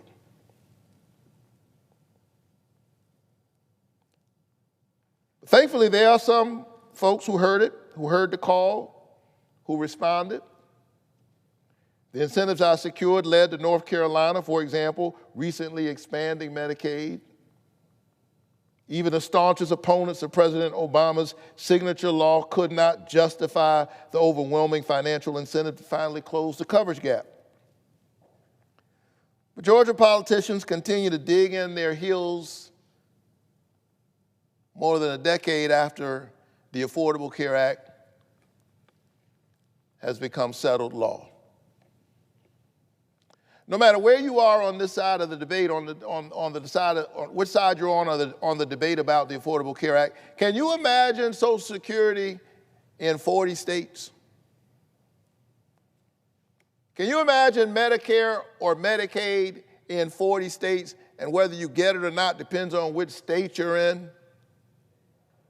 Well, while craven politicians are still fighting the fights of more than a decade ago, literally millions of Americans, most of them hard-working Americans, it's the working poor, that's who we're talking about. They are in the health care coverage gap while politicians play the games that politicians play. It's shameful. It's immoral. It's unjustifiable.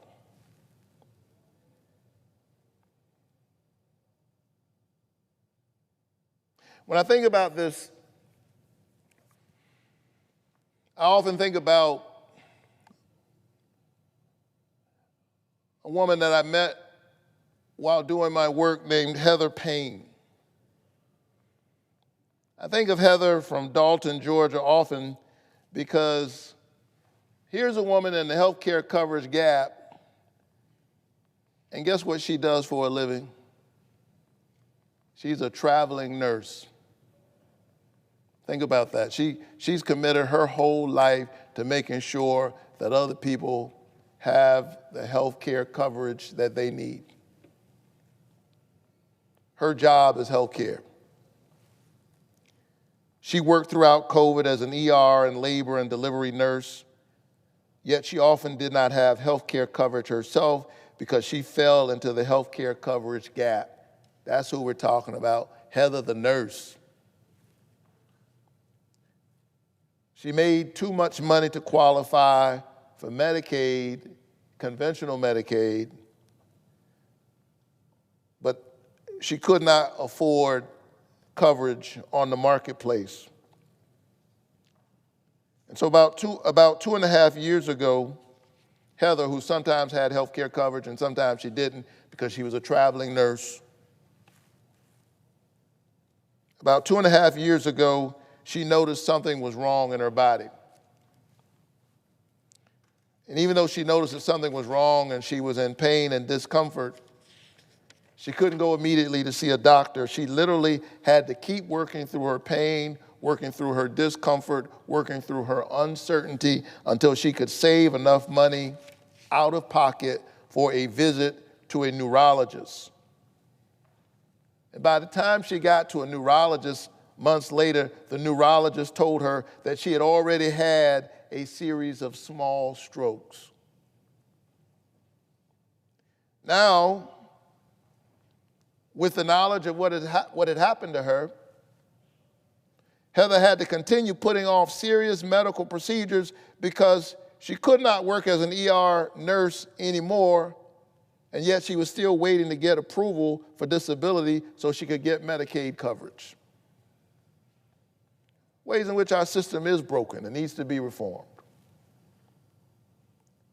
But think about that. Heather, despite spending her career providing life-saving care to others, is not able to access health care herself because she cannot meet Georgia's work requirements rules.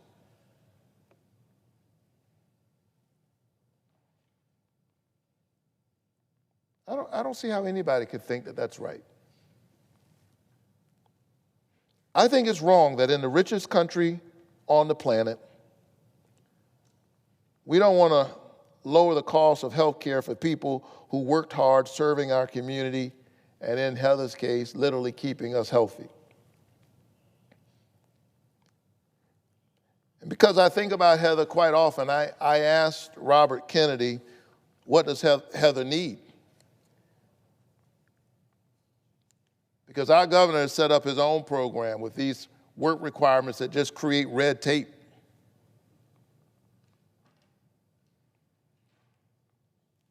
I said, does Heather need monthly bureaucratic paperwork requirements to prove she's working when she's sick? Or does she need access to health care so she can finally get healthy and get back to work? Mr. Kennedy told me that she needed health care, not work requirements. Right answer. But I found his answer interesting because this administration is not working to get Heather health care.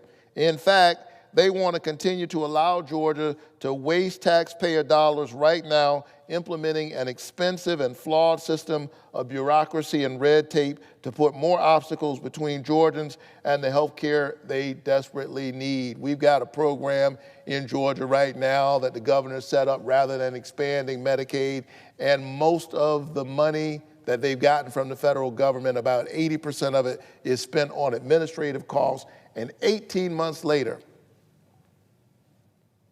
only a few thousand Georgians are signed up while hundreds of thousands of Georgians are in the health care coverage gap. It's not right. It's not smart. I believe in hard work.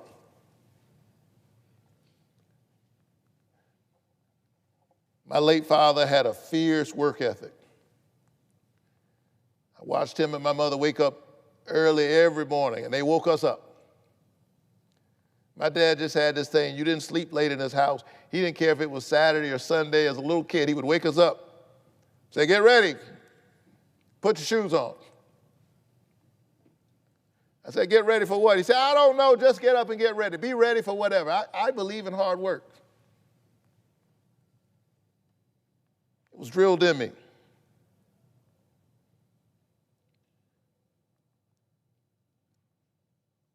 But an ER nurse who's been taking care of people for years, she doesn't need somebody to put a fire under her to get her to go to work. She needs to be able to get basic health care so she can get healthy and go back to work.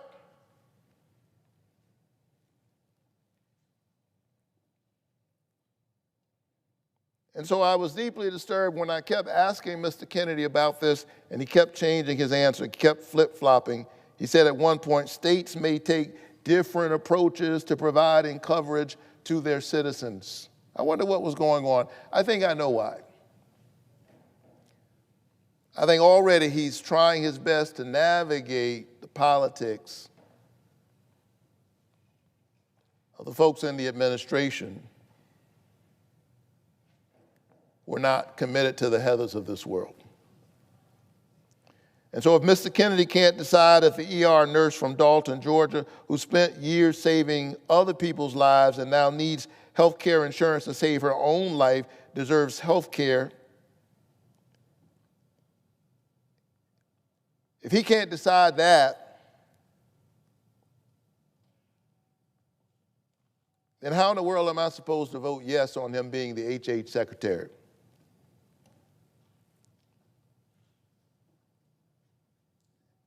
And so for Heather and for the hundreds of thousands of Georgians in the health care coverage gap who need an HHS secretary who will stand and advocate for them, my vote is no. But not only that, as a senator from the great state of Georgia, I'm very proud that I represent the Georgia-based Centers for Disease Control and Prevention, the CDC, which was created nearly 80 years ago to prevent the spread of malaria across our country. The CDC does life-saving work to control disease outbreaks, to ensure our food and our water are safe, to keep our brave service members abroad safe, and to prevent leading causes of death such as heart disease, cancer, stroke, and diabetes. CDC is one of those entities that I think is vastly underrated and underappreciated because we don't see most of the time the bad stuff that they've saved us from. It's hard to get credit for the bad stuff that you prevent from happening, but where in the world would we be without the CDC? I think we got a glimpse of how important their work is as we were all dealing with the COVID-19 pandemic. There are many other bugs like that out there. Thank goodness for their work, for the scientific method, for their discipline. The CDC employs 10,000 Georgians. Their work is so critical for every American. But in addition to that, the CDC has a great economic impact on Georgia as well. For every one job at the CDC, 3 jobs are created. One job at the CDC creates 3 jobs in the Georgia economy. And that's why students come from all over the world to study in Georgia research institutions because of its proximity to the CDC. They come to Emory University. They come to Georgia Tech. They come to Morehouse College because it's near CDC, the Morehouse School of Medicine. The center hosts over 125,000 visitors on its campus every year. The CDC invests hundreds of millions of dollars into Georgia organizations and institutions to partner on research. In fact, for every dollar the CDC spends, the Georgia economy sees $2 in growth. Healthy people, healthy economy. If the CDC were a business, it'd be the 7th largest business in my state. And so last June, I visited the CDC, carrying on the spirit of my predecessor in my seat, my friend, the late Republican Senator Johnny Isakson. Johnny Isakson was a good man. We didn't agree on everything, but he was just a good human being. And he was a fierce advocate for the CDC. And I'm honored to carry on that tradition in his memory because he understood, as do I, that the CDC, again, is saving us from so many bad things that we don't even see. There's a way in which, because of their work, we are blessed and privileged into cluelessness.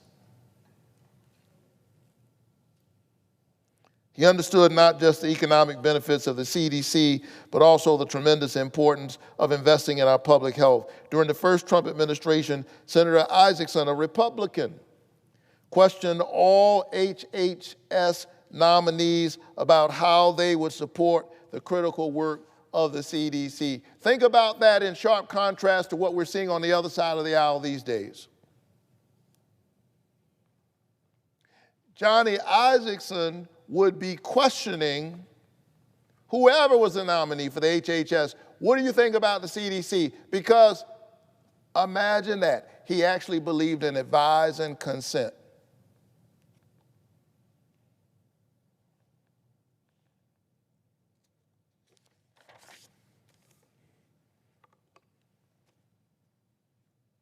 I don't know what we're witnessing in this moment, but we're hard-pressed to call this advise and consent between two co-equal branches of government. Senator Isakson, Republican senator from Georgia, fought for the CDC to expand its scope of research into areas like preventing mass violence and mass shootings, pandemics. And because the CDC was equipped to expand its research, it turned federal investments into cures and treatments and lives that are saved. Not Republican lives, not Democratic lives, human lives.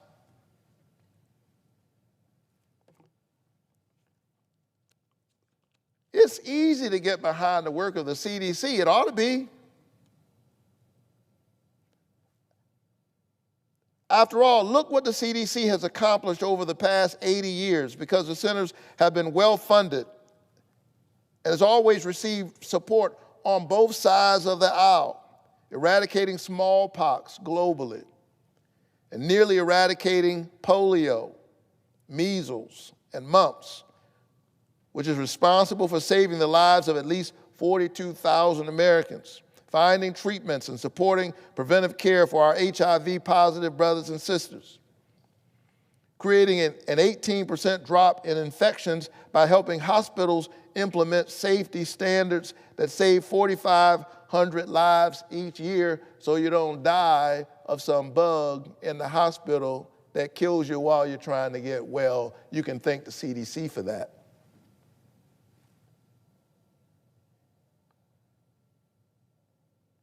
And this is because the CDC has always been supported by both sides of the aisle. I saw that work up close when I visited the CDC last June. I spoke with researchers and medical professionals who are already working to address bird flu which poses a danger to our poultry farmers and our grocery prices. Can I tell you, I spent time with those CDC workers. They're not the enemy, as some have tried to paint these federal workers in recent days shameful. They didn't deserve to get a blanket memo encouraging them, whoever they are, no matter what job they hold, to just resign.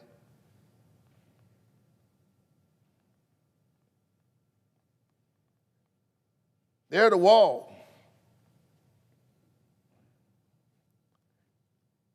They've been protecting us. They're the reason why we're able to go to sleep at night and not even think about certain things. It's hard to get credit for saving people from the bad stuff they don't even see. I visited the insectary, where the CDC was testing thousands of mosquitoes for malaria to help prevent malaria deaths globally, protect Americans traveling abroad, and keep the disease from spreading to the United States. And so it's concerning for anyone who cares about stopping the spread of deadly diseases to the United States to hear some of the past comments about the CDC from the nominee to lead the Department of Health and Human Services, Mr. Kennedy, who would manage a budget, listen, of nearly $2 trillion, $2 trillion, including the CDC's budget, has compared the CDC's work to Nazi death camps and sexual abusers in the Catholic Church. He said that many of them belong in jail. And so I asked Mr. Kennedy if he retracted those statements, and he denied making them at all.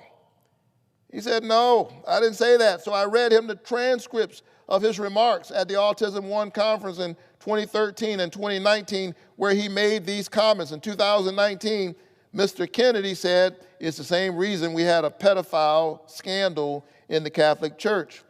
It's because people were able to convince themselves that the institution of the church was more important than these little boys and girls who were being raped. And everybody kept their mouth shut, the press, prosecutors, the priests, the bishops, the monsignors, the Vatican. And even the parents of the kids just didn't want to believe it was happening, or believed so much in the church they were unwilling to criticize it. And you know, that is the perfect metaphor, he said, for what's happening to us.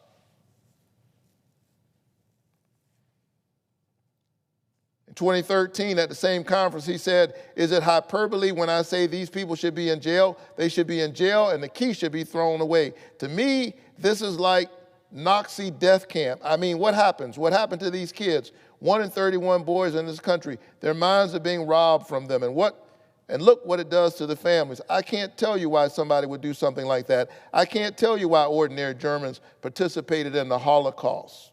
He's talking about the CDC.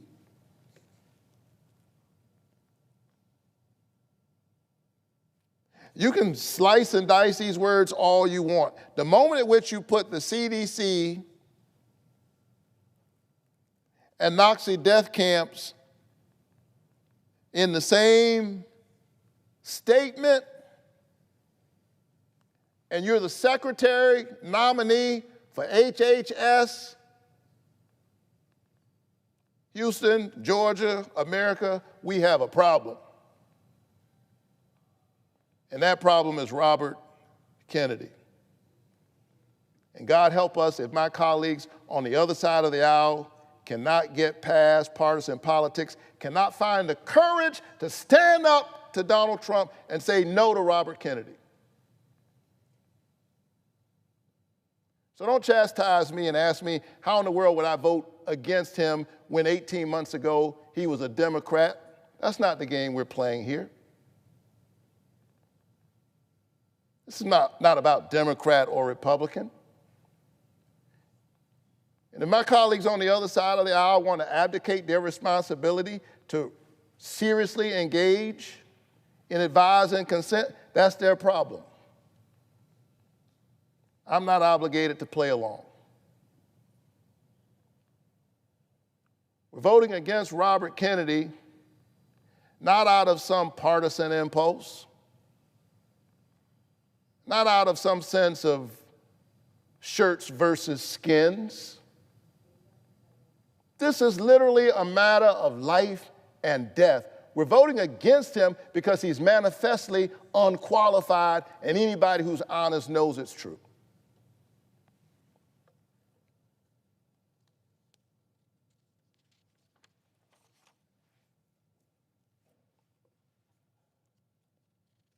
These are serious times.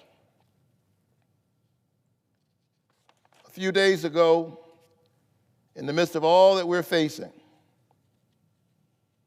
the Trump administration silenced the CDC from sharing public health notices and critical health data. That is literally their job. During the first week of the Trump administration, the White House gagged the CDC, preventing them from communicating all important public health information to anybody, doctors, state health officials, parents, anybody. And this impacted everything from cancer research data to updates on bird flu, which was found in flocks of poultry in North Georgia just 3 weeks ago. And it's literally raising the cost of eggs. In addition to that, this order crippled their ability to combat maternal mortality.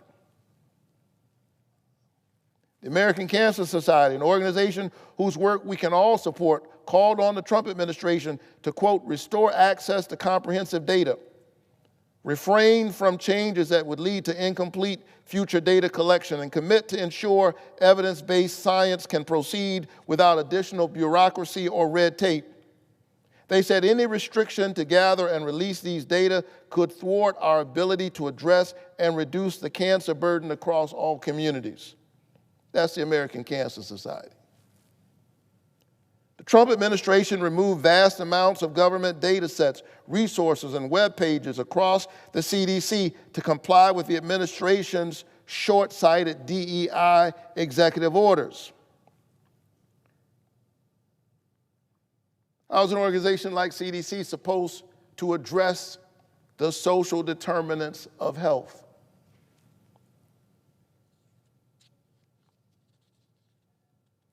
This is keeping our best scientists and our researchers from their work to treat and cure cancer. Everybody has lost somebody to cancer. And everybody would like to see more progress in preventing and curing disease. So I'd like for Mr. Kennedy to explain to my constituents in Georgia how data sets that help cancer organizations work to eliminate cancer is somehow a problem that needs to be eliminated. Thankfully, these web pages have been temporarily restored, but that's only because it was ordered by a judge. I asked him, yes or no, Mr. Kennedy, do you agree with the administration's gag order? And he called it, quote, a standard operating procedure. Well, I don't believe hindering cancer research is standard operating procedure. And I fear this administration's attempt to dismantle the CDC is going to slow down desperately needed life-saving research, and Mr. Kennedy will be there aiding and abetting that work.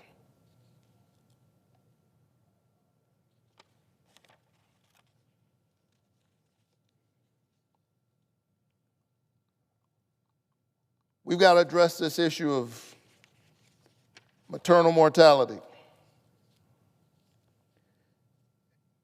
And this weekly update around issues that pertain to our health is a critical resource for researchers, for doctors and public health professionals looking to combat our country's shamefully high maternal mortality rate. Shockingly, Georgia is one of the worst states for maternal mortality and maternal health care access. In fact, a black woman in Georgia is 3 to 4 times as likely to die related to pregnancy and childbirth than her white sisters nationally. If you're a black woman in Georgia, 3 to 4 times more likely to die, even when you have the insurance, even when you have the income.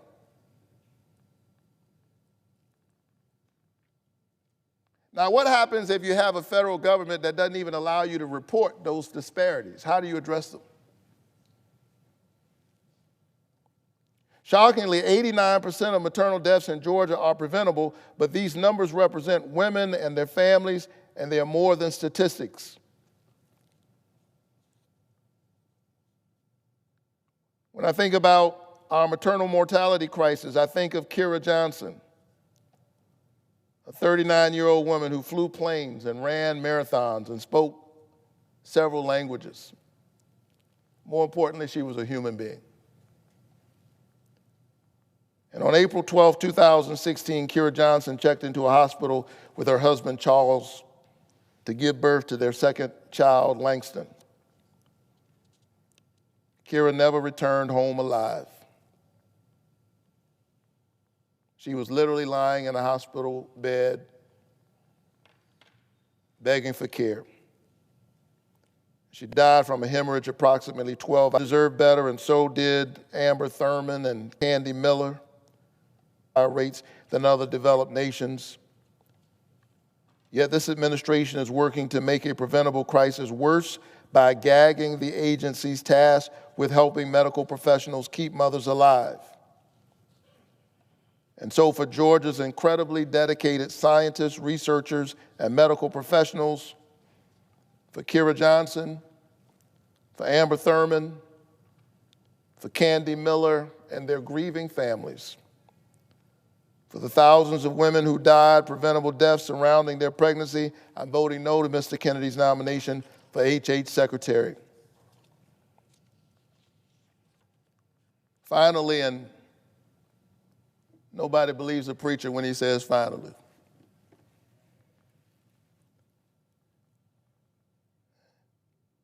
I'm going to get out of the way so my colleague, Mr. Welch from the great state of Vermont, can continue this work. But you know the sad irony of this moment in which we're seeing an onslaught on anything that represents diversity, equity, and inclusion. The sad irony of this attack on DEI is that the Trump administration, while attacking diversity, equity, and inclusion, is nominating a manifestly unqualified person to run the Department of Health and Human Services. So don't lecture me on diversity, equity, and inclusion, and the virtues of a meritocracy, while putting up the most unqualified person anybody can imagine to be in charge of the nation's public health system.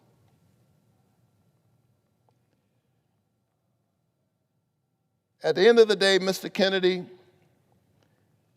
is a hazard to our health. He's a rubber stamp for the agenda to raise your health care costs so that they can line the pockets of their wealthy friends. He's busy chasing conspiracy theories that he'll spend no time chasing solutions to lower our health care costs. He apparently sees no problem gagging the CDC, even at the risk of raising egg costs, slowing cancer research, and exacerbating our shameful maternal mortality rates. So for Cassie Cox, for Heather Payne, for Atlanta's CDC employees, in memory of Kira Johnson and thousands of women who've died preventable maternal deaths,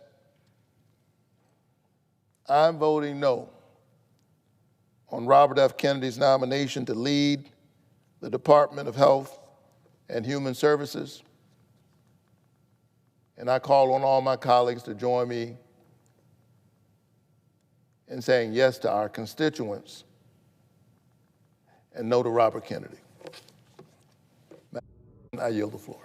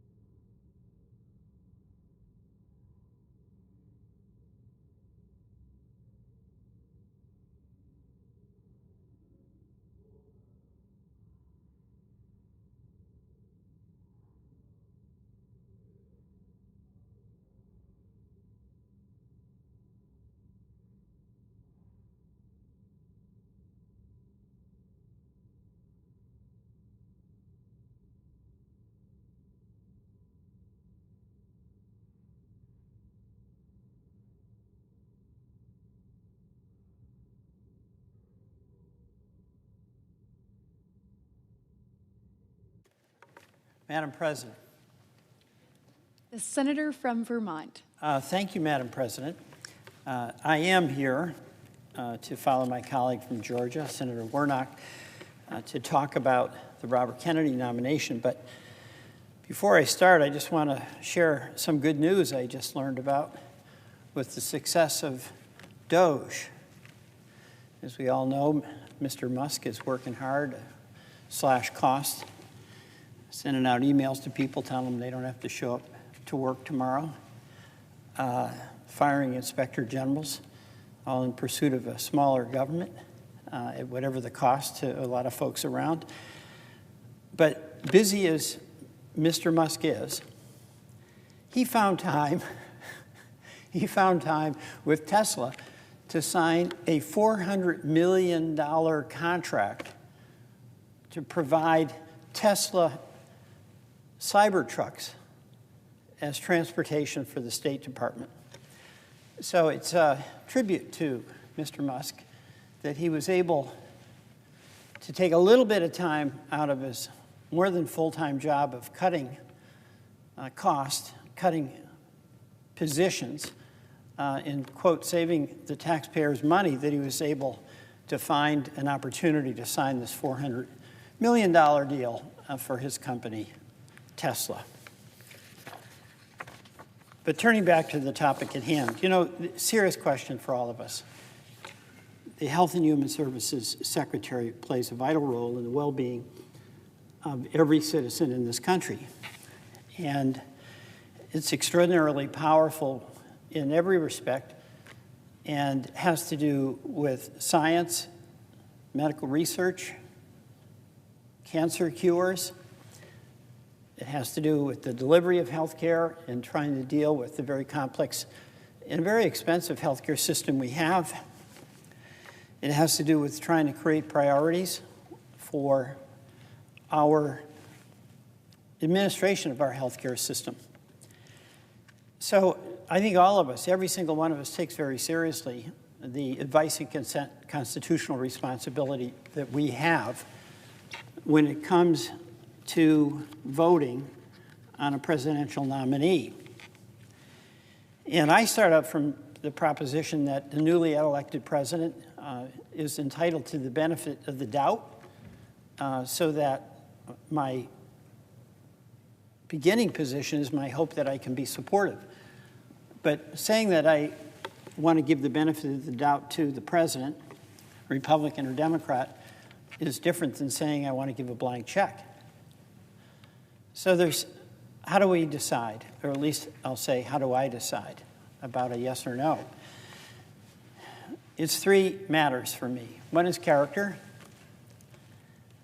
one is competence, and one is their priorities. So character, competence, and priorities. Character is a difficult issue to assess, and I think all of us are reserved when it comes to making an opinion or judgment on the character of another person. There's a lot of reasons anyone does whatever it is they do, and all of us have mistakes that we've made along the way. But difficult as it is, that's a factor that I believe a U.S. Senator has to take into account, exercising her or his best judgment about the character qualifications of the person who's presented to us. So rather than go through my own reading and assessment of Mr. Kennedy's character, I want to read a letter from his cousin, Carolyn Kennedy, who's known him all his life. And it was a painful letter for her to write. She videotaped it as well. But it was a letter that, out of great sincerity and great sense of concern about the well-being of the health care of the citizens of this country, she felt obligated to share. She's a very private person. Her family, as we all know, has suffered great loss, provided great service. She lost her father, she lost her uncle, she lost her other uncle. And there's been a lot of hardship that's been reported for many of the Kennedys. I happen to be a great admirer of the family. I'm from Massachusetts. John F. Kennedy was somebody that was inspiring me to go into thinking about politics and public service. So I say that by way of introduction because this letter that Carolyn Kennedy sent to Senator Crapo, the Finance Committee Chair, and Senator Wyden, the ranking member, and Senator Cassidy and Senator Sanders, the Chair and ranking member of the Help Committee, was clearly hard to write, but heartfelt, and as I said earlier, reflected a deep and abiding commitment that she felt to provide relevant information to those of us who have to make a vote on Mr. Kennedy. Let me read her letter. Throughout the past year, people have asked for my thoughts about my cousin, Robert Kennedy Jr., and his presidential campaign. I did not comment, not only because I was serving in a government position as the United States ambassador to Australia, but because I have never wanted to speak publicly about my family members and their challenges. We are a close generation of 28 cousins who have been through a lot together. We know how hard it has been, and we are always there for each other. But now that Bobby has been nominated by President Trump to be Secretary of Health and Human Services, a position that would put him in charge of the health of the American people, I feel an obligation to speak out. Overseeing the FDA, the NIH, and the CDC, and the Centers for Medicare and Medicaid Services, agencies that are charged with protecting the most vulnerable among us, is an enormous responsibility, and one that Bobby is unqualified to fill. He lacks any relevant government, financial, management, or medical expertise. His views on vaccines are dangerous and willfully misinformed. These facts alone should be disqualifying. But he has personal qualities related to this position, which, for me, pose even greater concerns. I have known Bobby all my life. We grew up together. It's no surprise that he keeps birds of prey as pets because he himself is a predator. He's always been charismatic, able to attract others through the strength of his personality, his willingness to take risk and break the rules. I watched his younger brothers and cousins follow him down the path of drug addiction. His basement, his garage, and his dorm room were the centers of the action where drugs were available.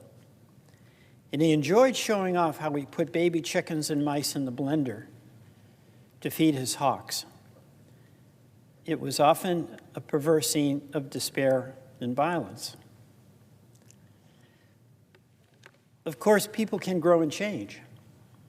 Through his own strength and the many second chances he was given by people who felt sorry for the boy who had lost his father, Bobby was able to pull himself out of illness and disease. I admire the discipline that took and the continuing commitment it requires.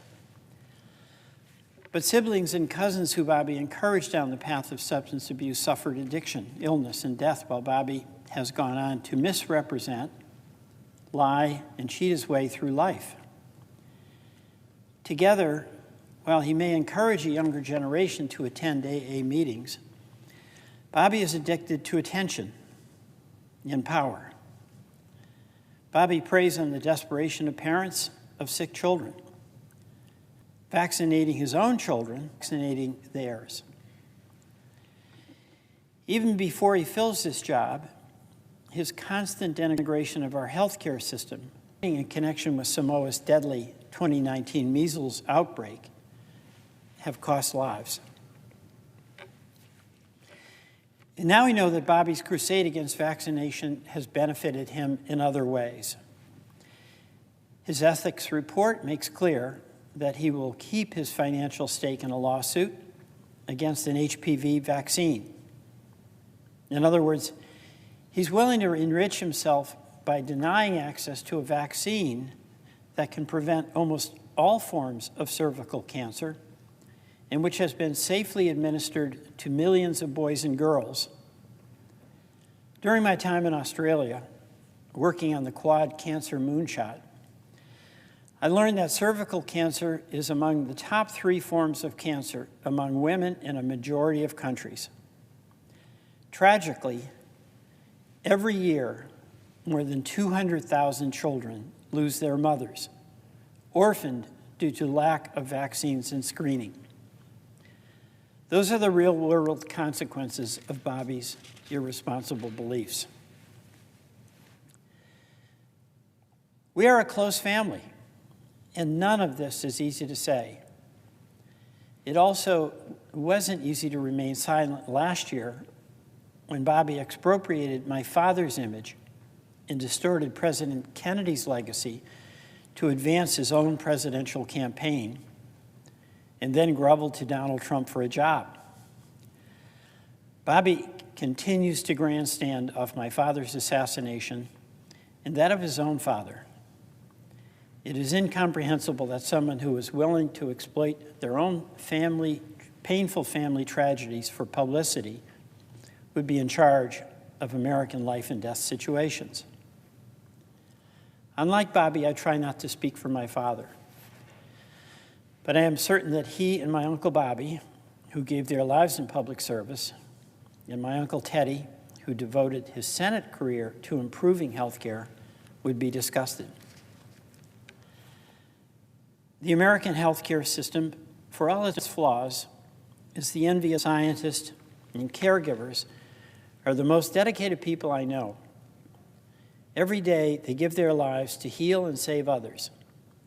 They deserve a knowledgeable leader who is committed to evidence and excellence. They deserve a secretary committed to advancing cutting-edge medicine to save lives, not rejecting the advances we have already made.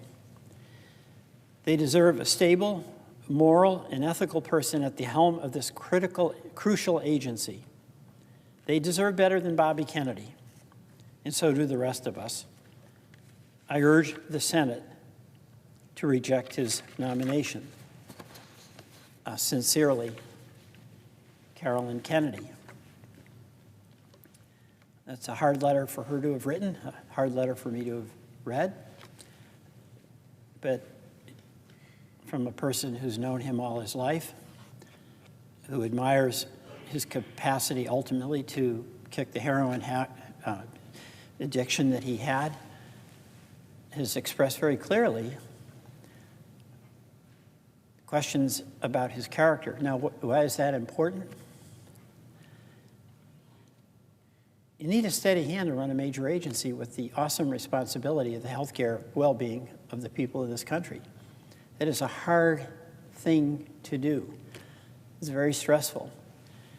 And that history that was recounted by Carolyn Kennedy certainly raises major questions about the suitability of Mr. Kennedy to assume the responsibility of Health and Human Services Secretary.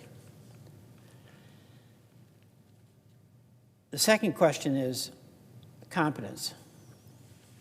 Competence has to do with what your experience is, what your training is, what your managerial capacities are. You know, what Mr. Kennedy said is he wants to be a disruptor in the healthcare system. I'm in favor of a disruptor. We need change. I don't want a destroyer. And Robert Kennedy does not have the temperament or the capacity or the competence to be merely a disruptor and a builder, but to be a destroyer. Competence, you know, the obvious things, he's not a doctor. He's not a scientist. He's not a public health expert or someone who's led a complex organization like HHS or a private major organization that requires extraordinary managerial skills. He's built a career. We have a debate about this. But I come down clearly on the side that his career is built on misinformation. And it's misinformation in healthcare. And by the way, one of the things that's so tough, if you're a mother, you're a father, and you have a partner, you have a son or daughter who's really seriously sick, you'll do anything. You'll mortgage your house. You'll liquidate your retirement account. You'll do anything and everything you can for the well-being of that child or that loved one. You'll do it. But also, if you have a person you love who's diagnosed with a fatal illness, you also are really vulnerable to folks who tell you there's an easy way out, a magic therapy, a special doctor in South America. You're so hungry to get the cure, to get the answer, to protect the person you love. Anybody in the medical profession should take great care not to abuse the trust they have. My view, Robert Kennedy has spent his considerable talent promoting misinformation to vulnerable people who have motives we all have, and that is the well-being of people we love. You know, some of the things that Mr. Kennedy said when he's attacking vaccines, they're not based at all on science, but they appeal to people's distrust of the standard medical profession. Kennedy made anti-Semitic remarks about COVID-19, saying that the pandemic was ethnically targeted to spare Ashkenazi Jews and Chinese people. I mean, what is that about? His anti-vax work in Samoa contributed to a measles outbreak in 2019, and 83 people, mostly children, died. Kennedy falsely claimed 5G internet causes radiation sickness and DNA damage. You know, some people believe this. You know, they saw it on the internet. He's promoting it using the magic of the Kennedy name, the credibility that comes from being a member of one of the most storied political families in the history of our country. Kennedy doesn't understand that HIV/AIDS are and have, and he doesn't understand what HIV/AIDS are, and has espoused homophobic and racist views on both HIV/AIDS. He has said, quote, "It's undeniable that African AIDS is an entirely different disease from Western AIDS," unquote. Kennedy has also pushed a false theory that AIDS is really chronic fatigue syndrome. And Kennedy said it's antidepressants, not guns, that lead to more mass shootings. And it said Big Pharma's influence over the NIH stopped them from researching mass shootings.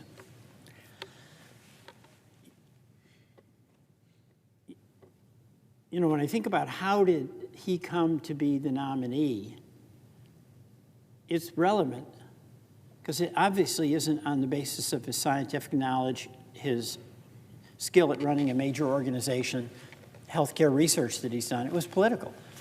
He ran for president in the Democratic primary. He lost badly, made no progress, selected his vice presidential candidate on the basis of her capacity to write checks and keep the campaign going. It blew up nevertheless, and he went hand in hand to candidate Trump, who was leading by far on the Republican side, pretty much uncontested, and begged for a job. And in exchange for Kennedy's political support, President Trump, then candidate Trump, told Kennedy, "You could be HHS secretary," and here he is. So that's hardly the resume to inspire confidence that he'll be good at the job. He was good at ingratiating himself to President Trump, but that's not confidence for me that he'll be good at securing the health and well-being of this country. And interestingly enough, one of the things that President Trump did in his first term that I have great respect for is Operation Warp Speed. We were in COVID. A lot of things President Trump did I think were bad, but I'm going to talk about something he did that was really good. We needed a vaccine We all remember back then, we knew COVID was deadly. We were all terrified that somebody or a family member, a friend, would contract the virus. We didn't know how it was spreading. There was even time when if you got your groceries, you were supposed to leave your bag outside. We just didn't know. We were trying to figure it out. But what we did all know is that what would give us security and safety was a vaccine. And we didn't have one. And Operation Warp Speed was a commitment by the federal government to put up money in advance to help facilitate research and put up money in advance to build production capacity for a yet-to-be determined, a yet-to-be invented vaccine. So what happened with Operation Warp Speed was the combination of federal money going into pharmaceutical companies who devoted their scientific expertise, medical expertise, to finding a vaccine, and they found it. And then when they found it, we didn't start building the manufacturing capacity, we had it in place. And that was a risk because we didn't know we'd get the vaccine. We didn't know if it would work or it wouldn't. But the Trump administration made a commitment to be ready the moment that vaccine was found. And as a result of that, we were able to get the vaccines out to millions of people way before, in the absence of Operation Warp Speed, it would have been delivered. That's an achievement. Robert Kennedy, 6 months after the vaccine was out and lives were being saved, hundreds of thousands of lives were being saved, said it was a disaster. He condemned it. So how is it, even in the face of this almost miraculous discovery and creation and then delivery of this vaccine, and hundreds of thousands of lives saved, and a restoration of some sense of security, even though we had a long way to go, that Mr. Kennedy condemned the scientific breakthrough that led to the savings of lives of people in your state, Madam President, and in mine. So it just bewilders me that a person who is so rash and who so rejects not only science, but life experience in this country, where Operation Warp Speed helped us get that vaccine created and distributed. That's pretty strange. You know, other things that Mr. Kennedy has said about vaccines, and this really is serious, you know, because we're having debates about these things and people don't have confidence. The more we undercut their confidence about vaccines, will they get vaccinated for polio? Will they get vaccinated for measles? Will they get vaccinated for COVID? The more you undercut that with specious claims, the more resistance there is for us having the confidence we need as a society to make a decision about how to proceed. But Bobby Kennedy, or Robert Kennedy, some of the things he did, he falsely claimed that vaccines cause autism. He falsely claims that vaccines cause autoimmune diseases, develop disorders and allergies. He supports well, leave that out because people can disagree on that, but he claimed vaccines can cause rare childhood cancers. Claimed that the Spanish flu came from vaccine research. No evidence in the world for that.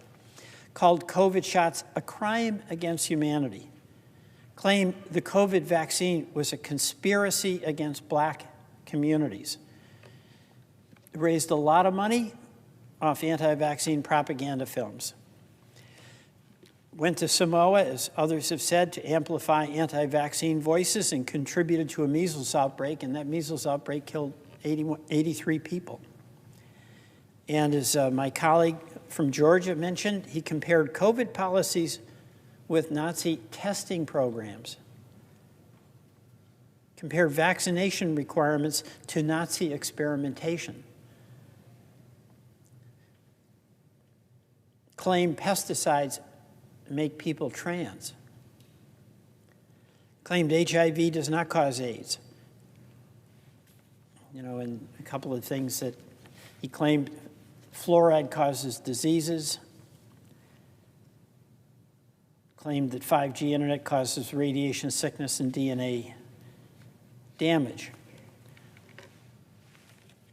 That's not the person I think that we can trust to build up science, build up the credibility of good science, make decisions about allocation of resource, research. It's just a person, I don't know how to describe that. It's just a conspiracy-minded person who comes up with the conspiracy of the day to challenge anything that's out there that will advance his interest. You know, the other issue are the priorities. And this is where, on how best to improve our healthcare system, there's going to be a debate, and there always is, within the Democratic caucus, oftentimes within the Republican conference, and certainly across the aisle.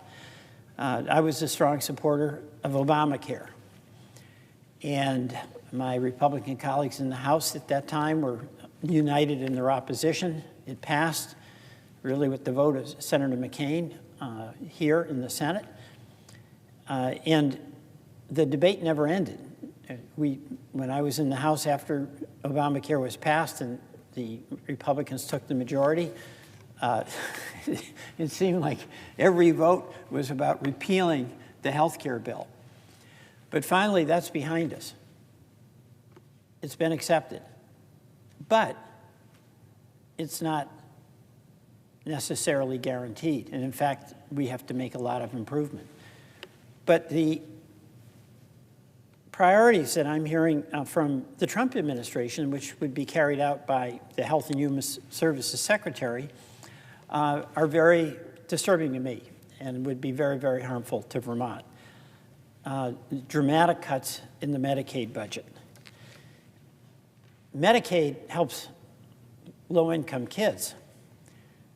It really is also the lifeline for our seniors who need nursing home care. Medicaid in Vermont, 194,000, or 30% of Vermonters could potentially be impacted by the administration cuts to Medicaid and health insurance tax credits and assistance. And that's all kinds of Vermonters. It's 20,000 seniors.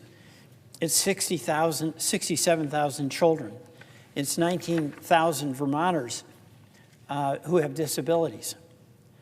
And by the way, we have real affordability challenges in Vermont. And one of our big affordability challenges, we have very high property taxes and one of the highest income taxes in the country. But the property taxes are brutal on local property owners and homeowners. If those cuts occurred, as is being proposed by the Trump administration, and that would be advocated by Mr. Kennedy, that's a $113 million hole in the Vermont state budget. What do? You know, does the state go to local property taxpayers to try to make up the difference? Not possible, not sustainable. You know, 3 proposals would dramatically reduce federal funding for Medicaid, block grants, per capita caps, and reducing Medicaid matching rates. All of that has immediate and detrimental impact on our budget. Currently, the federal government pays between 50% and 77% of a Medicaid cost and more for certain high-value services. The administration proposals to slash billions in federal funding for Medicaid, as I mentioned, would really strain our budgets. The programs we have that would really be affected include Dr. Dinosaur. It provides low-cost or free health care for Vermont's children and teenagers under the age of 19. It also provides health care for pregnant women, which is so tremendous. Women who are pregnant getting health care and then after the baby is delivered, care then, that is such a critical time in their life and in the child's life. We want to keep that, not diminish it. Vermont Medicaid has a prescription cost assistance program that helps uninsured and those enrolled in Medicare with help on their drug costs. It's long-term care services for seniors. We want to keep these, and we want to improve it. If there's ways that we can make it more affordable, we want to do that. But we certainly don't want to blow it up. Vermonters could lose access to substance use treatment or mental health care. And our rural hospitals in Vermont are like rural hospitals in Alabama. They're a lifeline for our communities. They play a very important role in the well-being of communities, not just community health, but the local economies. They're under enormous pressure. Doctors there are not being paid what they need to be paid. They do an incredibly good job for folks, but they're really in jeopardy. And I'm working with Senator Bozeman and others to try to get the reimbursement rates for our community hospitals up to where they can be sustainable. The Kennedy plan would cut that and hurt us. So the bottom line here for me on the question of any nominee is a character, competence, and priorities. And on all three of these, I come up short with respect to Mr. Kennedy. Aside from the fact that we could do better, it's hard in many ways to see how we could do worse. So I would urge all of my colleagues to consider the consequences of their vote, a vote that would put a person of questionable character, a person of questionable competence, and a person of, in my view, bad priorities at the head of our healthcare system. So I would urge my colleagues to vote no. Madam President, I yield back.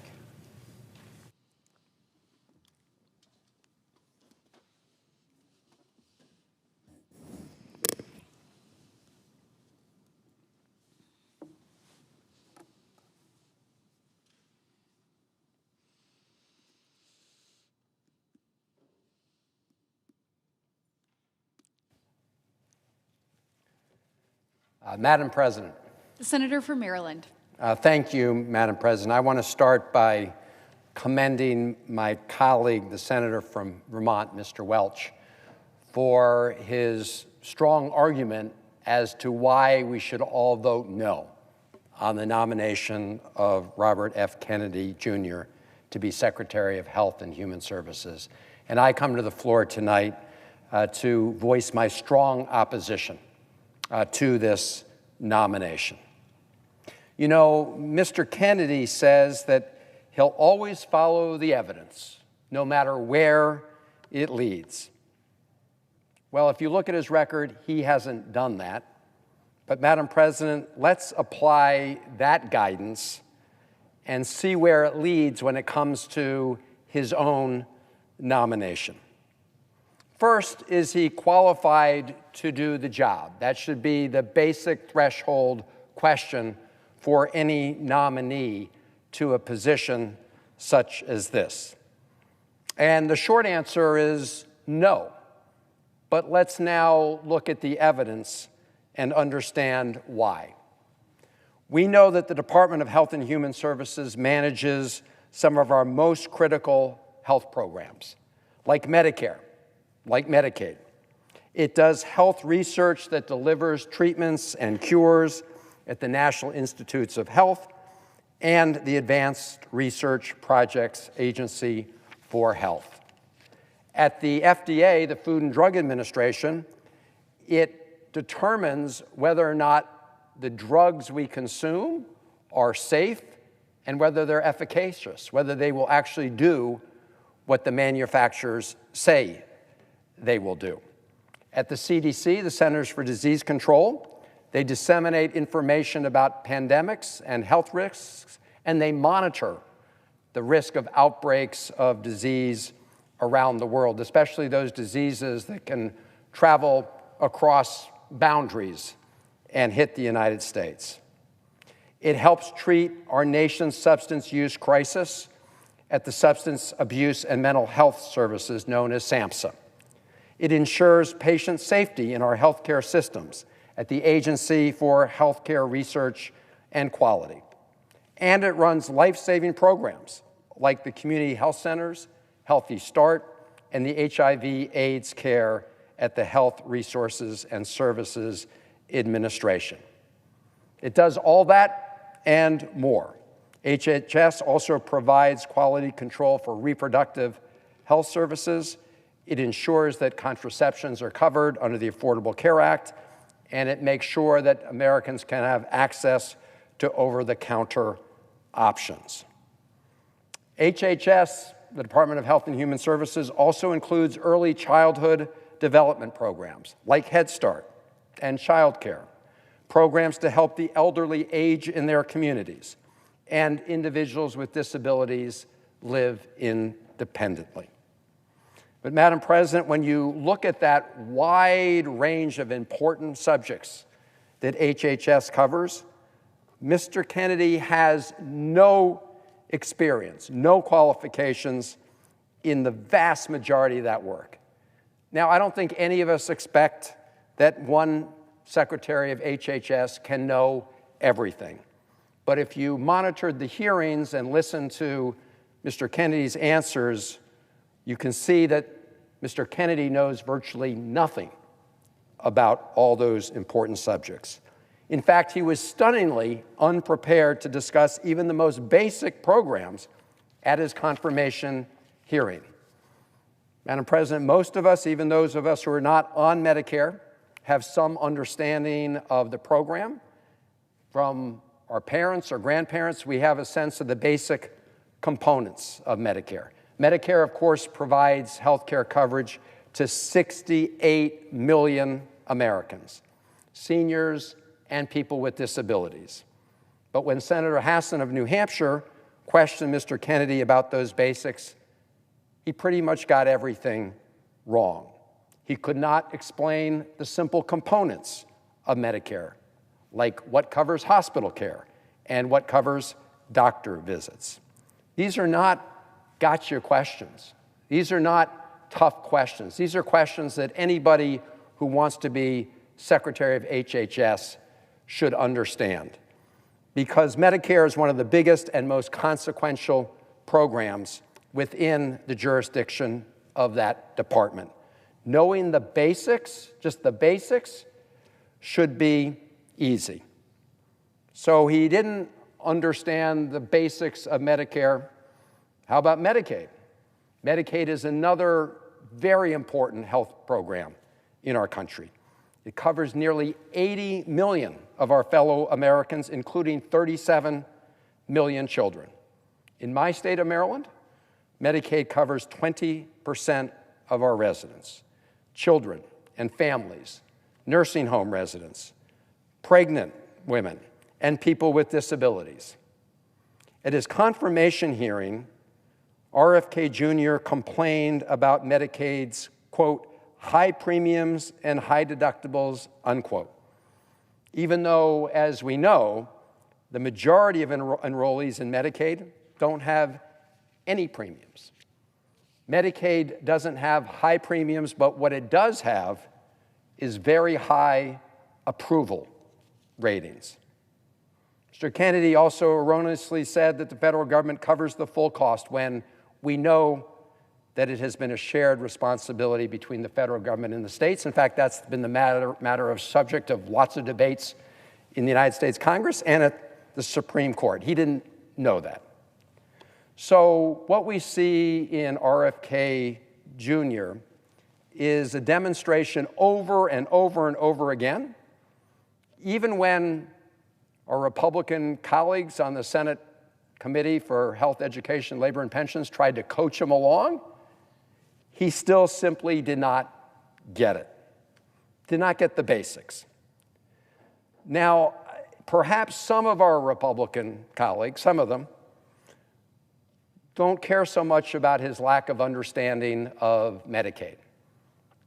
I've seen a lot of reports in the last couple weeks that House Republicans are planning to make deep cuts to Medicaid as part of a plan to cut taxes for the very, very rich and ask other Americans to pay for them, including Americans on Medicaid.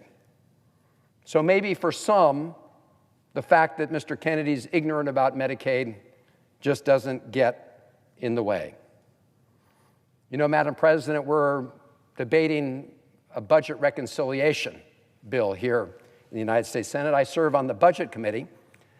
And today in the Budget Committee, I offered a very simple proposal.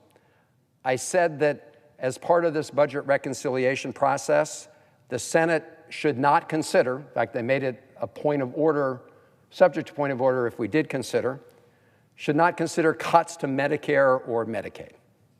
Simple amendment. Let's lay down some guardrails before we debate this reconciliation bill. Unfortunately, not a single one of my Republican colleagues voted for that bill to make sure that we protect Medicare and Medicaid as we go through this reconciliation process. All of my Democratic colleagues voted for it. Now, it's bad enough that Mr. Kennedy is not qualified for this position. And clearly he's not qualified. But it's worse than that.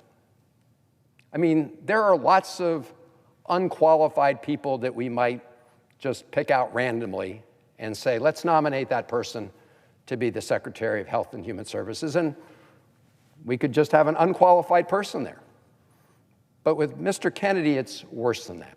He's not only unqualified, putting him in that position will put the public health of Americans at risk. And so that takes this to a whole different and more dangerous level. And we've heard a lot about this vaccine question, but it really does go to the heart of why he poses a threat to the public health. Now, he says he'll believe us on vaccines, quote, if you show me the science, unquote. Well, he should look at the science, and he should talk to the scientists in this country. Because in the past 50 years alone, vaccines have saved 154 million lives around the world, including the lives of 100 million infants. Vaccines eradicated polio and eradicated smallpox.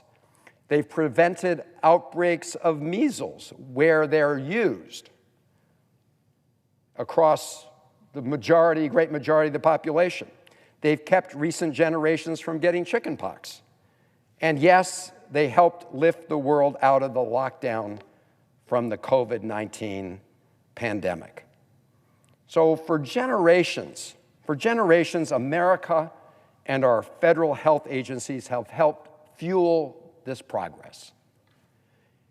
More than 60 years ago, an American said, and I quote, "I hope that the renewed drive to provide vaccination for all Americans, and particularly those who are young, will have the wholehearted support of every parent in America," end of quote. Colleagues, that person was President John F. Kennedy.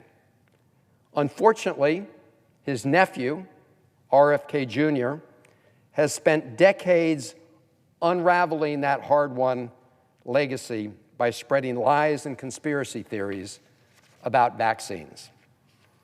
It wasn't that long ago that he spread vaccine conspiracy theories in Samoa, where his misinformation contributed to a measles outbreak that got 83 people killed, mostly infants and children. We cannot let that happen to children here or others around the world. But unfortunately, we're already seeing the costs of that misinformation and those conspiracy theories right here in America. Because that misinformation, the kind of misinformation spread by RFK Jr., has contributed to lower vaccination rates, and right now there is a measles outbreak in West Texas that's threatening our children. And it's not the first one we've seen in recent months, and it will not be the last if these conspiracy theories continue to spread.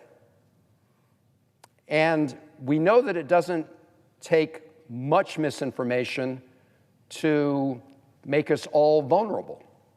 Because if vaccinations rates drop below 95% in the cases of some diseases, those diseases can spread very rapidly through the population. In fact, for a disease like measles that infects just about everyone exposed, it's disastrous when those vaccination rates fall below 95%. And yet these lies spread by RFK Jr. are now burrowing themselves into the American consciousness like brainworms. And it will be bad enough if he doesn't become Secretary of HHS, given the damage he's already done. But if he becomes Secretary of HHS, he will have a bully pulpit on which those conspiracy theories can spread even further and even farther and put even more Americans at risk. Now, once he was confronted with some of these statements that he had made previously, RFK Jr. started to flip and he started to flop. In fact, at his confirmation hearings, he insisted that he never meant much of what he said, and in fact, he denied having made some statements altogether. He denied making statements that are on tape for everyone to hear them. As we've heard already, in 2013, he compared the CDC's childhood vaccine program to Nazi death camps, saying, and I quote, "To me, this is like Nazi death camps. What happened to these kids?" Unquote. In 2019, he compared the CDC vaccine program to the pedophile scandal in the Catholic Church. In 2023, he said that COVID-19 is targeted to attack Caucasians and Black people. The people who are immune are Ashkenazi Jews and Chinese, end quote. He denied saying that at the hearing. And this and that and flip and flop, he tried to backtrack a confirmation day conversion, nomination day conversion. He also, nevertheless, could not prevent himself, could not help himself from citing a discredited study on vaccines and autism, and repeatedly refused to tell the truth that peer-reviewed studies have shown that vaccines do not cause autism. Madam President, vaccines do not cause autism. So he's not qualified. Worse than that, he poses a danger to the public health, given his conspiracy theories about vaccines. But let's do what he says he does, and let's continue to follow the evidence. Because, Madam President, this nation conducts the best biomedical research in the world. A lot of it comes out of the National Institutes of Health, and I'm proud that they have their home in the state of Maryland.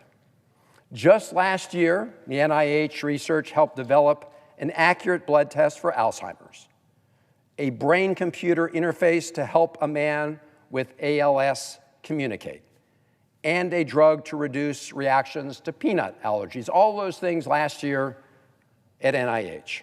NIH clinical trials give people hope with novel and hard-to-treat illnesses, including childhood cancer.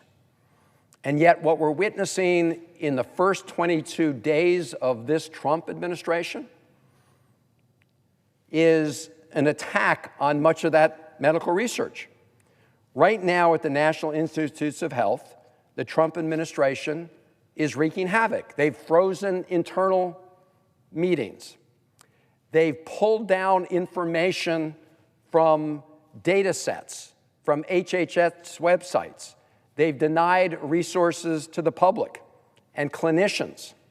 Thankfully, a federal court had to step in and stop their refusal to provide the public with important health information at NIH and CDC. The administration also early on took this illegal action in violation of the Impoundment Control Act to stop a lot of federal grants that had already been appropriated. That also put in jeopardy a lot of NIH research. Again, fortunately, a federal court has intervened and issued a temporary restraining order. But just in the last 3 or 4 days, we had NIH decide to change entirely the formula for reimbursing institutions that study diseases around the country, and the overwhelming evidence and testimony from the experts said that by changing those formulas, they will do great damage to important health research in this country. Again, a federal judge had to intervene to stop this. We shouldn't have to rely on the courts, Madam President, in order to get the job done for the American people.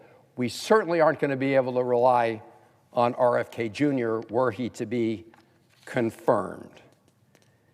So he poses a threat to that important research that's going on at NIH. In fact, just this past November, he said, and I quote, "We need to act fast. 600 people are going to walk into offices at NIH and 600 people are going to leave," unquote. That's RFK Jr. back in November. And if he doesn't fire you, he still doesn't want to let you do your job. He's on record saying that his plan for NIH is, quote, "giving infectious disease a break for about 8 years," unquote. Madam President, infectious diseases have no plan to give us a break, and we should not be giving them a break. And I can say right now we're seeing avian flu outbreaks across the United States. I'm hearing a lot about it, of course, from my farmers on the eastern shore of Maryland, and it is contributing to a huge spike in the price of eggs around the country. And yet, as this headline indicates, the Trump administration's communication freeze restricted access to critical bird flu information. That's just one story about the effort to shut down information important to our health. And it is our health because if avian flu mutates, it's not just higher egg prices that we've seen. It could start jumping from person to person, and we could see another pandemic. So we should never give infectious diseases a break. They will never give us one. Finally, Madam President, I want to look at one last dimension of all of this, because Mr. Kennedy says to follow the evidence. The evidence shows he's unqualified.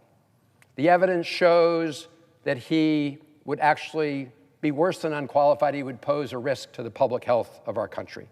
So it does beg the question whether he believes all these lies and all this disinformation. Sometimes it's hard to tell because he seems to believe whatever gets him a lot of money and a lot of attention. And here's the evidence for that. His cousin, Caroline Kennedy, told the Senate that he, quote, vaccinates his own children while building a following by hypocritically discouraging other parents from vaccinating theirs, unquote. So what's good for his family, he discourages other families from doing. During his time at the misnamed Children's Health Defense, which is an anti-vaccine lobbying organization, he'd made millions of dollars from anti-vax lawsuits. And at his hearings, when he was asked to forego any profits he might gain from those lawsuits, even as Secretary of Health and Human Services, at first he said he wouldn't, and then he said, okay, he won't take that profit for himself, he'll assign it to his son. He seems to flip and flop with the winds. When he was working to be a Democrat, he said he was ardently pro-choice. Now, he says he believes whatever Donald Trump believes. He wrote entire books about climate change, but now, with Donald Trump in the White House, he's willing to agree to disagree. So, Madam President, what the evidence shows is that he will not stand up for our public health. And we've seen this pattern, of course, with other nominees who get nominated for the positions not because of their qualifications, but because of the fact that they bow down to everything that Donald Trump says. We've seen that in nominee after nominee. And while, of course, the president wants people in his cabinet who are going to follow his guidance. We would also hope that these are people who are qualified and people who don't pose a danger to the country and people who are not just doing this to make money for themselves. And when it comes to that test, again, let's do what Mr. Kennedy says. Let's follow the evidence. Strike one, he's not qualified. Strike two, he's actually a danger to the public health. And number three, he says things, according to his own cousin, that we're not sure he believes because he doesn't apply the same standard to his own family. He says things to enrich himself even when it puts others at risk. So, Mr. President, I would say strike one, strike two, strike three. He's out applying his own test of following the evidence. Mr. Kennedy is simply not fit to be Secretary of the Department of Health and Human Services. I urge my colleagues to vote no, and I yield the floor.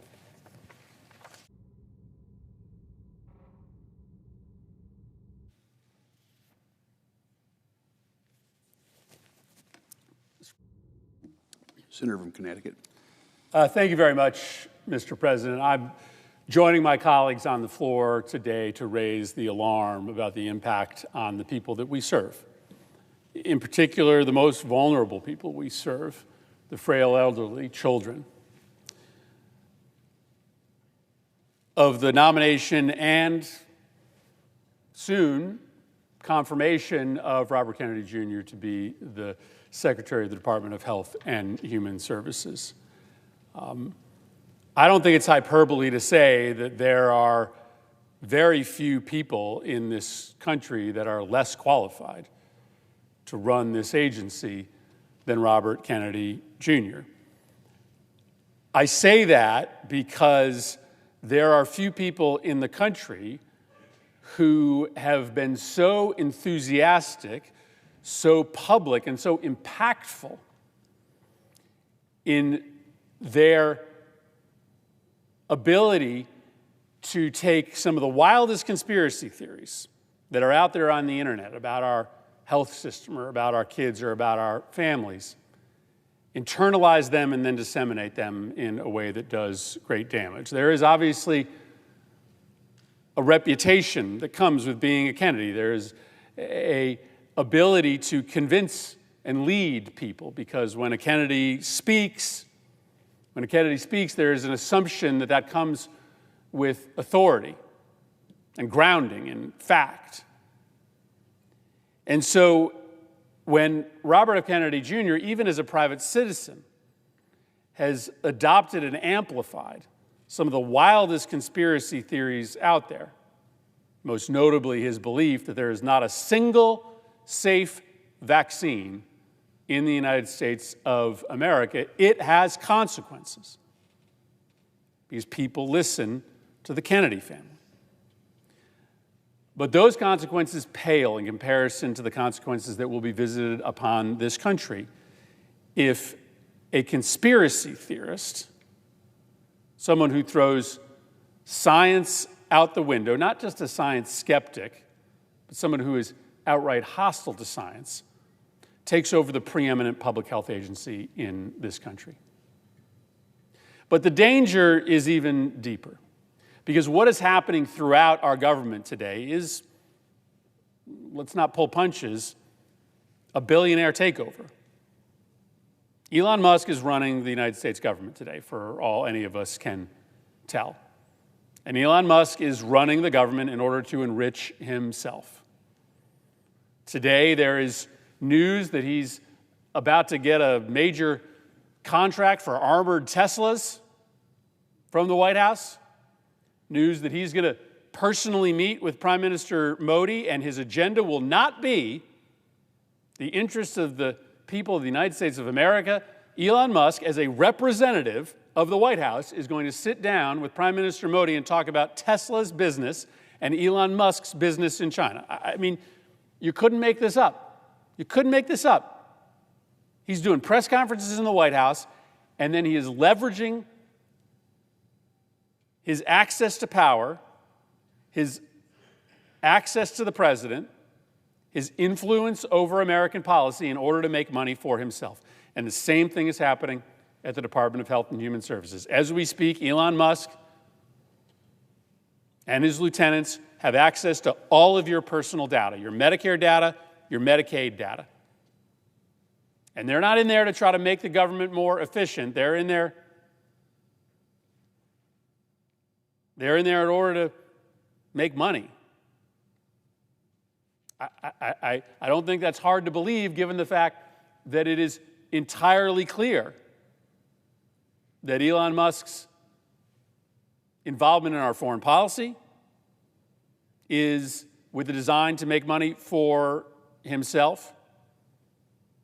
The same thing is happening and will happen in the Department of Health and Human Services. So I want to talk to you for a few minutes tonight about a radical anti-patient, anti-science, and pro-billionaire agenda that will be realized if RFK Jr.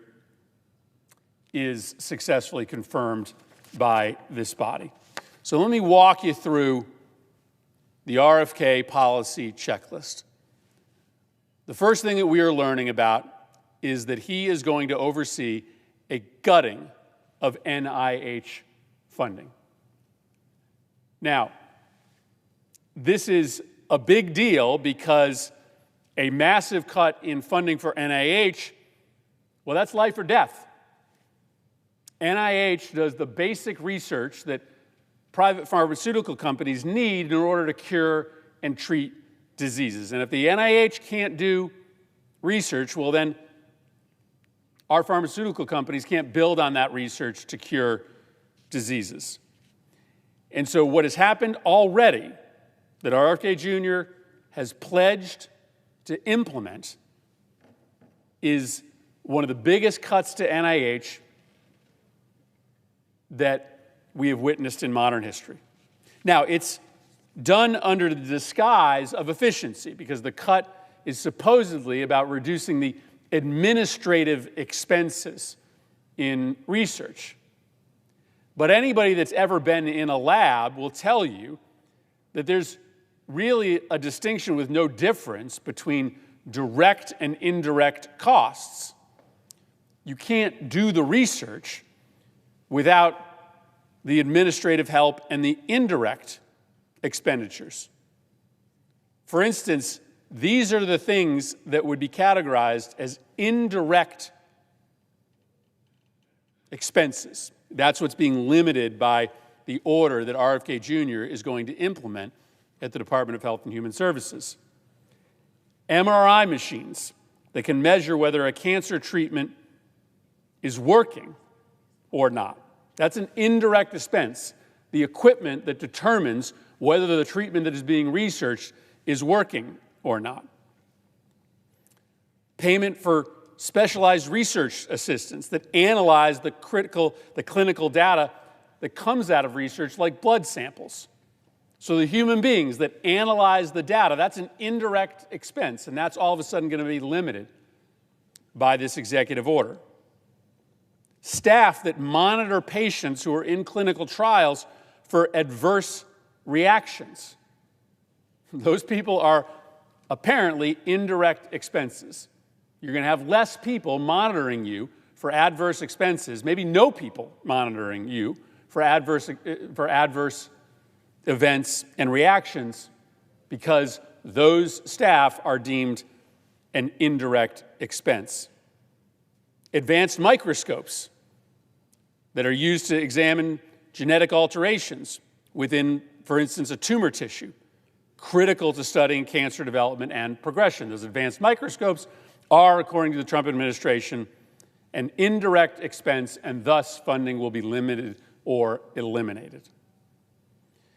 At the University of Connecticut, the estimate is that they would lose $165 million per year as a result of this new policy that Robert F. Kennedy Jr. is going to enthusiastically embrace. The University of Connecticut tells me that it would mean that they would close labs, entire labs, that they would have fewer discoveries, that they would do fewer patient trials, and there would be major delays even on the projects that they would continue, meaning that some people will die unnecessarily waiting for those cures and therapies to be developed. Okay, well, you could say that you shouldn't hold the incoming Secretary of Health and Human Services to account for a policy. But here's the problem. This isn't just a bad idea, it's illegal. It's illegal. Congress specified very specifically in statute how money would flow to research institutions. In fact, we were very prescriptive in limiting the ability of any president to be able to unilaterally reduce the amount of money that goes for things like indirect expenses. I am not going to vote for any nominee who is willingly going to implement an illegal order. What you are watching is an extraordinary seizure of power from the people by the executive branch. The reason why spending power is in Article 1 vested in the legislature is because here in the legislature, in the Congress, we represent every political party, every political faction, every part of the country. And so when we come to a decision on how the taxpayers' money is spent, we have to, by definition, come to an agreement that spreads that money out amongst people from every part of the country, people represented by both Republicans and Democrats. That means that the money is spent fairly. If the President of the United States gets to have unilateral decision-making authority over where money gets spent, it becomes a fundamental unconstitutional corruption because the President can then just decide to spend money only on his friends and to hurt his enemies. And so I'm not going to support any nominee, including RFK Jr., who are taking jobs with the explicit promise that they are going to implement illegal, unconstitutional orders. And the executive order to destroy NIH funding is just that. Listen, people rely on this research. People rely on this research. People will die if this research is delayed, or if labs at the University of Connecticut or the University of North Carolina or the University of Wisconsin close. There's no consensus out there in America to destroy medical research. Nobody voted for Donald Trump to stop cancer research or juvenile diabetes research.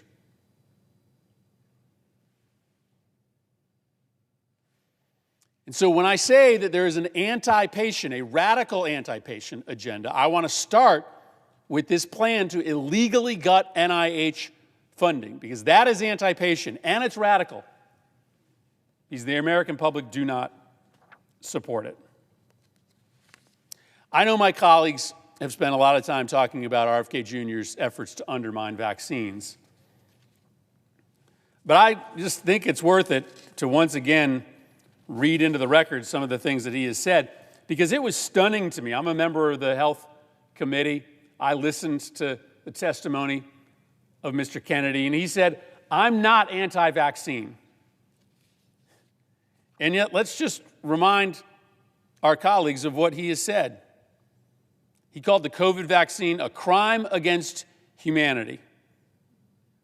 He said taking the vaccine would increase your risk of getting COVID. He said the COVID vaccines may have contaminated the country's blood supply. He described the HPV vaccine as dangerous and defective. With this level of risk, it would seem that no loving parents would ever allow their daughter to receive this vaccine. He said the polio vaccine may have led to the increase in cancer. He wrote that the measles vaccine, quote, instead of protecting children, not only delays onset of disease to later age cohorts, but has the potential to cause serious and permanent injury. He wrote that the tetanus vaccine makes children more susceptible to dying from other causes. He stated, "I do believe autism does come from vaccines." And most famously, he stated, "There is no vaccine that is safe and effective." And yet he has the gall to come before the Health Committee and say that he is not anti-vaccine. That is like somebody that sets fire to a building every single day claim that they are not an arsonist. There is danger in creating an impression that vaccines are unsafe, that vaccines cause autism. It's been debunked. There is such thing as truth in this country. There is scientific consensus. I'm not saying that we shouldn't question science, but there are questions that have been settled, and it has been settled that vaccines are not just safe, but are essential for the preservation of the health of our children. Third, I want to talk about these attacks on the FDA. Mr. Kennedy said, "If you work for the FDA and you're a part of this corrupt system, I have two messages for you. Preserve your records and pack your bags." Now listen, I don't think there's a single senator here who would say that we shouldn't be having a conversation about FDA reform, about making sure the system works better. But there is a draft executive order out there, apparently, that's been reported on, that talks about halving the staff at FDA. And you're literally about to confirm somebody who says that everybody at the FDA should pack their bags. That sounds like somebody who is going to enthusiastically shut down, or at the very least, neuter the FDA. Now, I talked about what this means at the outset. This is both anti-patient and pro-billionaire. It's anti-patient because, well, I didn't even check anti-patient. Well, it's absolutely anti-patient. It's anti-patient because if you have the staff of the FDA, you're just going to get less drugs and therapies approved as quickly. That's clear. So ultimately, patients are going to be hurt. But it's pro-billionaire because once you shrink the resources, it's up to the administration who gets the access to the regulatory system and who doesn't. So if you're a billionaire that's friendly to Donald Trump, if you're a pharmaceutical company that's friendly, you might get that access. But here's the other thing that happens when it's harder for science to dictate what drugs and therapies ultimately end up in the hands of consumers. It allows the snake oil salesman, the people who are peddling the snake oil cures, the unproven cures, it allows them to gain a foothold because there are less actual proven drugs and therapies that are moving through the pipeline. So the unproven, unregulated drugs get a leg up. And I'm just going to show you one other chart here. It's kind of extraordinary how many people coming into the administration or associated with the administration are peddling these scammy products. A lot of them are these things called Vita gummies. This Vita gummy scam, the Surgeon General nominee is hawking these Vita gummies. Mehmet Oz, who's going to be the director of CMS, is hawking what he calls miracle drugs, unregulated drugs and supplements. Alex Jones, who's a big Trump supporter, is hawking super male vitality serum. The guy who's in line to be the next FBI director is making money online selling something called vaccine reversal pills. Let me say that again. Kash Patel, who's about to be voted on here to run the FBI, is making money online selling something called vaccine reversal pills. So when you curtail the ability of the FDA to be able to regulate and to be able to move legitimate drugs through the process, you are benefiting the people who are hawking the unregulated, often charlatan drugs. And I don't know that it's coincidental that a lot of those people are either close to Donald Trump or getting jobs in the Trump administration. 1, 2, 3, 4. The fourth thing I want to talk about is the erasure of public health data. So this is a big deal. Researchers, clinicians, doctors, they rely on data that is posted on the CDC and FDA web pages. There's really important data on those web pages. But because of these executive orders that have mandated that agencies scrub anything, for instance, that refers to terms like sex or gender, the CDC and FDA have taken offline numerous web pages and data sets, including recommendations on how physicians should treat sexually transmitted infections. Why? Because I guess the word sex is in sexually transmitted infections. And so the attack on science, the attack on patients, includes the erasure of public health data that our clinicians rely on. RFK Jr. has made no commitment that he would put that data back online. This crazy, insane assault on what they call DEI means that if you've done research on anything with the term sex in it, like sexually transmitted infections, apparently your research is no good. That's wild. But RFK Jr. is apparently going to implement the destruction of basic public health data that has anything to do with gender or sex. That's radical. That's anti-patient. Let me talk to you about one particular conspiracy theory because it just matters to me greatly. And this one's both anti-patient and pro-billionaire. So Robert Kennedy has lots of really wild, really dangerous ideas, but one of them is that treating kids for depression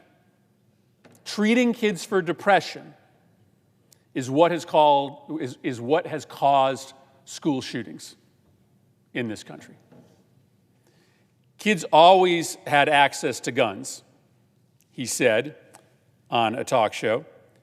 There's no time in American history or human history that kids were going to schools and shooting their classmates. It happened, it happened coterminous with the introduction of these drugs, with Prozac and other drugs. So what he's saying is that it's not the amount of guns that are out there, it's not the assault weapons, it's the fact that we are trying to humanely treat children for mental illness. He also says that we've always had an abundance of guns in the United States. In the last 20 years, there has been no per capita increase in the number of guns we have. That is totally inaccurate. That is totally inaccurate.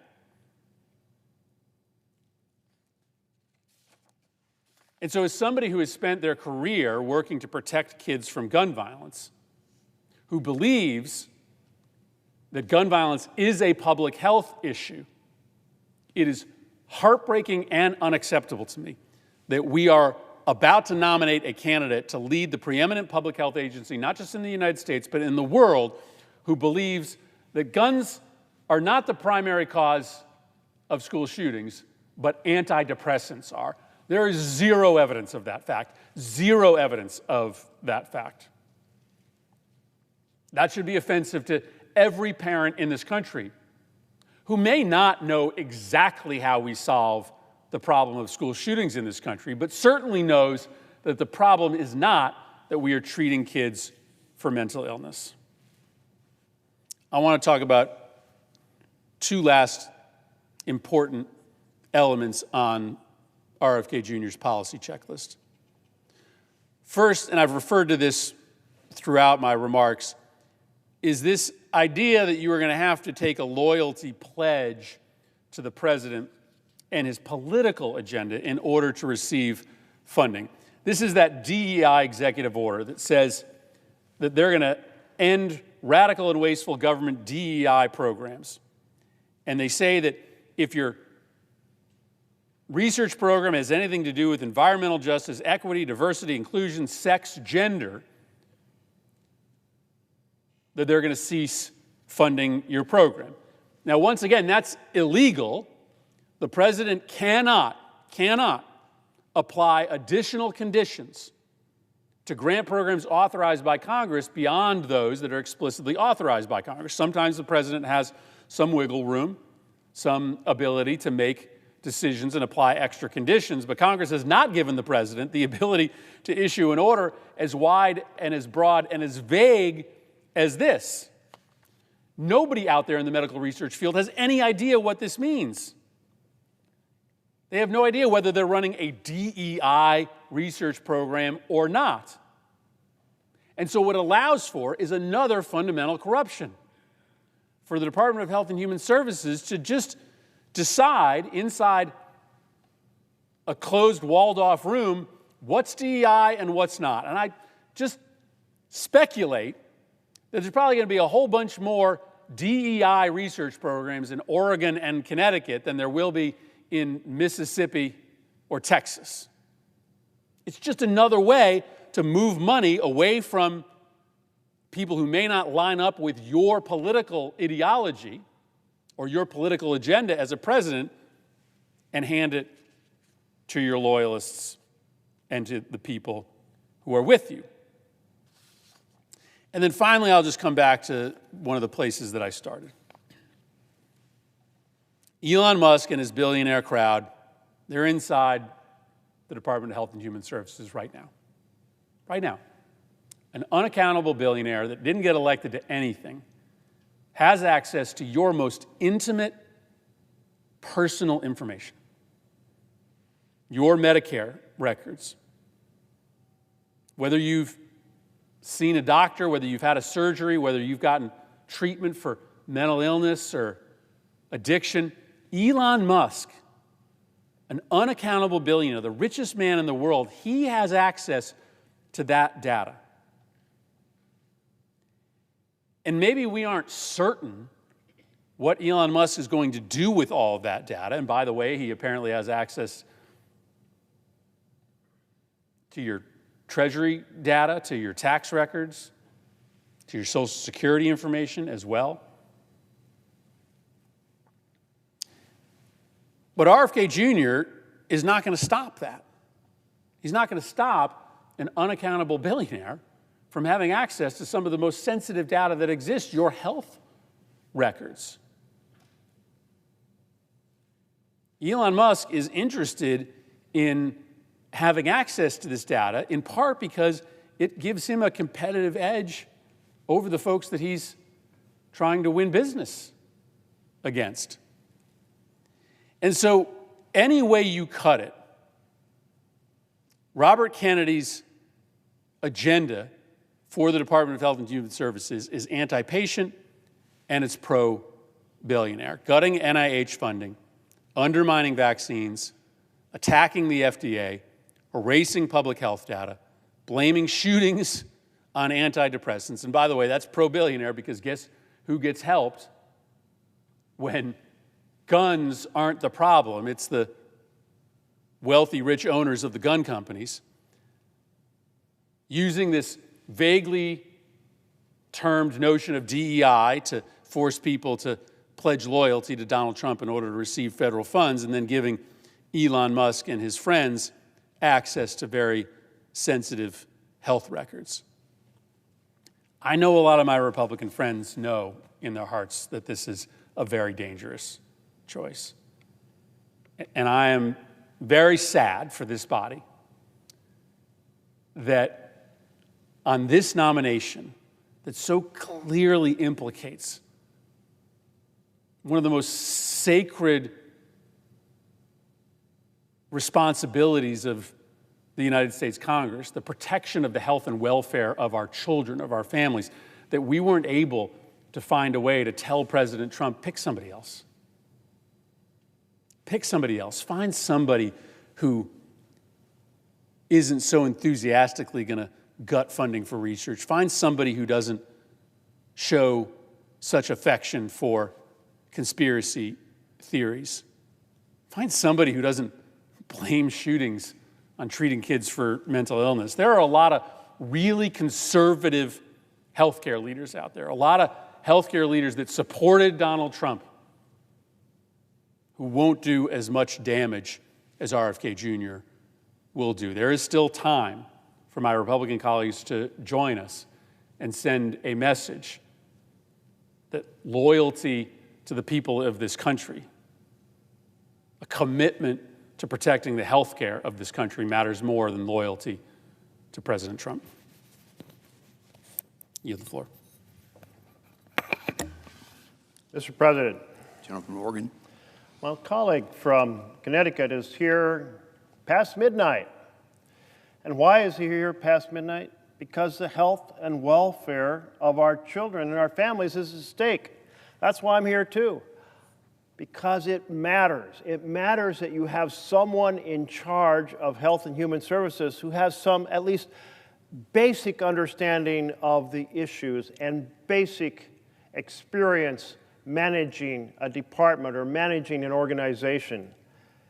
But the candidate, the nominee, RFK Jr., fails on experience, fails on ethics, fails on qualifications. I must say the diagnosis is grim in each of these three areas. Let's talk a little about his experience running an agency or his medical experience. In fact, when Mr. Kennedy was asked during his confirmation hearings about some of the agencies overseas, he got his facts completely wrong about just the core basics, about Medicare, a critical health care program for seniors throughout our nation. It has these parts, A, B, and C, and people in the medical world all know every detail about this. And when he was asked about it, he kind of just guessed. He said, well, Part A covers primary care, and Part B covers physicians, and Part C is a full menu of health care services. Well, not even close. Not even close. Part A, inpatient hospital services. Part B, outpatient and home health services. Part C, Medicare Advantage. I don't know if he could have explained what Medicare Advantage is. Everyone who works in this field of providing health care through Medicare understands these core basic foundations as well as lots of other details. Senator Cassidy talked about another piece of the health care puzzle. We have Medicare, we also have Medicaid. Medicaid in Oregon is the Oregon Health Plan. It provides health care to families that are struggling, who are not yet fully into the middle class. And he said that all of Medicaid is fully paid by the federal government. No, it's not. In fact, in Oregon, the state picks up 2/5 of the tab. And there are different categories and different ratios. And maybe one could say these details, one doesn't need to know every aspect of it, but the architecture of our healthcare system, the basic architecture, just the simplest, most fundamental pieces, he has no idea about. And these are incredibly important programs in our states, Medicare and Medicaid. 44% of the births in Oregon are covered by Medicaid. You know, Oregon's a very rural state. We have some big cities, but we have a lot of rural areas. Medicaid coverage rates are higher in rural areas because incomes are lower and more people qualify.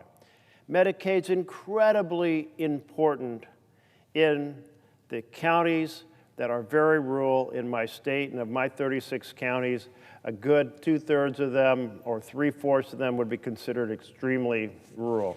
It's important to people in rural America that you have a leader who understands and cares about the health care program for rural America.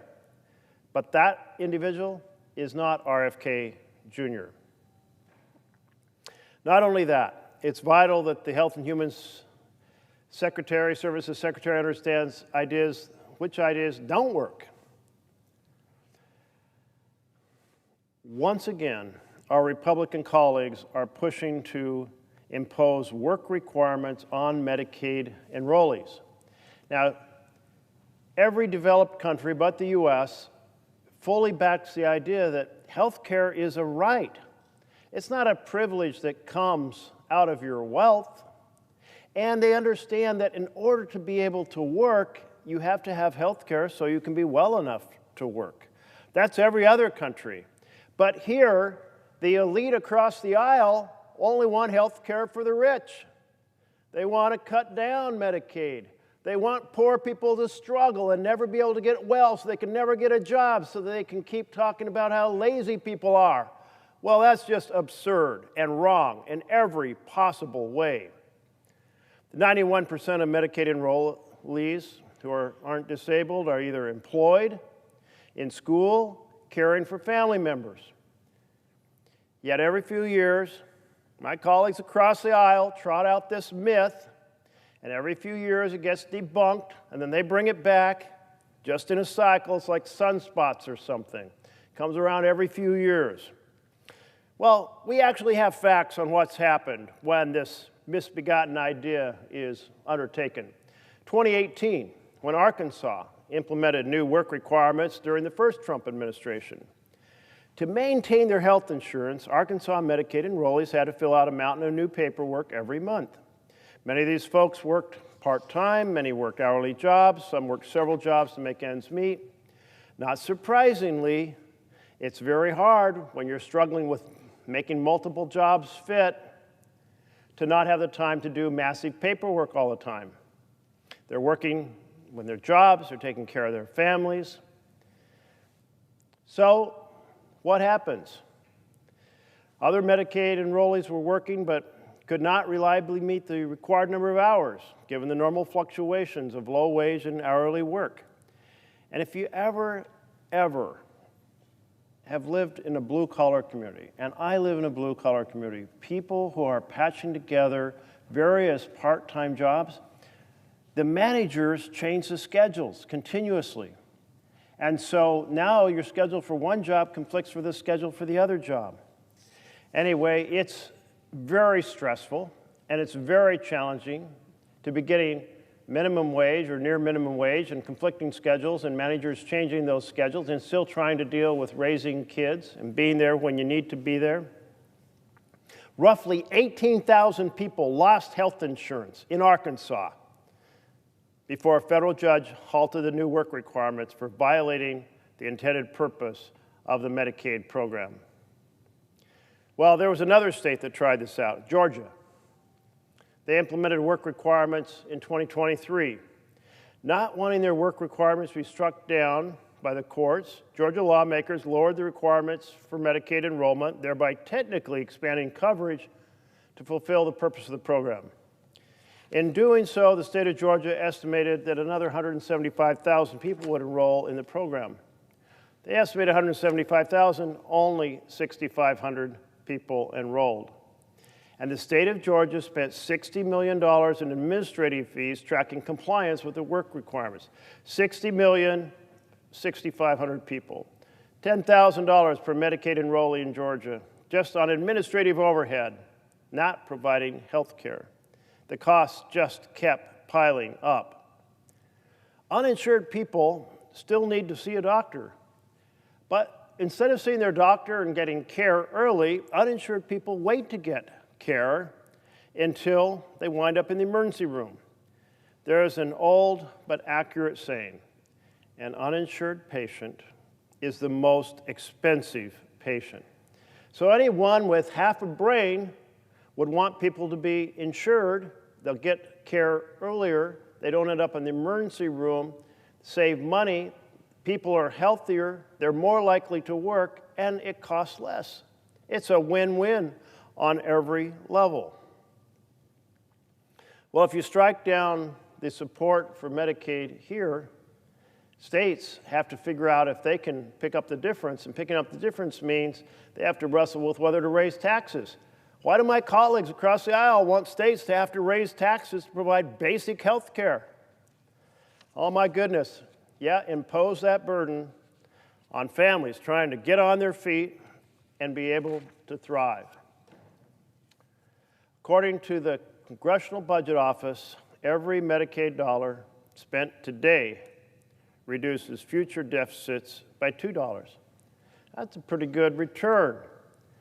That's an investment we can't afford not to make. And the loss of Medicaid coverage hits rural communities particularly hard. As I've noted, most of my home state is rural. A couple weeks ago, we saw what happened when Medicaid funding was frozen after Donald Trump's dead-of-night directive to cut off funding for programs that families depended on.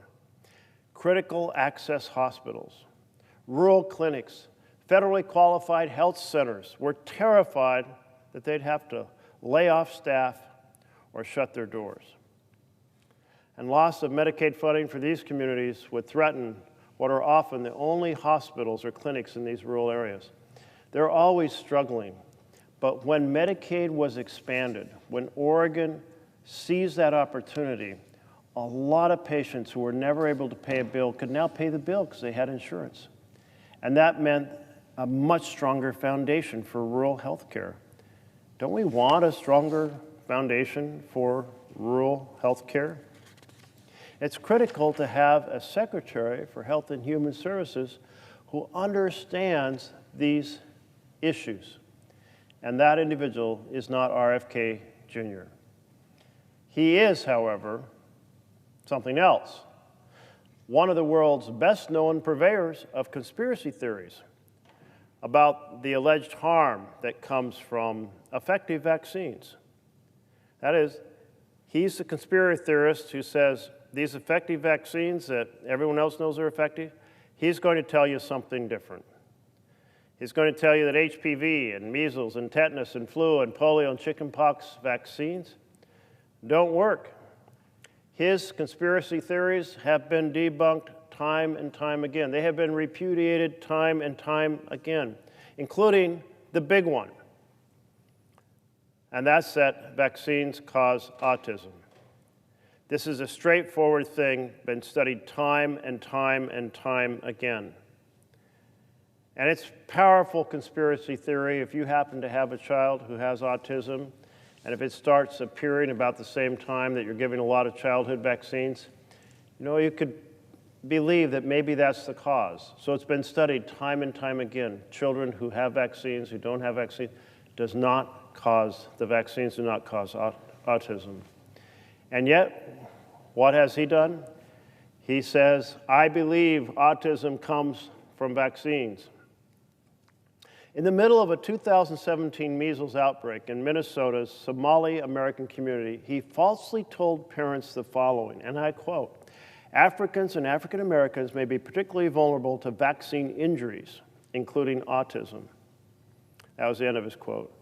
He also falsely claimed that the global decline in measles was caused by, quote, nutrition and clean water, not the measles vaccine, and that the children in California were getting measles from the vaccine or from somebody who got the vaccine. In other words, he stood it on its head and said those who are getting sick because they did not have the vaccine, were getting sick because they had the vaccine. All of this misinformation does real harm. He even raised doubt over flu shots, claiming that zero evidence the flu shot prevents any hospitalizations or any deaths. This is completely untrue. This is wrong. A lot of people in America die every year from flu shots, so this has been extensively studied. I didn't get flu shots until the COVID epidemic came, and my wife said, who's a nurse, said, while you're getting that COVID shot, get your flu shot. I'd never gotten a flu shot before. I didn't worry about it. I didn't think about it. It never occurred to me. Lots of people didn't. So very easy to study those who get flu shots and those who don't.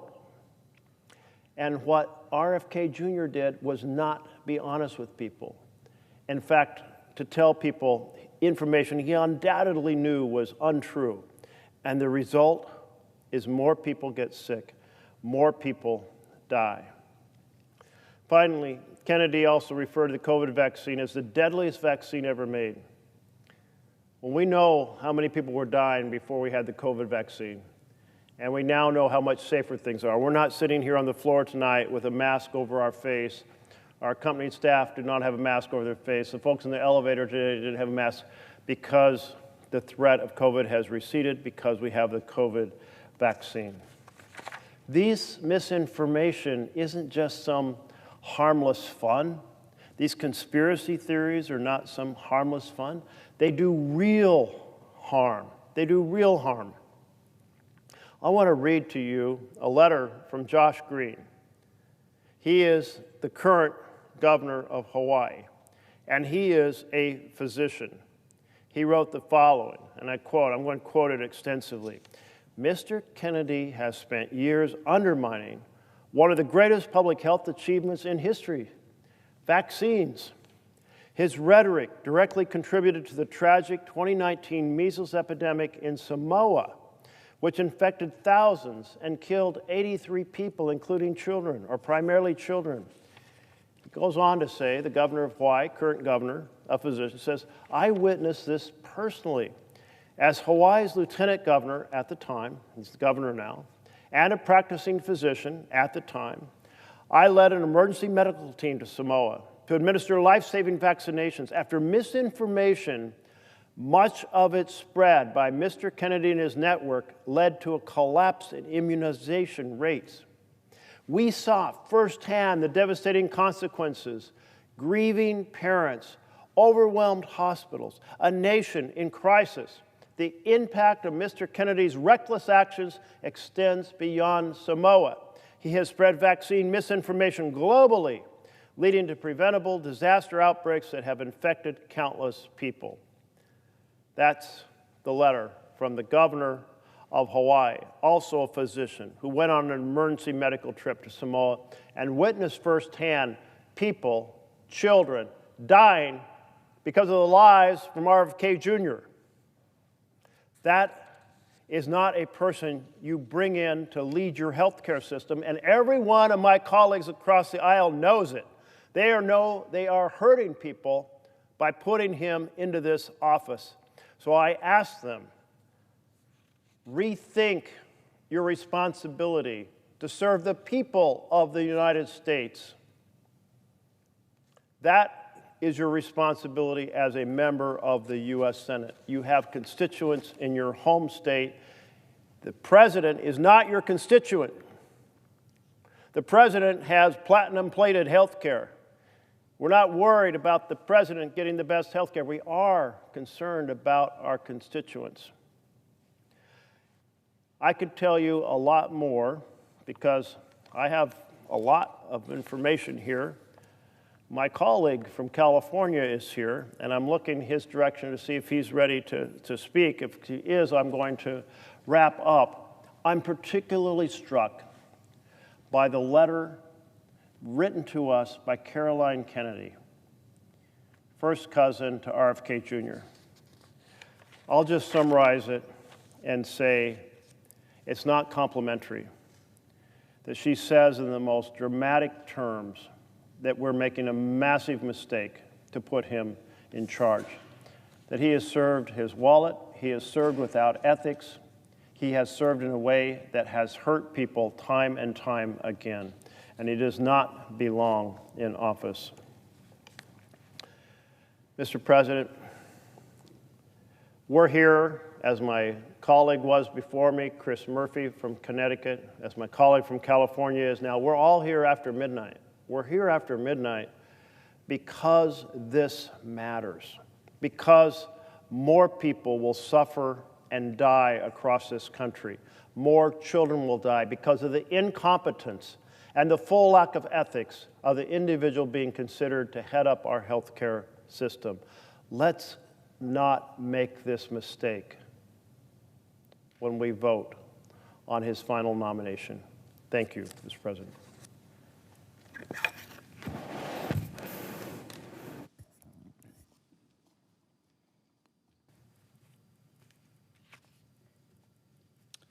Mr. President. Gentleman from California. Today we consider the nomination of RFK Jr. to lead the Department of Health and Human Services. In a time when science has given us the tools to extend life, to eradicate disease, to protect the most vulnerable among us, this body is being asked to confirm a man who has dedicated the better part of his career to attacking science. But the debate over RFK Jr. and his anti-science agenda does not take place in isolation. It is part of a broader and far more reaching and destructive agenda. It is part of an effort to dismantle public services, to strip away all of the country's resources, to defund the Department of Health and Human Services, to take away from those who have little and hand it to those who have everything. So this is not just about RFK Jr. It is about every senior who relies on Medicare, every low-income family whose children get health care through Medicaid, every person who depends on the government not as a luxury, but as a necessity. I want to take us back for a moment to talk about why we even have a Department of Health and Human Services in the first place. Because when a government works the way it's supposed to, when public health and security is taken seriously, HHS exists to ensure that no American has to choose between their health and bankruptcy.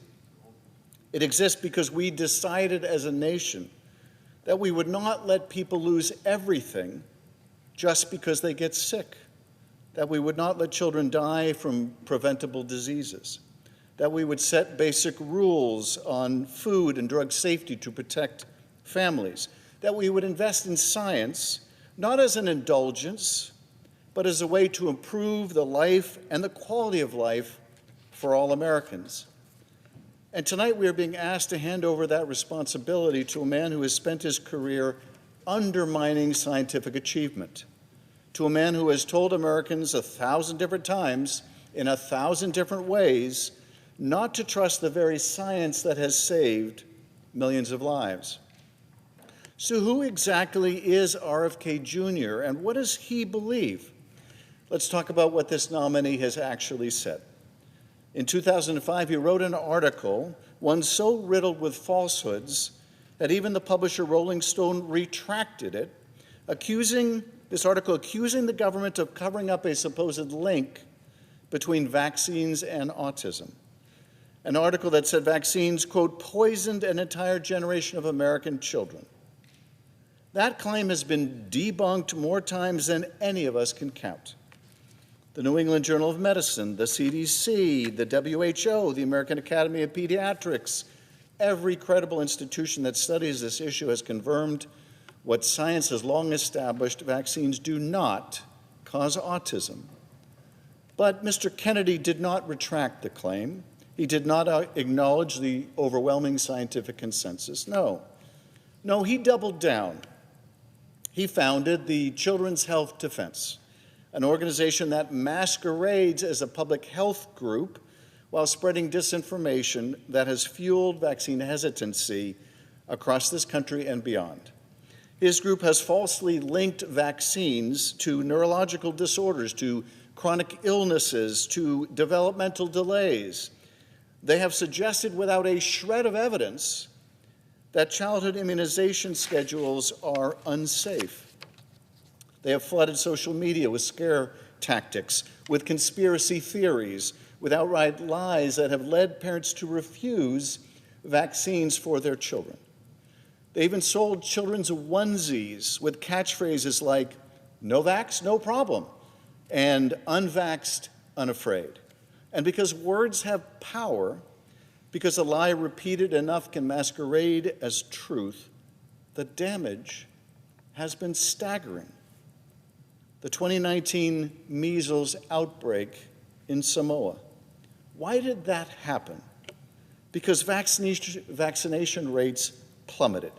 down to just 31% after anti-vaccine activists spread fear and misinformation. Robert F. Kennedy was part of that.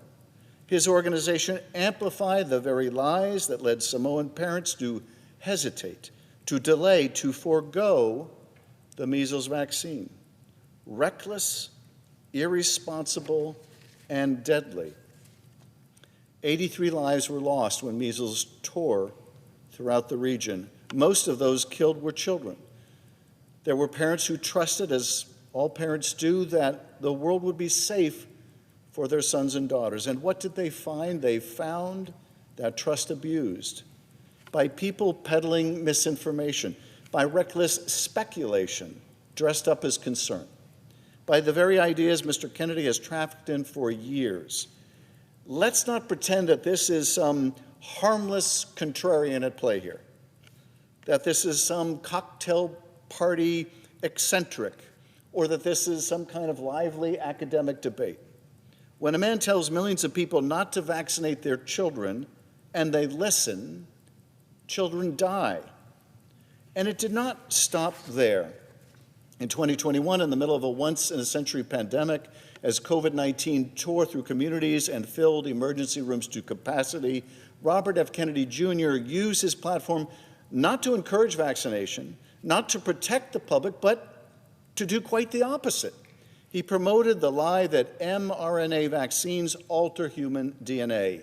False. They do not. He suggested without evidence that the COVID vaccine was more dangerous than the virus itself. False. He compared vaccine mandates to Nazi Germany, invoking Anne Frank, a grotesque and offensive distortion of history. As recent as 2023, RFK was on podcasts arguing, quote, "There's no vaccine that is safe and effective." This is the man we're considering for Secretary of Health and Human Services, a man who, when presented with life-saving science, does not champion it, he undermines it. A man who, when given the choice between protecting public health and indulging conspiracy theories, chooses conspiracy every single time. It is worth asking ourselves why Donald Trump would support a nominee so unqualified for this position, whose views are so contrary to science. Yes, I get it. RFK dropped out of the presidential race and endorsed Donald Trump. But is there more to it than that? And I think the answer is yes. To understand why Donald Trump would support a nominee so unqualified, it is worth asking ourselves why scientists like Anthony Fauci, who have devoted their long careers to deploying science in the service of better health, have been made a villain by Donald Trump. Because the answer lies in the mirror image of the two. Why promote RFK Jr., the vaccine charlatan, and at the same time vilify Anthony Fauci, the vaccine champion? I will say this, of all the attacks on our institutions during the first 4 years of Donald Trump, nothing was more corrosive to our democracy than his relentless assault on the truth. Because nothing is more useful to a demagogue than to destroy the very idea of truth. If nothing is to be believed, then nothing is to be believed. And if there's not some shared experience to draw upon, then what is left to decide who should govern but political tribe or violence and one-man rule? This is why the demagogue always attacks a free press and calls it fake. He must cause the public not to believe its lying eyes. A vicious mob attacks the Capitol. The would-be despot calls them tourists.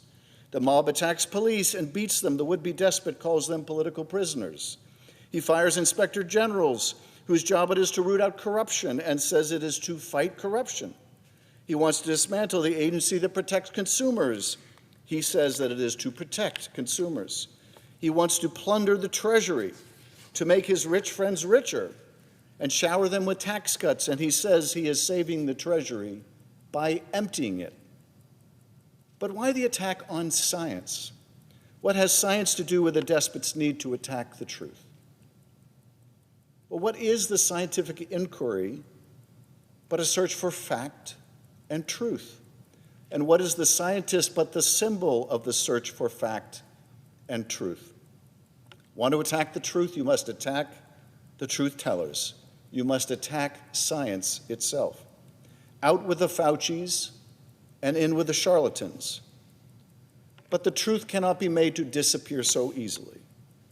I remember who saved our country during its most deadly pandemic in 100 years, and it wasn't the charlatans, it was the scientists and the healthcare workers and the essential workers. We saw true heroes during that pandemic. I remember the images clear as day. First responders without the necessary PPE rushing into homes where infected individuals were afraid and alone. Nurses and EMTs working back-to-back shifts and watching their friends, neighbors, communities torn apart inside and out by this horrible disease. We got out of that pandemic in significant part because of the vaccine and the brave healthcare providers who administered it and other life-saving care, not despite it. And while Mr. Kennedy postures as a skeptic, while he frames himself as a crusader against corruption, his organization did nothing to help us through that deadly pandemic. In fact, he has profited handsomely from the fear that organization sows. In 2020 alone, Children's Health Defense saw its revenue double, raking in millions as the pandemic worsened. Mr. Kennedy built himself a lucrative career not by exposing anti-science falsehoods, but by spreading them, by cultivating them, and profiting on them. This is opportunism of the most grotesque kind. This is grift masquerading as principle. And now we are being asked to entrust the health of 330 million Americans to this man? I have to ask, because it demands to be asked, what exactly is the vision here? What kind of Health and Human Services secretary does the Trump administration believe they are appointing? I think they know. And I think they know they have their man in RFK Jr. Because if your goal is to dismantle public health, if your goal is to dismantle the truth, if you want a secretary who will tell people to ignore doctors and trust whatever random YouTube video they last saw, then yes, this is your guy. If you want a secretary who won't say no, even if the falsehoods cost lives, like advocating bleach or a horse dewormer to cure COVID, this is your guy. And if you want a secretary who has no will, desire, or guts to stand up to Elon Musk or Donald Trump, who craves nothing more than the attention that a high office will bring, then this is most definitely your guy. If your goal is to make sure that Medicaid, the single largest source of health insurance in this country, becomes nothing more than a cautionary tale at the behest of RFK Jr. and Dr. Oz, if you want millions of people to lose coverage, if you want seniors to see their Medicare protections gutted, then by all means, let's give Mr. Kennedy the job.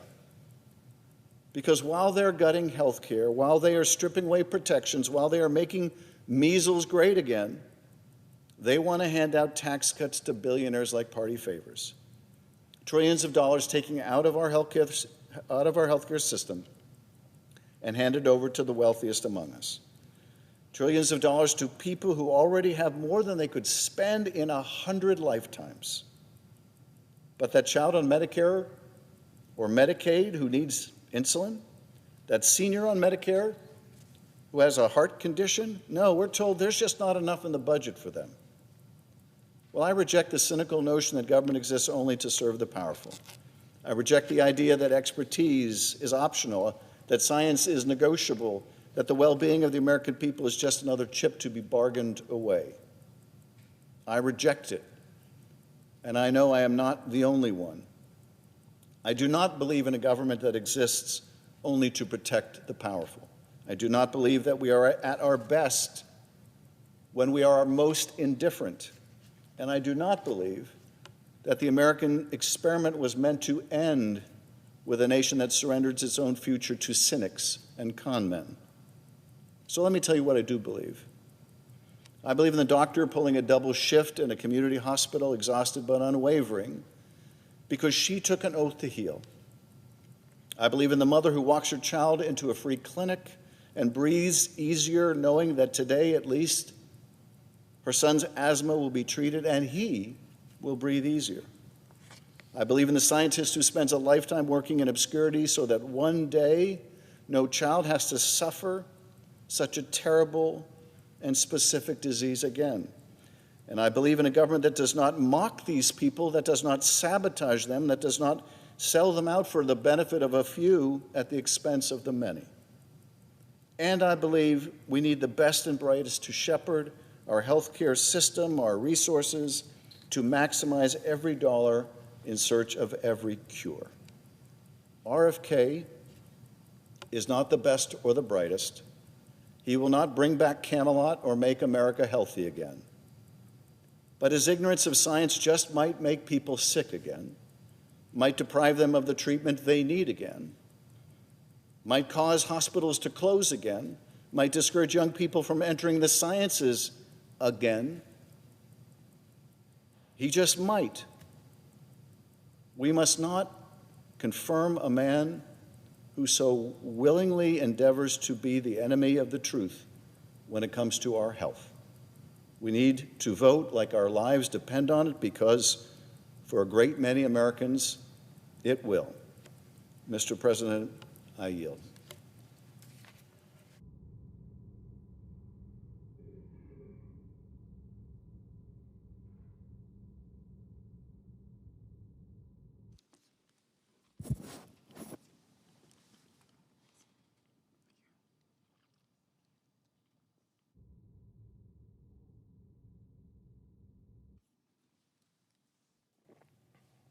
Mr. President. Senator from Georgia. Thank you, Mr. President. It's truly astounding that the Senate stands on the brink of confirming Mr. Kennedy to lead America's public health agencies. And if the Senate weren't gripped in this soon-to-be infamous period of total capitulation, I don't think this nominee would have made it as far as a hearing. Mr. President, if I'd told you a couple of years ago, there's a guy who's been nominated to run public health nationwide. His job will be to protect American families from death and disease. He's going to run the whole public health system, Medicare, Medicaid, the CDC, the NIH, all of it. He'll decide how we protect the country from infectious disease. He'll set the rules for every hospital in the country. He'll decide what health care and medicines get covered by Medicare. He'll manage our response in the event of a pandemic. And then I told you, Mr. President, well, there are a few concerns about this nominee. First of all, zero relevant experience. He's a trial lawyer, politician from a famous family, no medical or scientific background. He's never run a hospital or a health system or anything like that. Second of all, Mr. President, he said some pretty wild stuff about public health over and over and over again. Like he proposed that COVID-19 might be, quote, ethnically targeted to spare Jews. Ethnically targeted to spare Jews. He said Lyme disease was a military bioweapon. For years, he's been persuading American families against routine childhood immunizations. He's compared the work of the CDC to, quote, Nazi death camps. Mr. President, if a couple of years ago I told you all that, and I told you the Senate was about to put America's health in this man's hands, you'd probably tell me the Senate has lost its mind.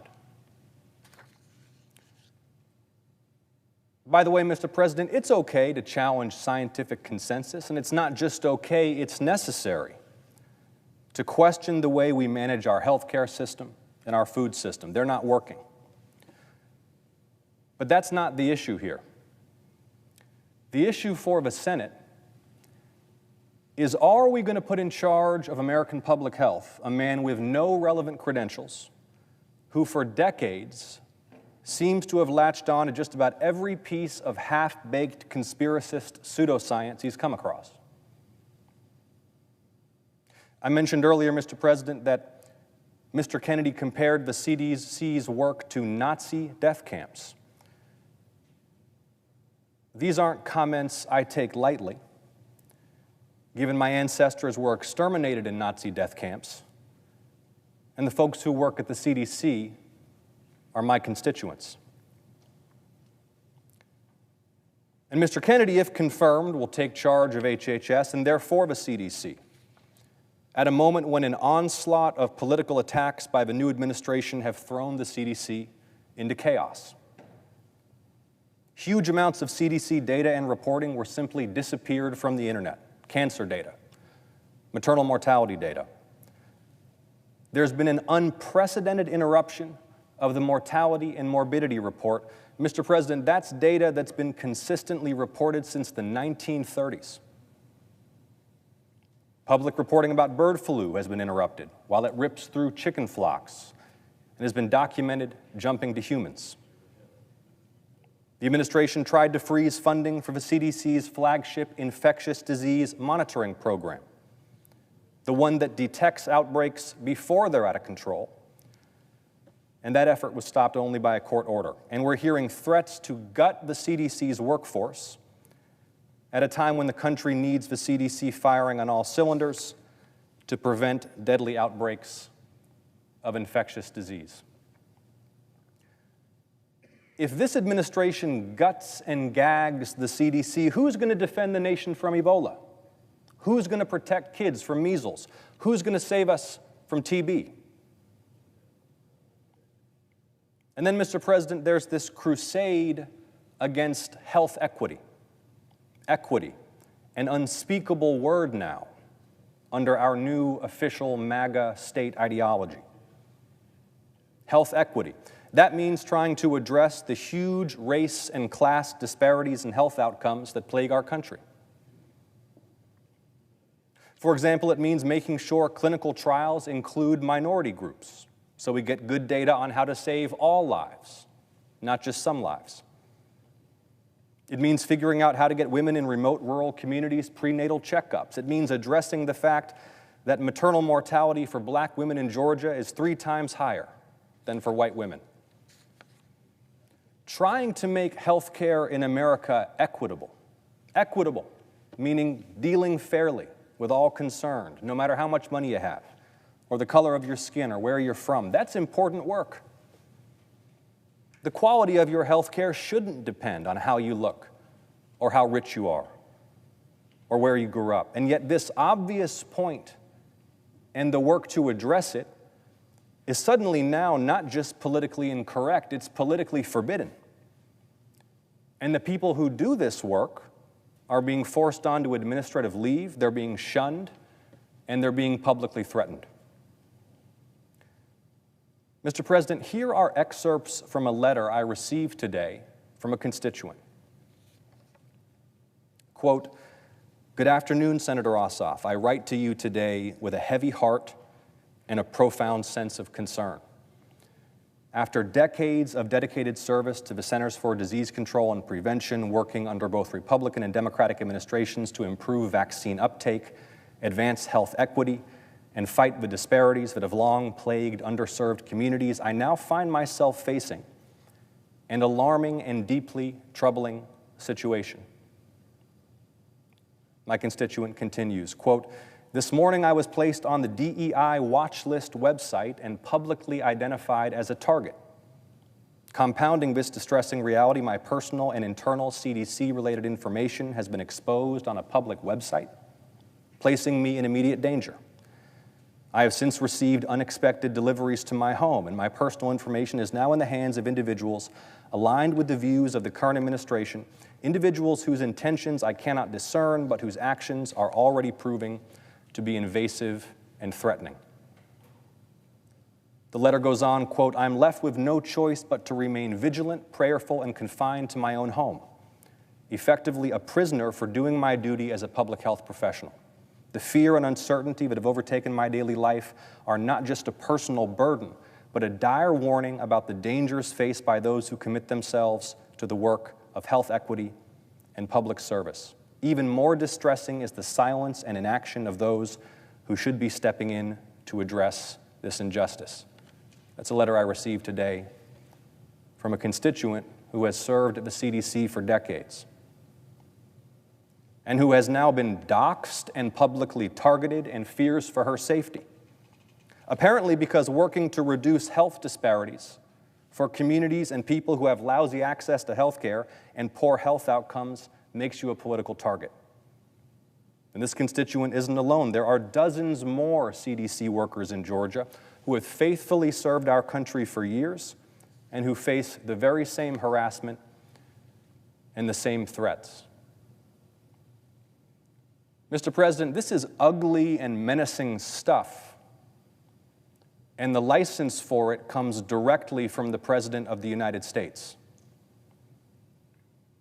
Tomorrow morning, unless Senate Republicans can summon a shred of courage, the Senate may be poised to confirm someone to lead America's public health system who is obviously unqualified and unfit. As we speak, the world's flagship disease control agency is in chaos and under political attack, and public servants who dare to try to improve health outcomes for the poor and disadvantaged fear for their safety.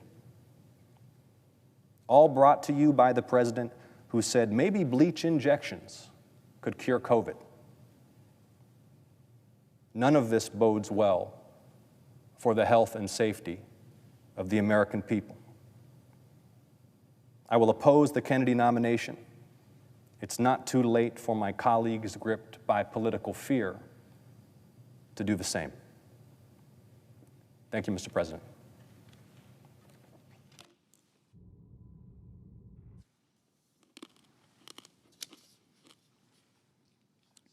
Under the previous order, the Senate stands adjourned until 9:30 a.m.